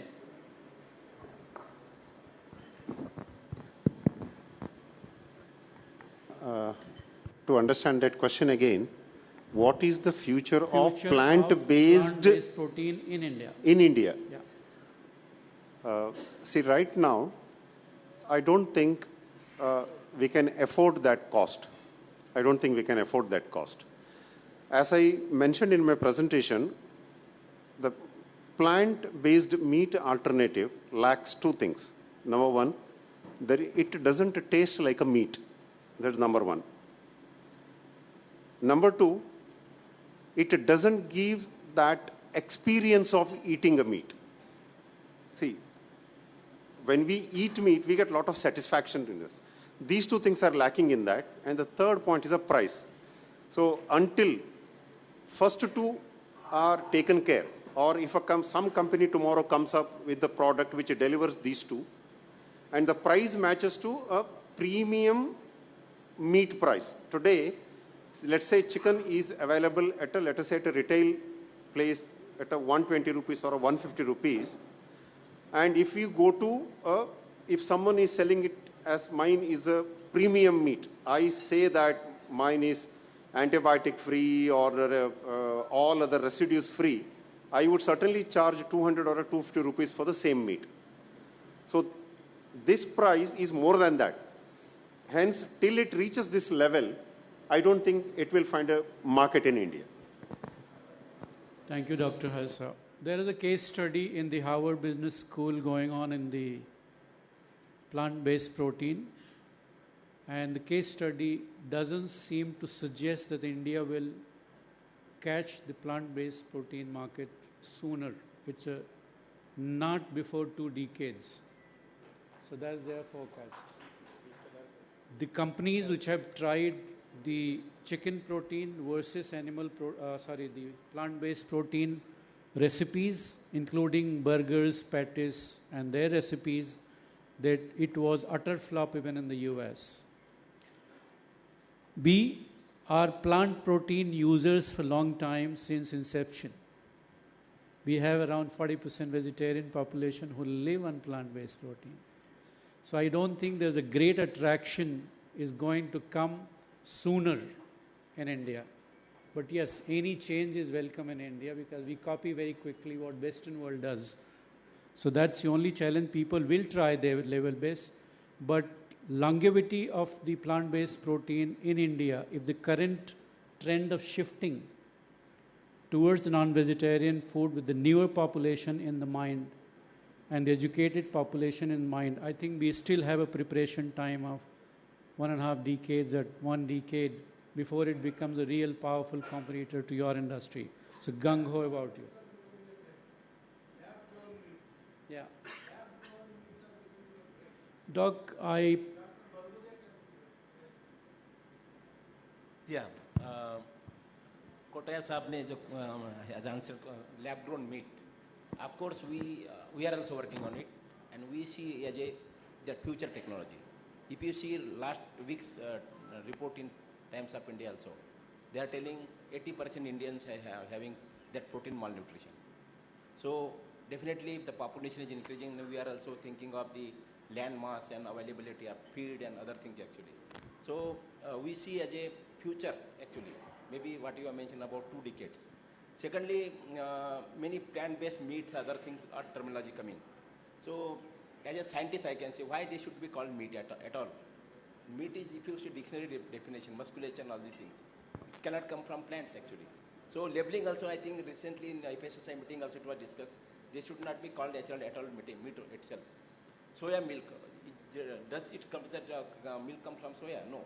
So some terminology there. So, but lab-grown meat now is Singapore and other countries, they have already done. But people may be knowing that if you take one tissue from the poultry or maybe sheep or goat, it can grow tons of the meat within it. It is not the case. So what they are actually having this, the technology actually. So almost I think 70 to 80% is only plant-based things only. They give only flavor of meat or other things actually. But if you see the technology, it will take much time actually. So there is no as a threat to any poultry industry or this industry. But let us look at a future technologies. Secondly, now many of these oncological studies or other studies, human particularly, so they wanted to take drugs. Now CCMB Hyderabad itself, what they are doing, they defect organ some like adrenal gland they want to develop or liver type things actually. So such technology may also, they want to take the drug testing other things also. So this technology may help in human biology. So as such, any research and anything they do for lab-grown research, I think lab-grown meat, there is no as such threat to any type of livestock rearing or that poultry industry in India. But let us look towards as a future technology. Maybe thank you, 2 Doctor. decades, 3 decades like that. Thank you. We have some relief. The question to FSSI person. FSSI standards are put in place. but how effectively the audit of these standards are being made, why the local butcher is...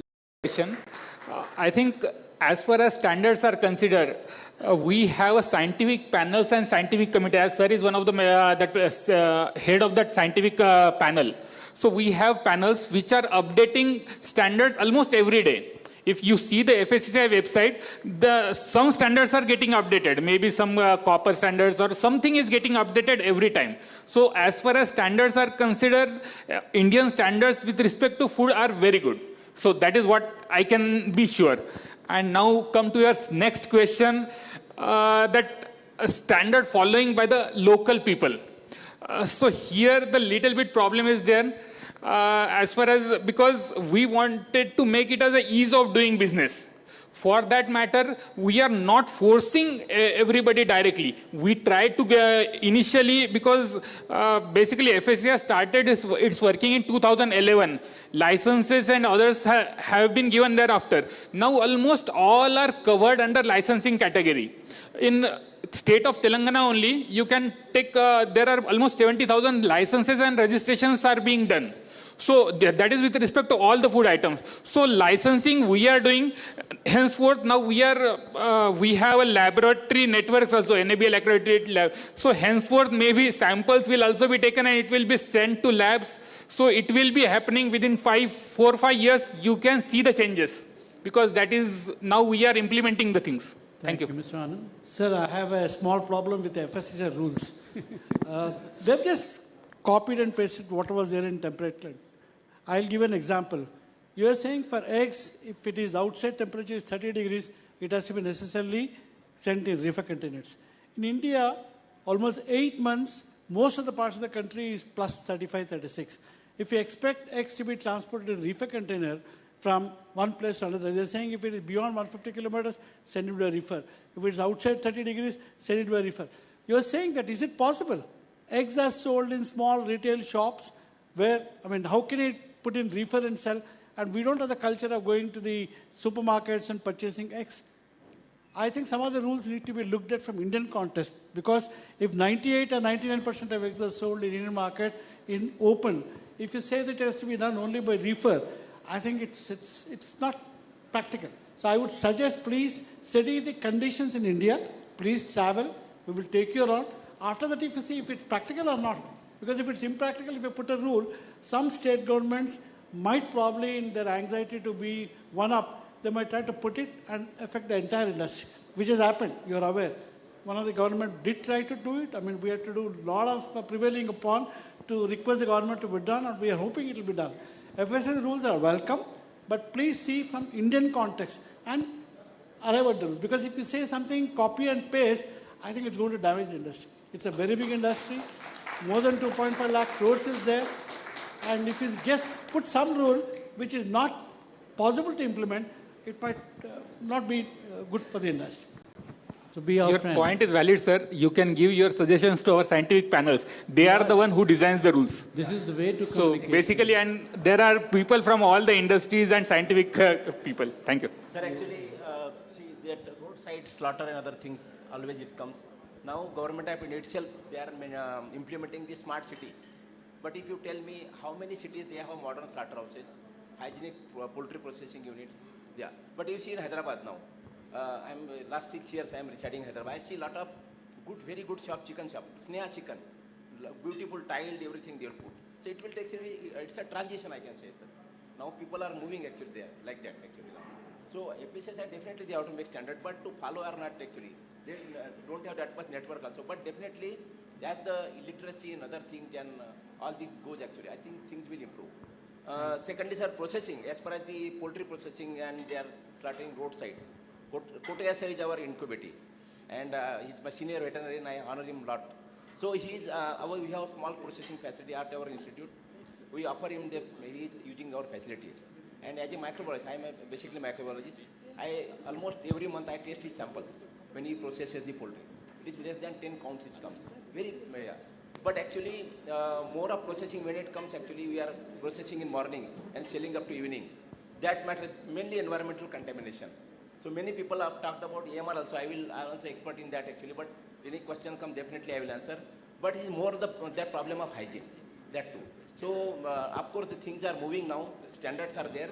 Now also WHO in CRO office in Delhi, they are making one document for this Asia Pacific. I am also one of the member in that.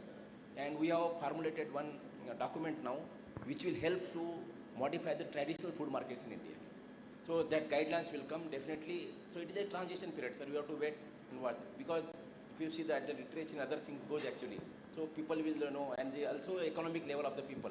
So they will think of better food, all these things. So let us wait for that. Thank you. Dr. Harsha, what is the best method of waste disposal in individual farm to control viral diseases? What is the best method for? Waste disposal in individual farm to control viral diseases.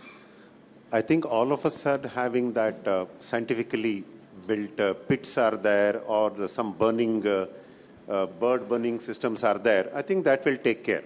Only problem what happens is to blame our system. System is like, say, consider me as a labor in your farm. I go in the morning and I pick up the dead birds from the cage, and where I will keep those birds? Above the cage.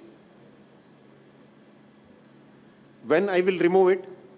After feeding is over. Because after feeding is over, I go out, then I come back at 7:30 to collect the eggs.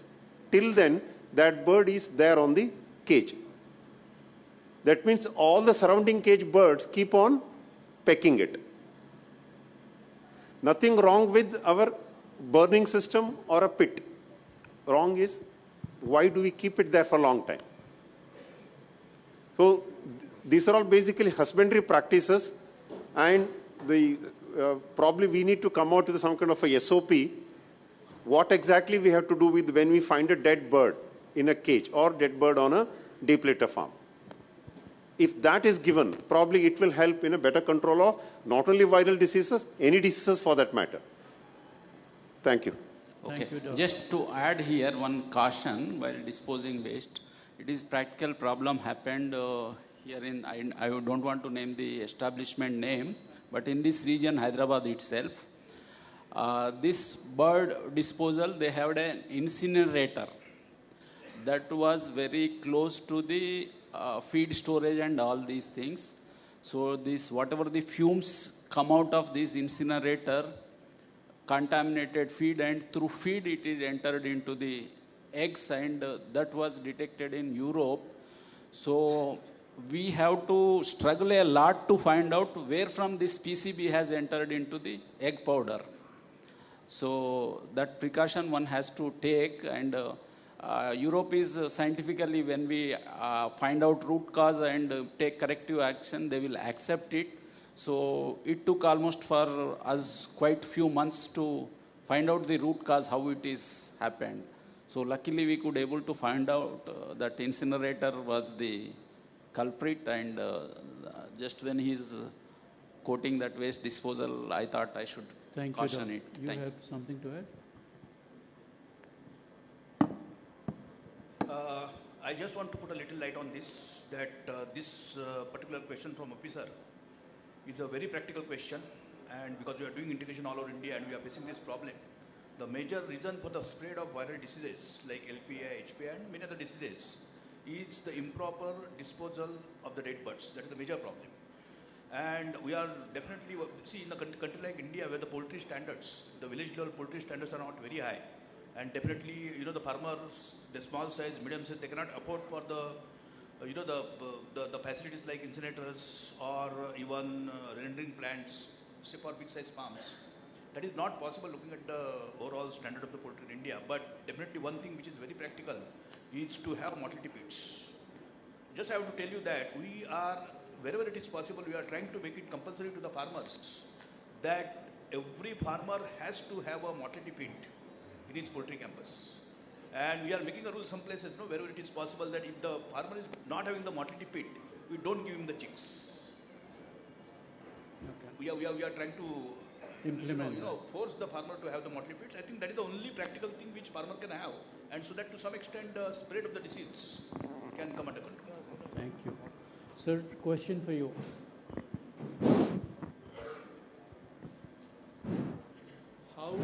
What structure we should follow in the industry? We get quick recognition of viral diseases and solutions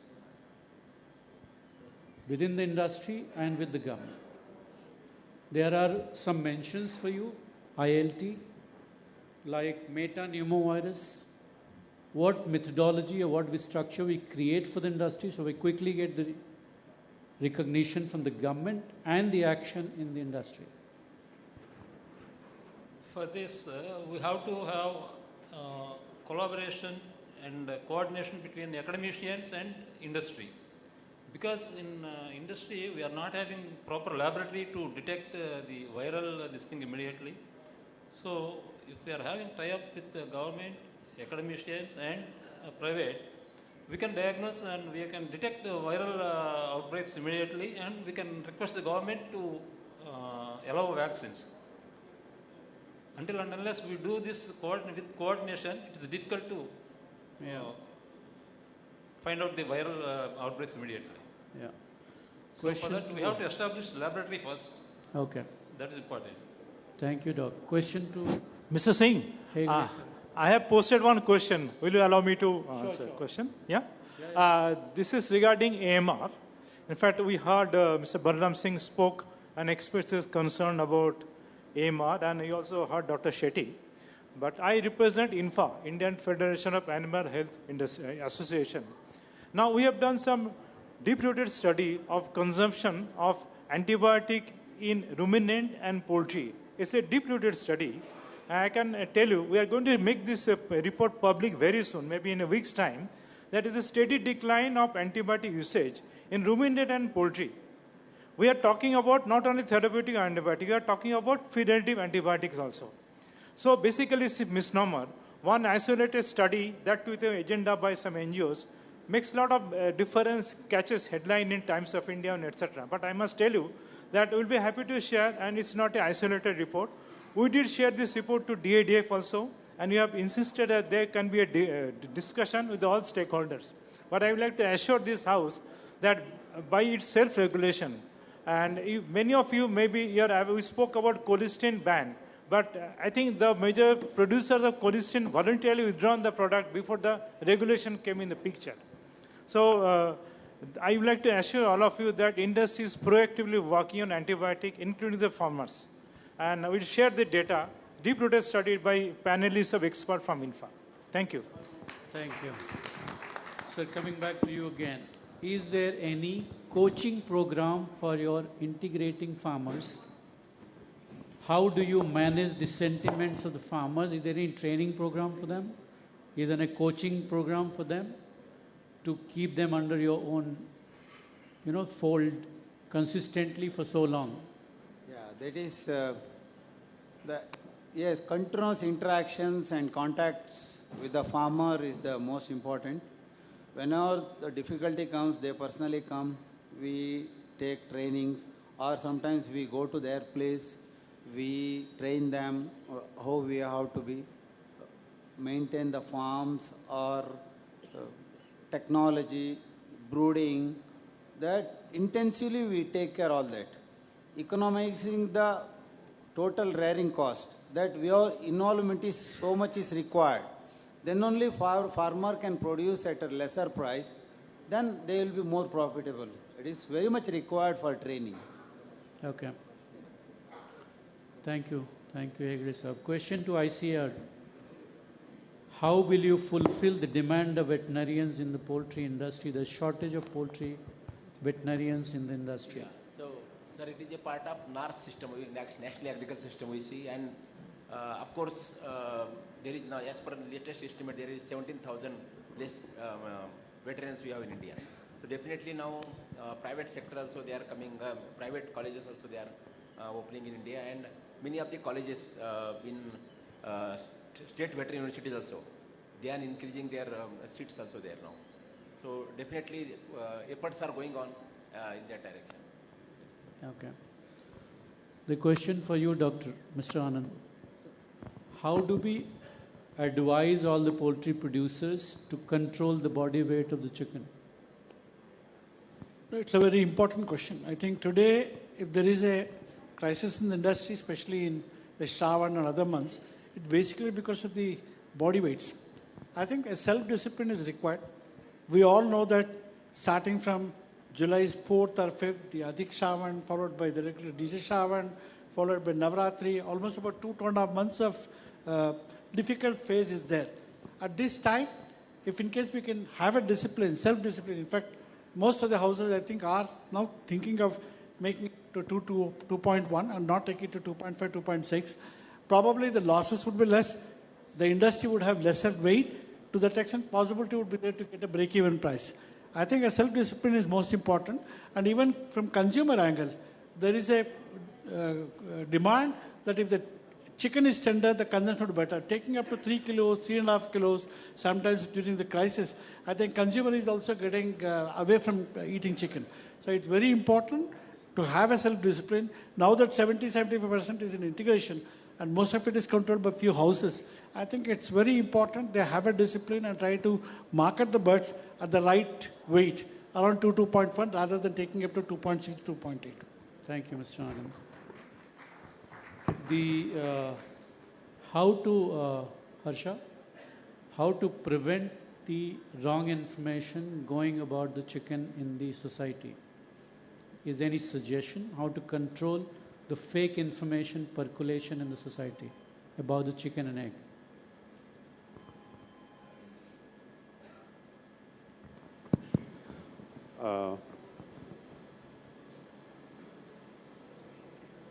I'm sure all of us have got younger generation at our home who are in the age group of, let us say, 15 to 30. Talk to them. They will tell all these stories. See, we also know that some information, when passes from mouth to mouth, say a few words are added to that and its meaning also gets twisted up. So under that process, we cannot prevent the spread of information. However, as I said, gave an example of how Cadbury managed that particular thing. See, all of us have seen that in every TV channel shown it. When someone in, I think, Mumbai, they opened the Cadbury wrapper, fly came out of that wrapper. It was a big issue. All that they have done is they have taken their model into their factory and they have shown the whole production process, how hygienically it is done. Probably that is one of the ways that how we can build confidence among the consumers. Now, if we look at the case of the younger generation, some of them are becoming vegan. And some of them, they say, we love animals, so we do not want to eat them because for me to eat, you have to kill it. So I do not want that to happen. So how to change that? Misconceptions are already there. See, as you said, antibiotic, anyway, it's a debatable thing. How much is there, how much is happening in human beings, how much is happening in animals or food animals. Yes, certainly we can debate it. We can come to certain acceptable situations also. That's not the case. But in today's era of social media, how to prevent it? There is no way that anyone can prevent it. Excuse me, sir, I have a question. Can I just add to what Harsha said? Today, the problem for the society is the WhatsApp university. Every day you get at least about 20, 25 fake messages, nothing proven, but then you have a message circulating and once it puts in one group, without even reading, people have a tendency to forward it to all the groups. And that is really damaging. I'm not talking about chicken. Anything you take it. You can never believe any news that's coming in WhatsApp. And social media is so powerful today, it can work against you, but if in case you can put positive news, it also can give you some positive results. I think all of us, in fact, we are trying to do, maybe in a smaller way, but I'm sure everybody in this house, because all of us have poultry as an interest, must use social media to send out the positive news. There's so much to give to the society in terms of goodness about eggs and goodness about chicken. If in case we circulate that, we find a lot of positive to come back to us. For instance, during COVID time, doctors were talking about giving eggs and chicken to even vegetarian people. They're saying have eggs in the morning, have eggs in the evening. All this sent a very positive message. I think we should try to, in our own way, use the social media. Maybe everybody is having at least 20-25 groups. Because we are poultry guys, try to put as much of positive, the correct news, not the fake news, but the correct news about chicken and eggs. That would help in some way. I have a suggestion. Yeah. Can VIP create an IT shell? It should. Very nice. Create an IT shell. I have no problem starting the voluntary contribution to the IT cell. Start dissipating the merits of chicken and egg as much as we can. It's one person can do, or two persons can job. And I request INFA, if you can come forward and contribute to them. INFA has a lot of money, I've heard so much. No, bankers were telling me that.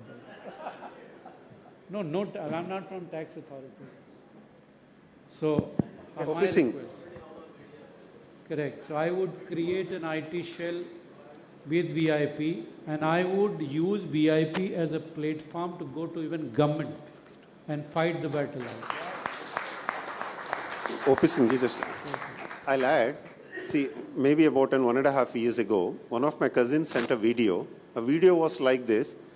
It's a hatchery vaccination for the chicks. What the caption? Antibiotic injection to the chicks starts at a hatchery. This was the caption.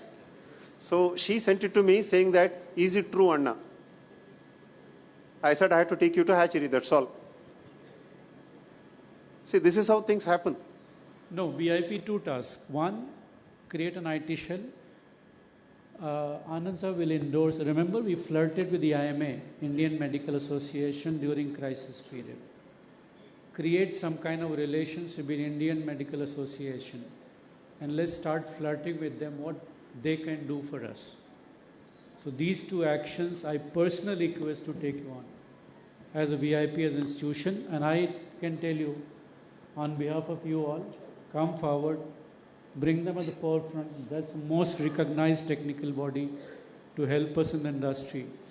So if your time is over. I think I would like to add to this point. No, I have a question for you. No, I would like to add to this point also.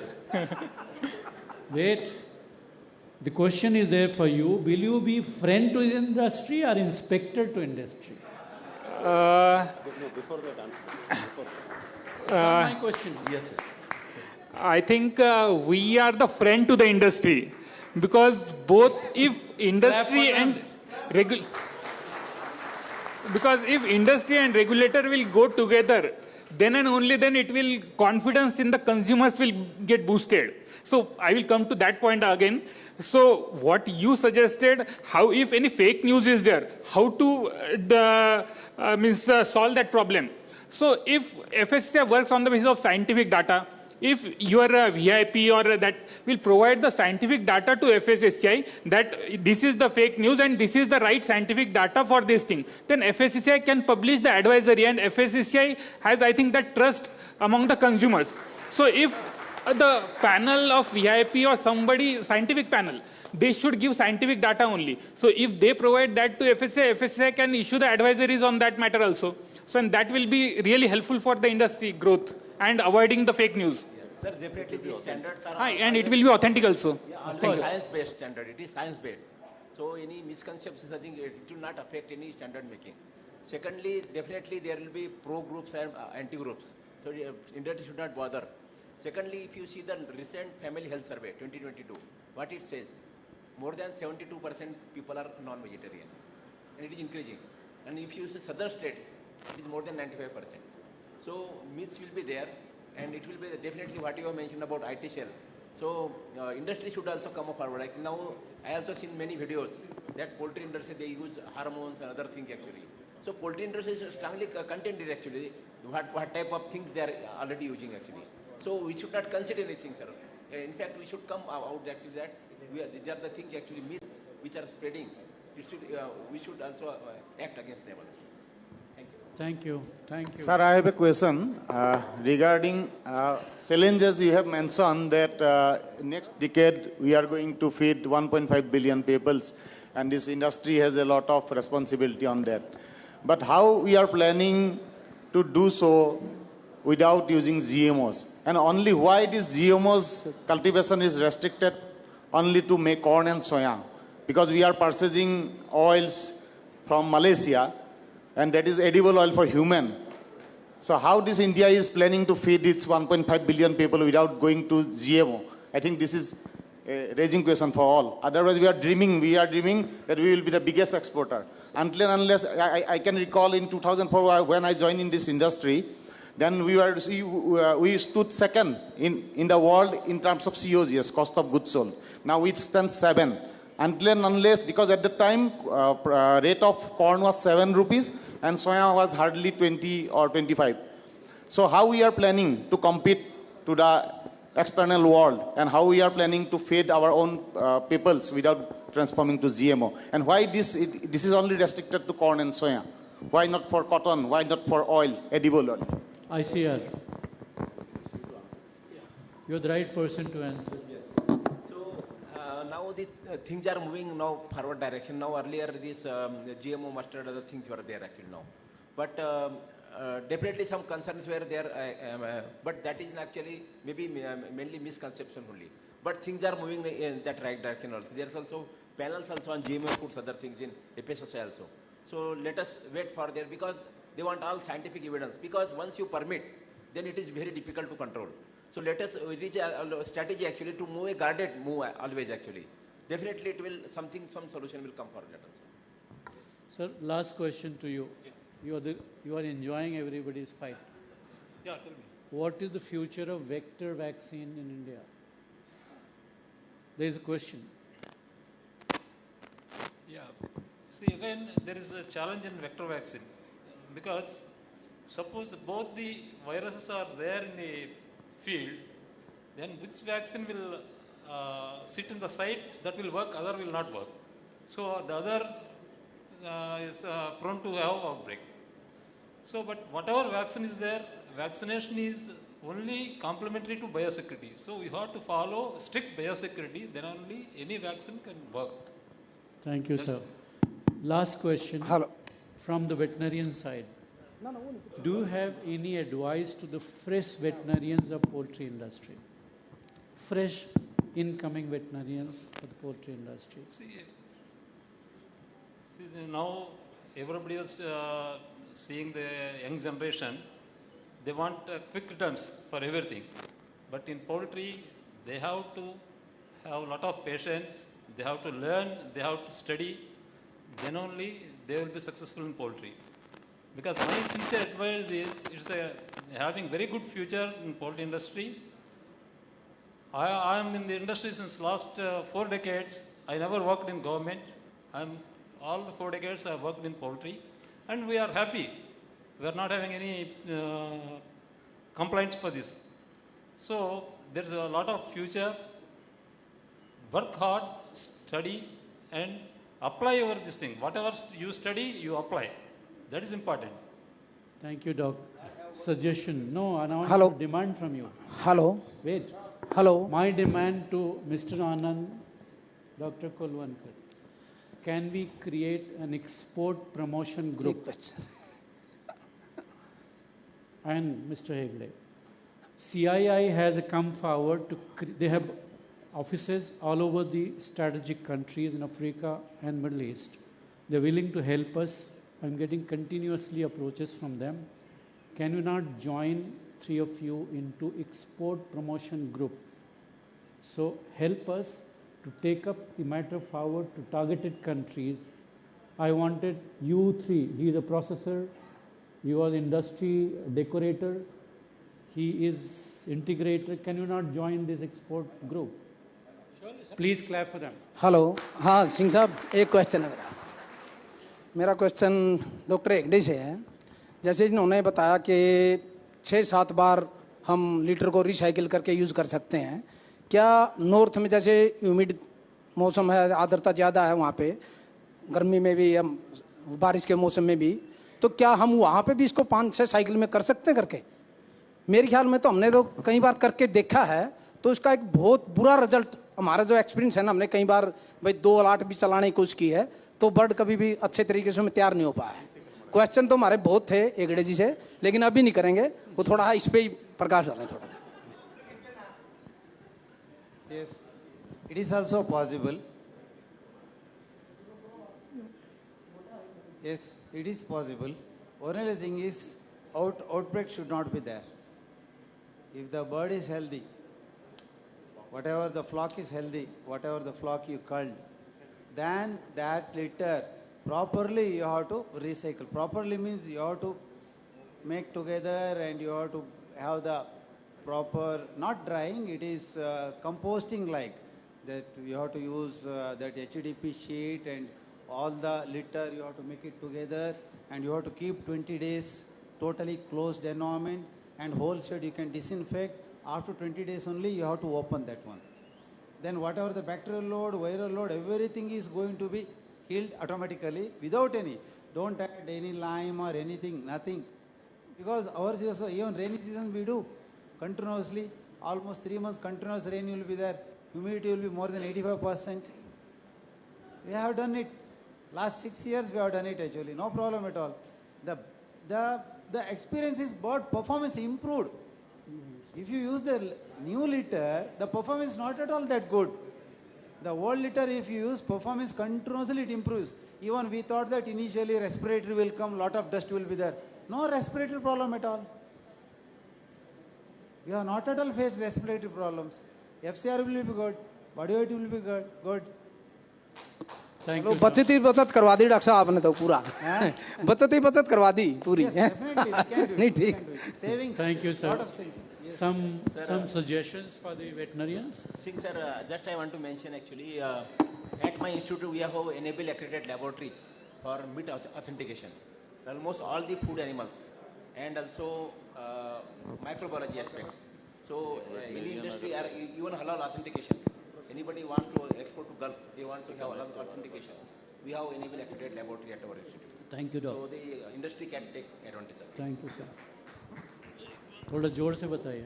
Yes. I have, I myself being a veterinarian, I am practicing in poultry for almost the last 34-35 years. And of course in the business also. For the young veterinarians, I have one message. See, one thing is there, the poultry integration segment is growing very fast. Many big companies are coming into it, they are investing, and they are spreading all India, even they are spreading abroad also, and mostly at many places as regional heads, territory heads, the veterinarians are preferred because they are technical people. So I want to send a message to all veterinarians as, Mr. Ranjit Garu, the member of parliament, he rightly said that when he came out of the college, he was initially focusing on technical things. On the same lines, my suggestion to the veterinarians is they should not, when they come out of the college and work in the field, if they want to really grow, because poultry is definitely one of the biggest sector for the veterinarians to make their future.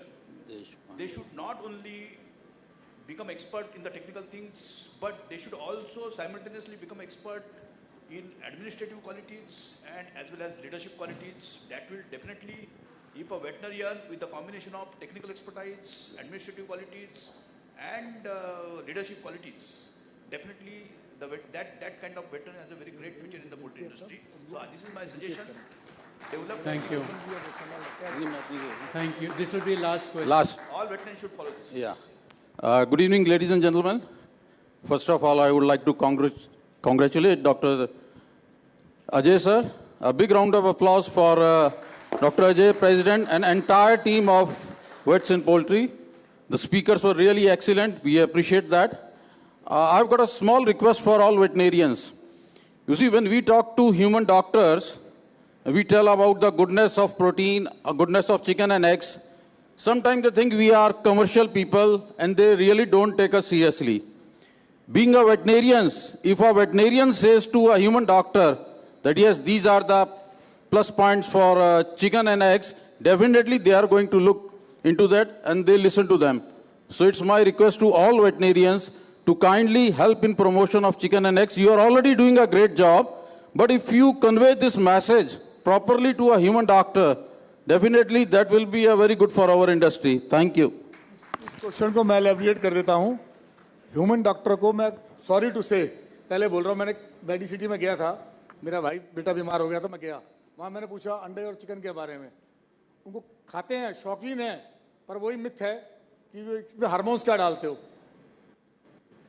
इसमें antibiotic क्या डालते हो, इसकी growth कैसे होती है. तो मेरा रिक्वेस्ट है सबसे कि इसको एक यूज स्तर पे अगर इसे करें ना तो अंडा 10 रुपये नहीं मिलेगा आपको. नॉलेज नहीं है, किसी भी आप 10 आदमियों को बाहर से ले लो और उससे पूछो अंडा कैसे बनता है, वो कोई ना कोई मिथ लगा देंगे इसमें. तो मेरा रिक्वेस्ट है कि ऑल वेटनरी से कि इस पे कम से कम जरूर काम करें. Thank you. Thank you, Sanjeev. Thank you to the panelists. Dr. Ranil is close. Thank you to the panelists. Wonderful job done by you. All speakers have given very much informative deliverables. If you can follow, please follow them. And good luck to you. You guys are in the right spot. You can build yourself and continue supporting the industry. I'm very passionate about it. Thank you. Thank you.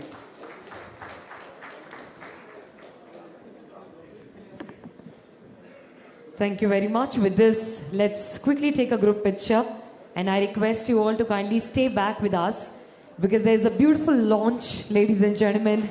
We are going to be noticing, and of course, it's going to be happening right away. So let's get ready to witness the launch. But before than that, may I please also call upon stage all our panelists.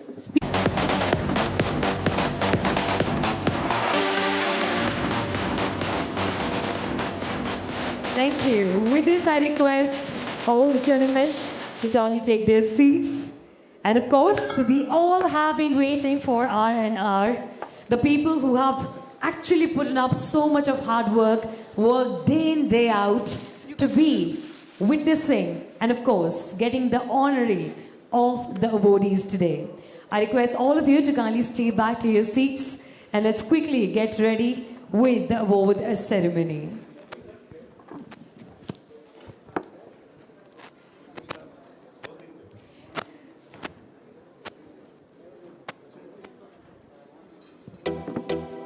So ladies and gentlemen, once again, welcome you all to the presentation ceremony.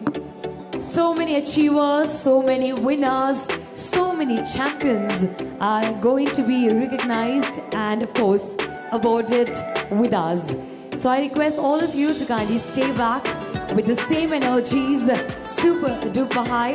Also before we move on to this, there is one announcement I would like to make and give a notification to you all.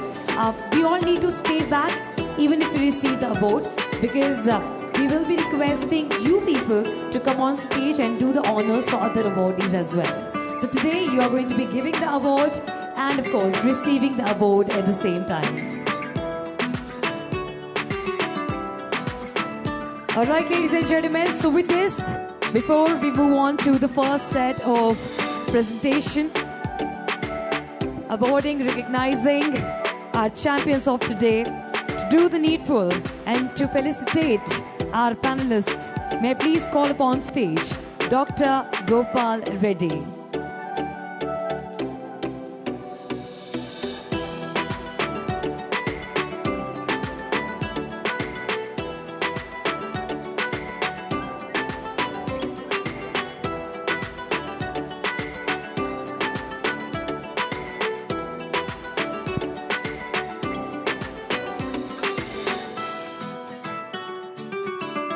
Welcome, sir.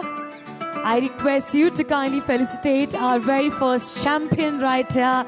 So ladies and gentlemen, without a further ado, please welcome and join your hands together for Dr. J.S. Reddy.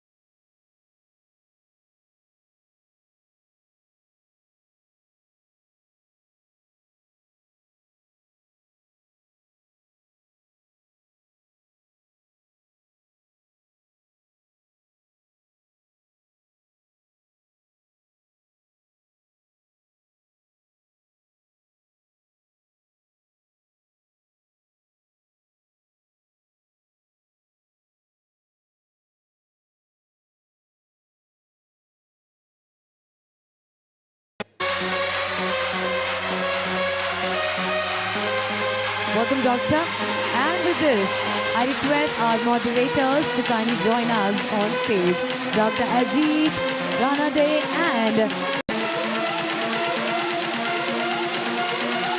and of course, the people who took care of the panel discussion so wisely and nicely. Everybody, please pump it up for our moderators.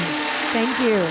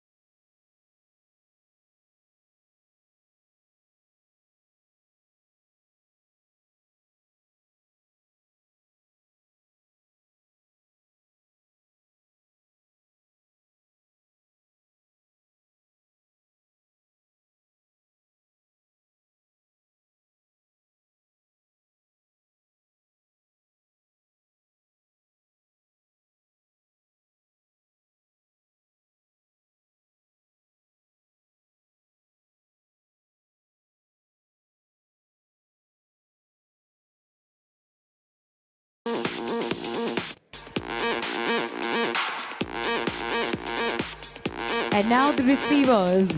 May I please request NBBA, Team NBBA, North India Boiler Breeder Association to kindly come and join us on stage to receive the next token of honor. NBBA. Anybody from the team, if it's available, kindly join in, sir.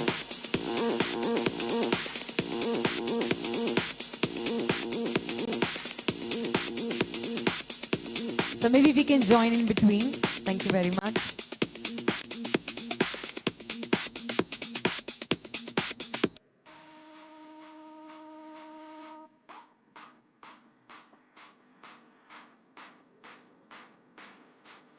A big congratulations, everybody.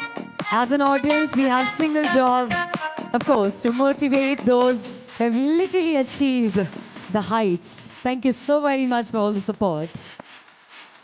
Thank you so much. A big congratulations once again. With this, may I please now call upon Mr. S.V. Ramarao.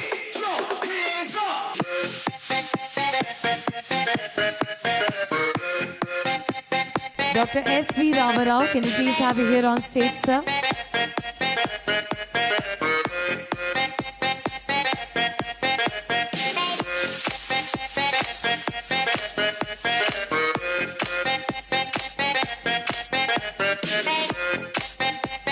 Welcome, sir. And now may I please request Central India Venture Boiler Breeder Association to kindly come and join us on stage. If the team is available, well and good. CIV, EBHK. Can we have the team to kindly join in? We don't do IDs, but we on the wave like the high seas. We live by the code, and we only came for the cannons and guns. Chhattisgarh Association, can we have the team to kindly come and join us on stage to receive the honor of gesture from our side? Yes, please. Anybody from Chhattisgarh Association? So maybe we can proceed further with the next Felicitation. Sir, I request you to kindly stay back and do the honor for the next awardee. And may I please now call upon the West Bengal Poultry Federation, yes, WVPF. Can we have you here on stage?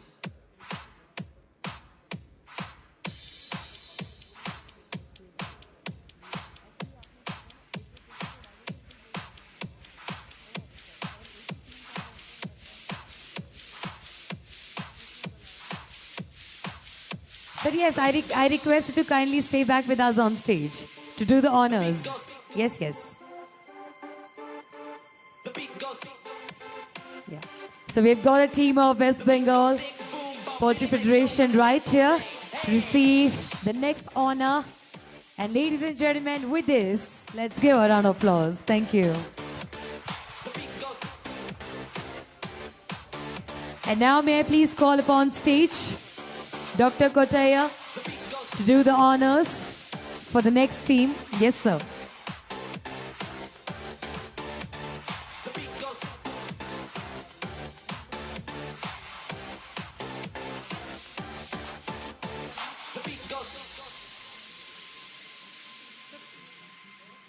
Thank you so much, sir. May I please have Dr. Kotaya on stage? And to take the award, I request BFCCJ, Forest Farmers Coordination Committee, Gujarat. If the team is available, I request to kindly join in.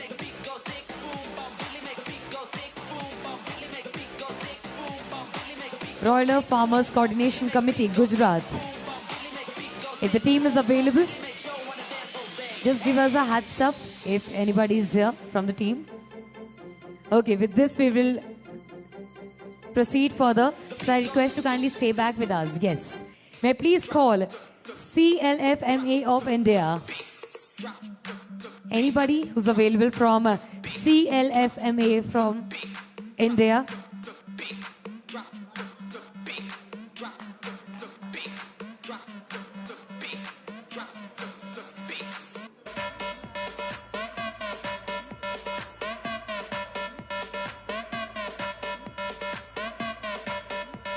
Congratulations, sir. And now with this, everybody, I request Dr. Jitendra Verma to kindly come and join us on stage. Dr. Jitendra Verma, yes please, sir. And to receive the next honor, may I please call upon Poultry Farmers and Breeders Association, Maharashtra. Do we have the team Maharashtra here? Poultry Farmers and Breeders Association, Maharashtra.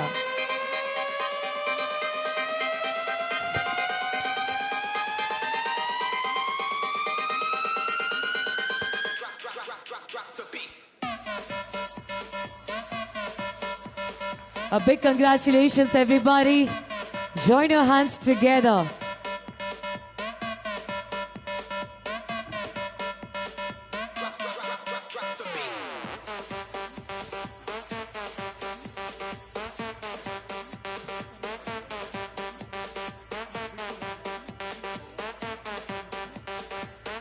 Congratulations to the whole team, ladies and gentlemen. With this, we are proceeding further to do the next honor. May I please call upon Mr. Bittu Danda. Can we have you here on stage, sir?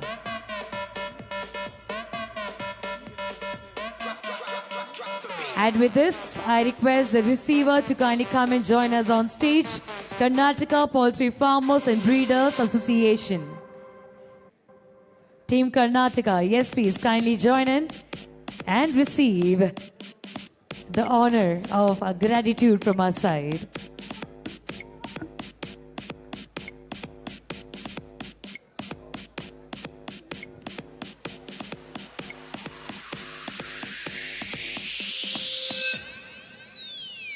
Congratulations. Thank you so very much, sir. With this, I request Dr. Ramamurthy to kindly come and join us on stage. Dr. Ramamurthy, sir, can you please have you here on stage?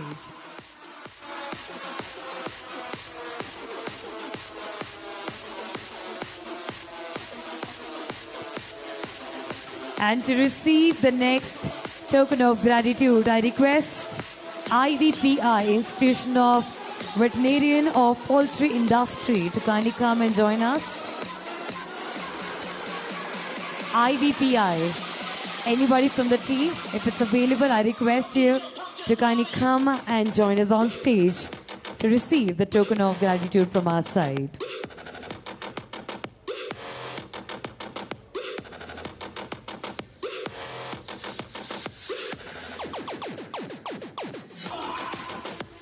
Is there anybody from the team?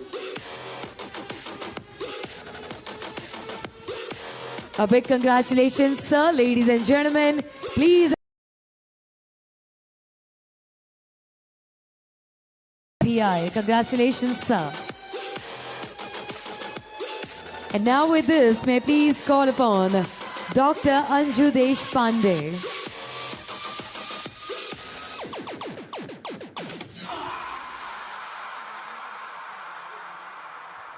And now may I please call upon the receivers, Telangana Poultry Breeder Association, TPBA. We request the team to kindly join in and receive the next token of honor. Telangana Poultry Breeder Association.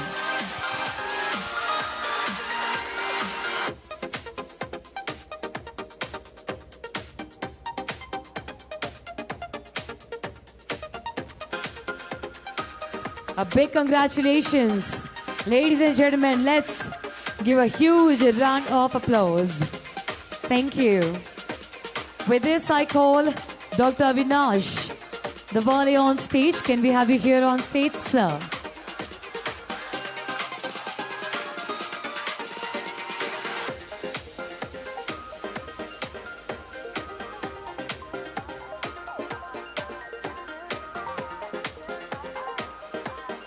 Dr. Avinash.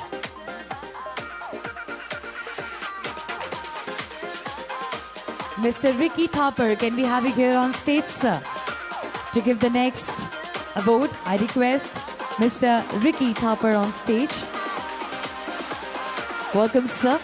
And now may I please request Broiler Coordination Committee, Tamil Nadu, VCCTN, to kindly come and join us on stage to receive the next honor. Broiler Coordination Committee, Tamil Nadu.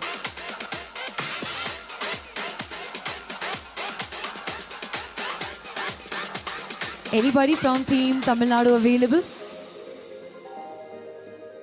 With this, we are moving to the next.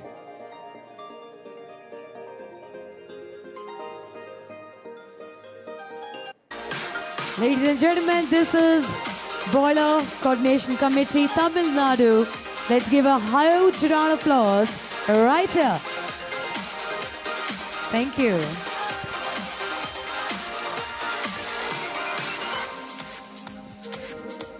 And with this, I request Mr. Ricky to kindly stay back with us, sir, to give the next award. And to be the receiver, I request World Veterinary Poultry Association to kindly come and join us. WVPA, World Veterinary Poultry Association. The team, can we have you here on stage, sir?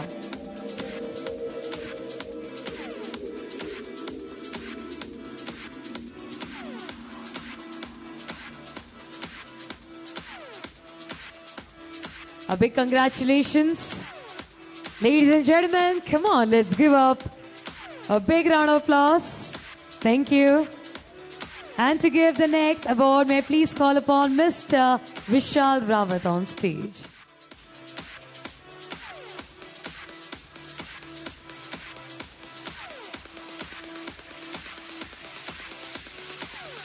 Welcome, sir.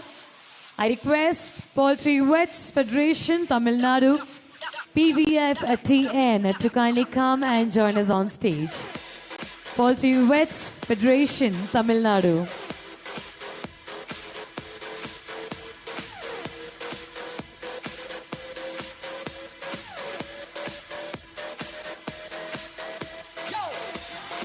Congratulations once again, sir. Ladies and gentlemen, let's give it up.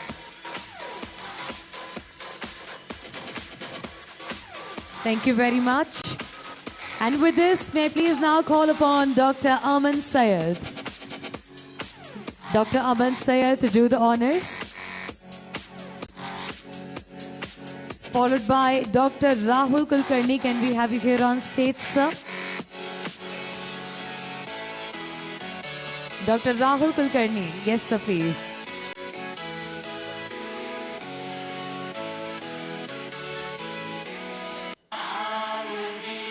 Welcome, sir. And with this, may I please now call upon Indian Federation of Animal Health Companies, INFAH, to kindly come and join us on stage to receive the next token of honor.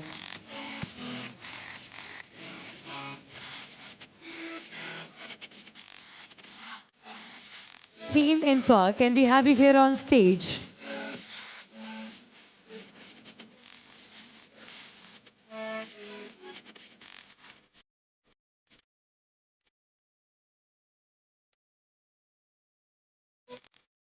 A big congratulations to Indian Federation of Animal Health Companies.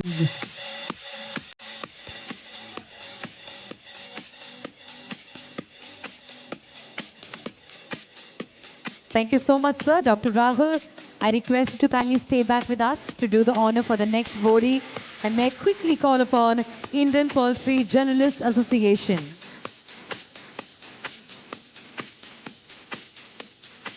IBZA on stage. Indian Poultry Journalists Association. Can we have you here onto the stage, sir?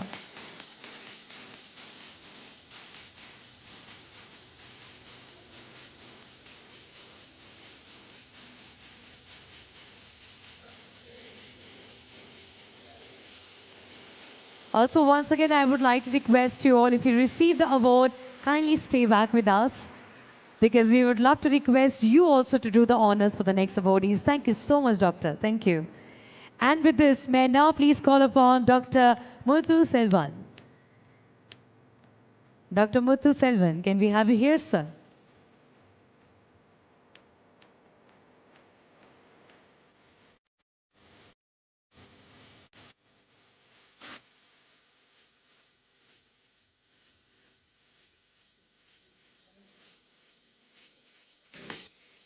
Mr. Ramesh Khattar, can we have you here on stage, sir?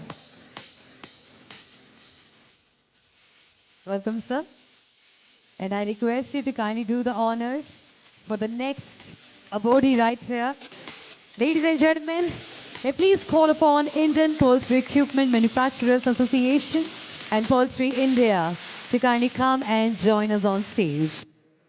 I repeat, Team Indian Poultry Equipment Manufacturers Association and Poultry India.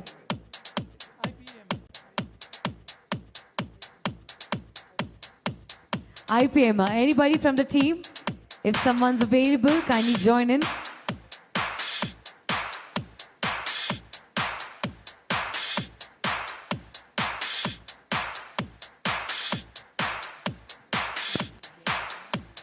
So with this, I request to kindly stay back with us. And may I please call upon our media publication, Poultry Technology, to kindly come and join us on stage. Poultry Technology. Can we have you here onto the stage, sir?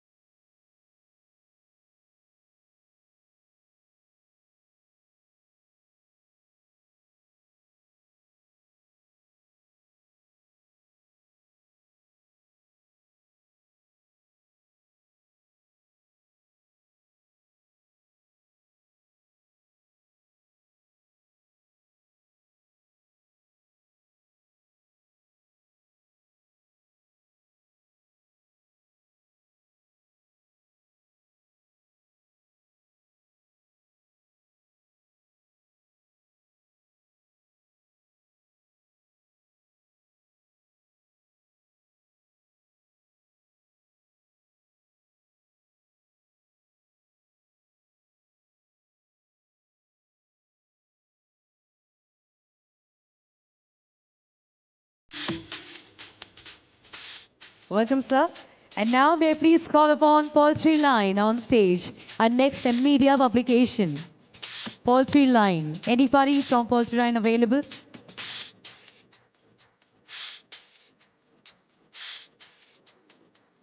Yes, sir, please join in. A big congratulations to you and your team.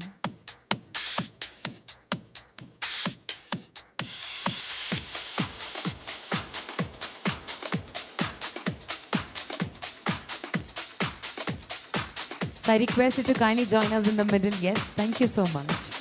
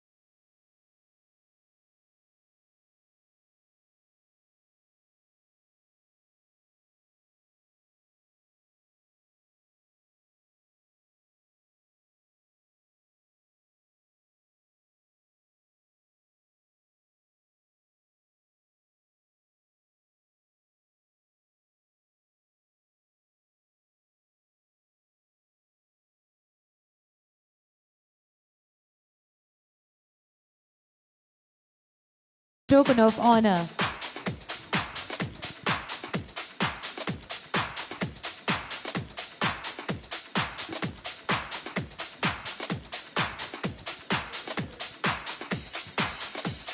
A big congratulations to the team. Thank you so very much. With this, may I please call upon Mr. Ramesh Khatri on stage. Mr. Ramesh Khatri on stage. Yes, sir, please join in.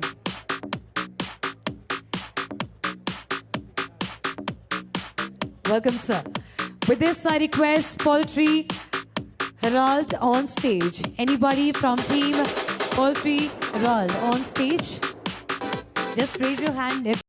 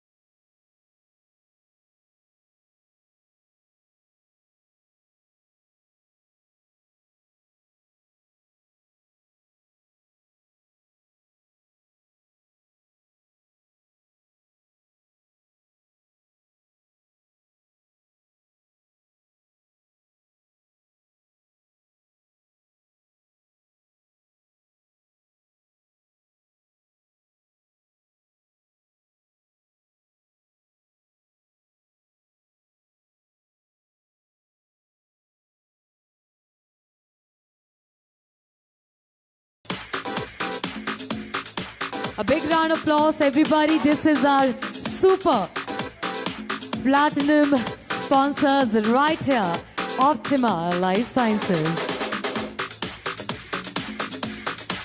Congratulations to the whole team. Thank you so much for all the support. And with this, I also request Hargun Agro Industries Private Limited,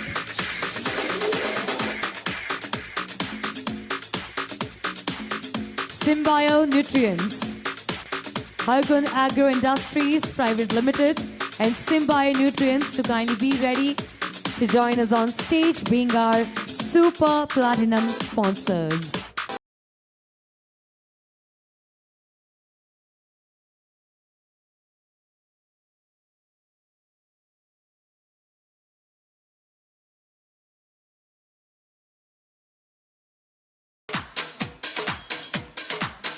With this, I also request our diamond sponsors to be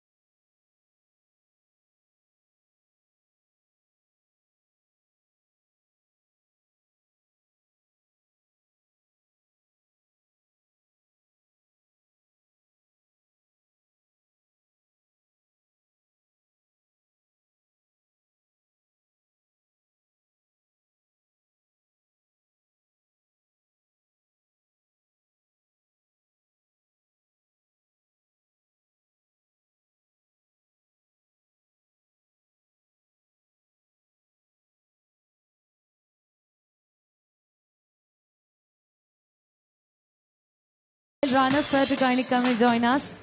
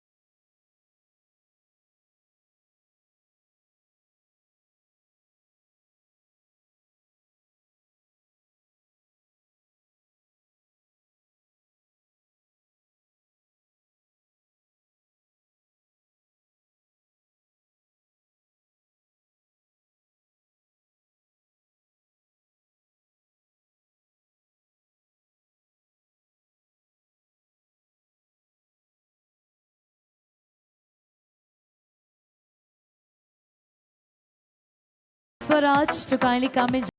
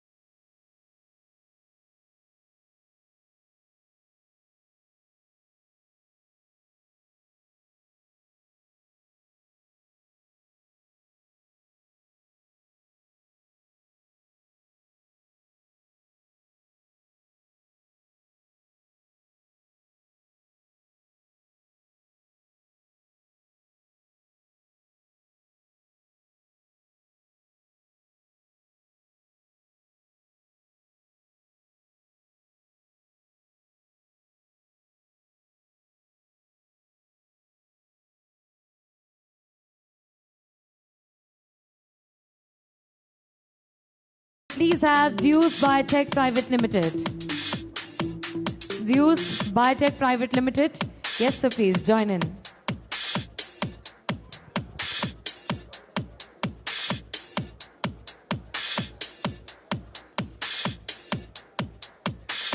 Congratulations, sir.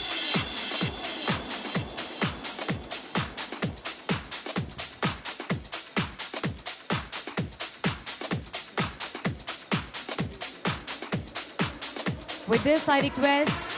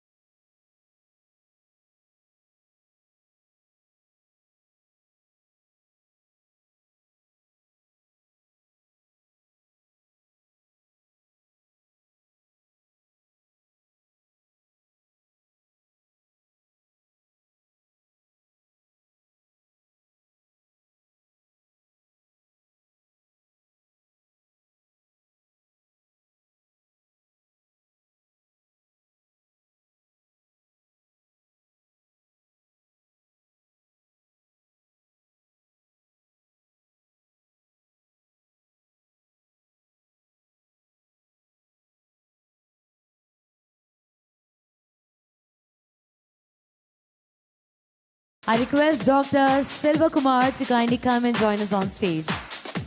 Dr. Selva Kumar, can we have you here, sir? Dr. Selva Kumar. Dr. Hemant Mende. Dr. Hemant Mende. Yes, sir. I request you to kindly join.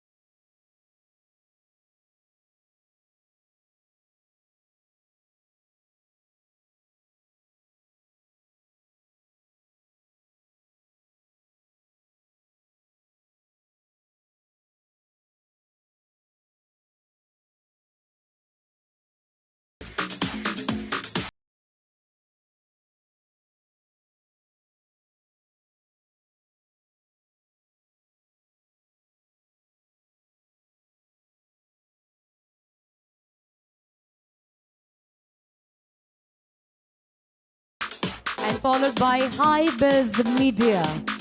Can we have team Hybiz Media on stage? Yes, sir, please. Can we have Team Hybiz Media?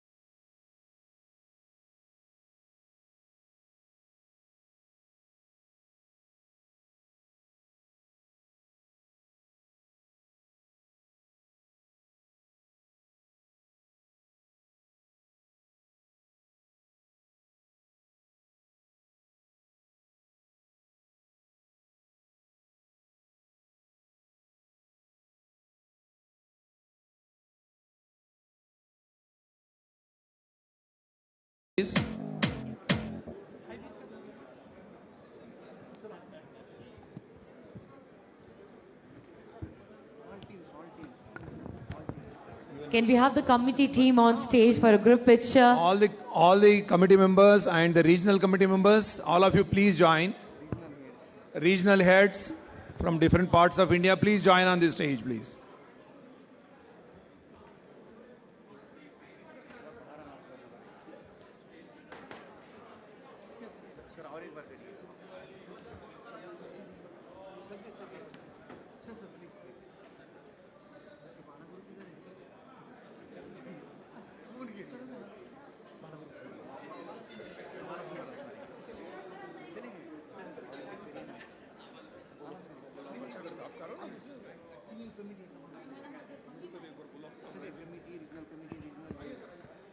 May I request all the VIP, executive committee, regional committee members to be on the dais, please.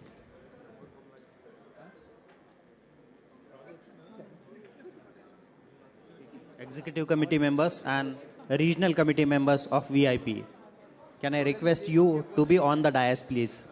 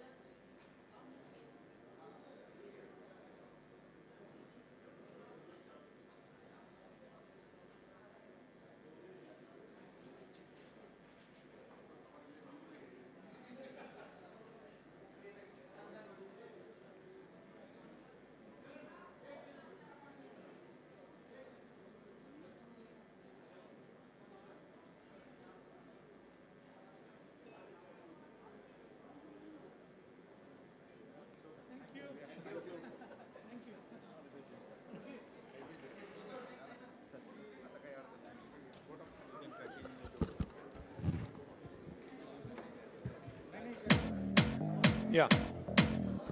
Once again, good evening to all of you. Please sit down. Please take your seats. So, it was a fantastic show. We had a remarkable response to this symposium. And all of you have seen that in June, the WVPA Bangalore has done an excellent show by conducting a symposium. And we try to do the similar one, and we are on par with them. Like, we could do very good symposium this today. And we have got more than 500 people. So we thank all the participants for making this a grand success. And Dr. Ranjit Reddy, our MP Chevala, is kind enough to grace this occasion and share his thoughts. And he's a great human being. And he could interact with the students of college and industry people. And he has given a valuable suggestion to the students to come into the private sector and grow very fast with the industry.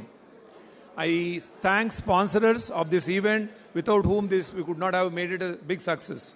I thank the speakers, and I thank the panelists. I thank the VIP all committee members, moderators, Dr. Ranade sir, Mr. O.P. Singh, and VIP life members. I also thank all the poultry associations who have come from all over India. And I thank the government officials. I thank the major stakeholders and the producers, the media houses, and all the participants. People from different parts of India have traveled all the way from different parts of north, south, and reached here. We extend our special thanks to them. And also I thank veterinary students from college. Almost 40 students have come from college, and their professor and the dean have also were here today. And special thanks to them. Thanks to Event Itwara team. And I also thank the hotel staff. Thanks to EW Nutrition. Special thanks to EW Nutrition for providing the Golden Birds badge to all of us. And lastly, pardon us if any inconvenience caused to you during this program. And thank everyone. Thank you all. Thank you. I request Poultry Express to come to the dais to receive their award.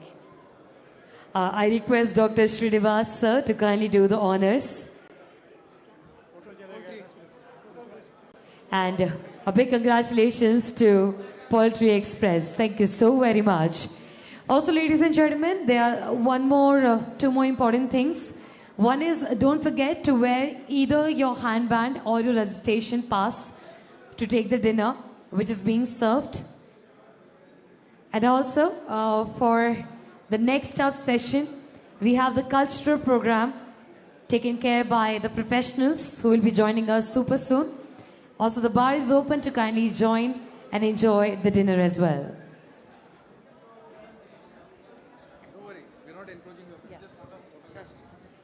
Thank you so very much, everybody. With this, I thank each one of you for joining us.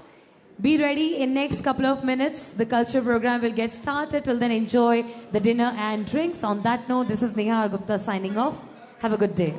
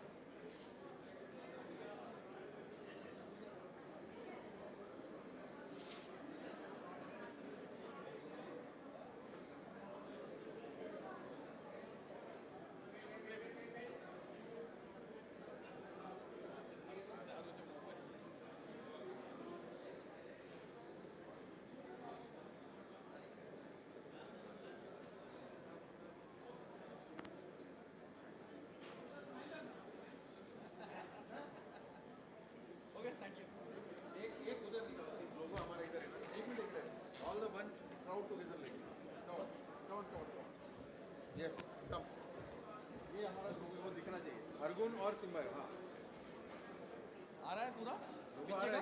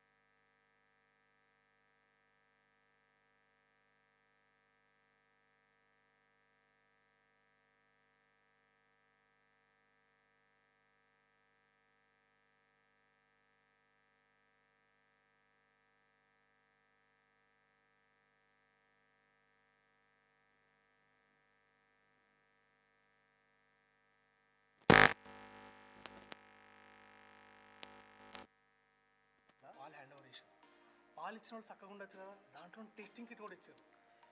ఇదేం confidence పోయాను అనుకొని నేను పాలు taste చేసిన. It was nice. సరే అని ఇక మంచిగా వేడి చేసుకొని పాలు తాగితే, చిన్నప్పుడు మా ఇంటికాడే బర్రె పాలు ఫ్రెష్గా ఎట్లా ఇస్తుండే అట్లుండే. They were pure and they were nice. ఆ డిఫరెన్స్ నాకు అర్థమైంది. నాకైతే నచ్చింది పోయి, టేస్ట్ మాత్రం కిరాకున్నది. So please download the Country Delight app on Google Play store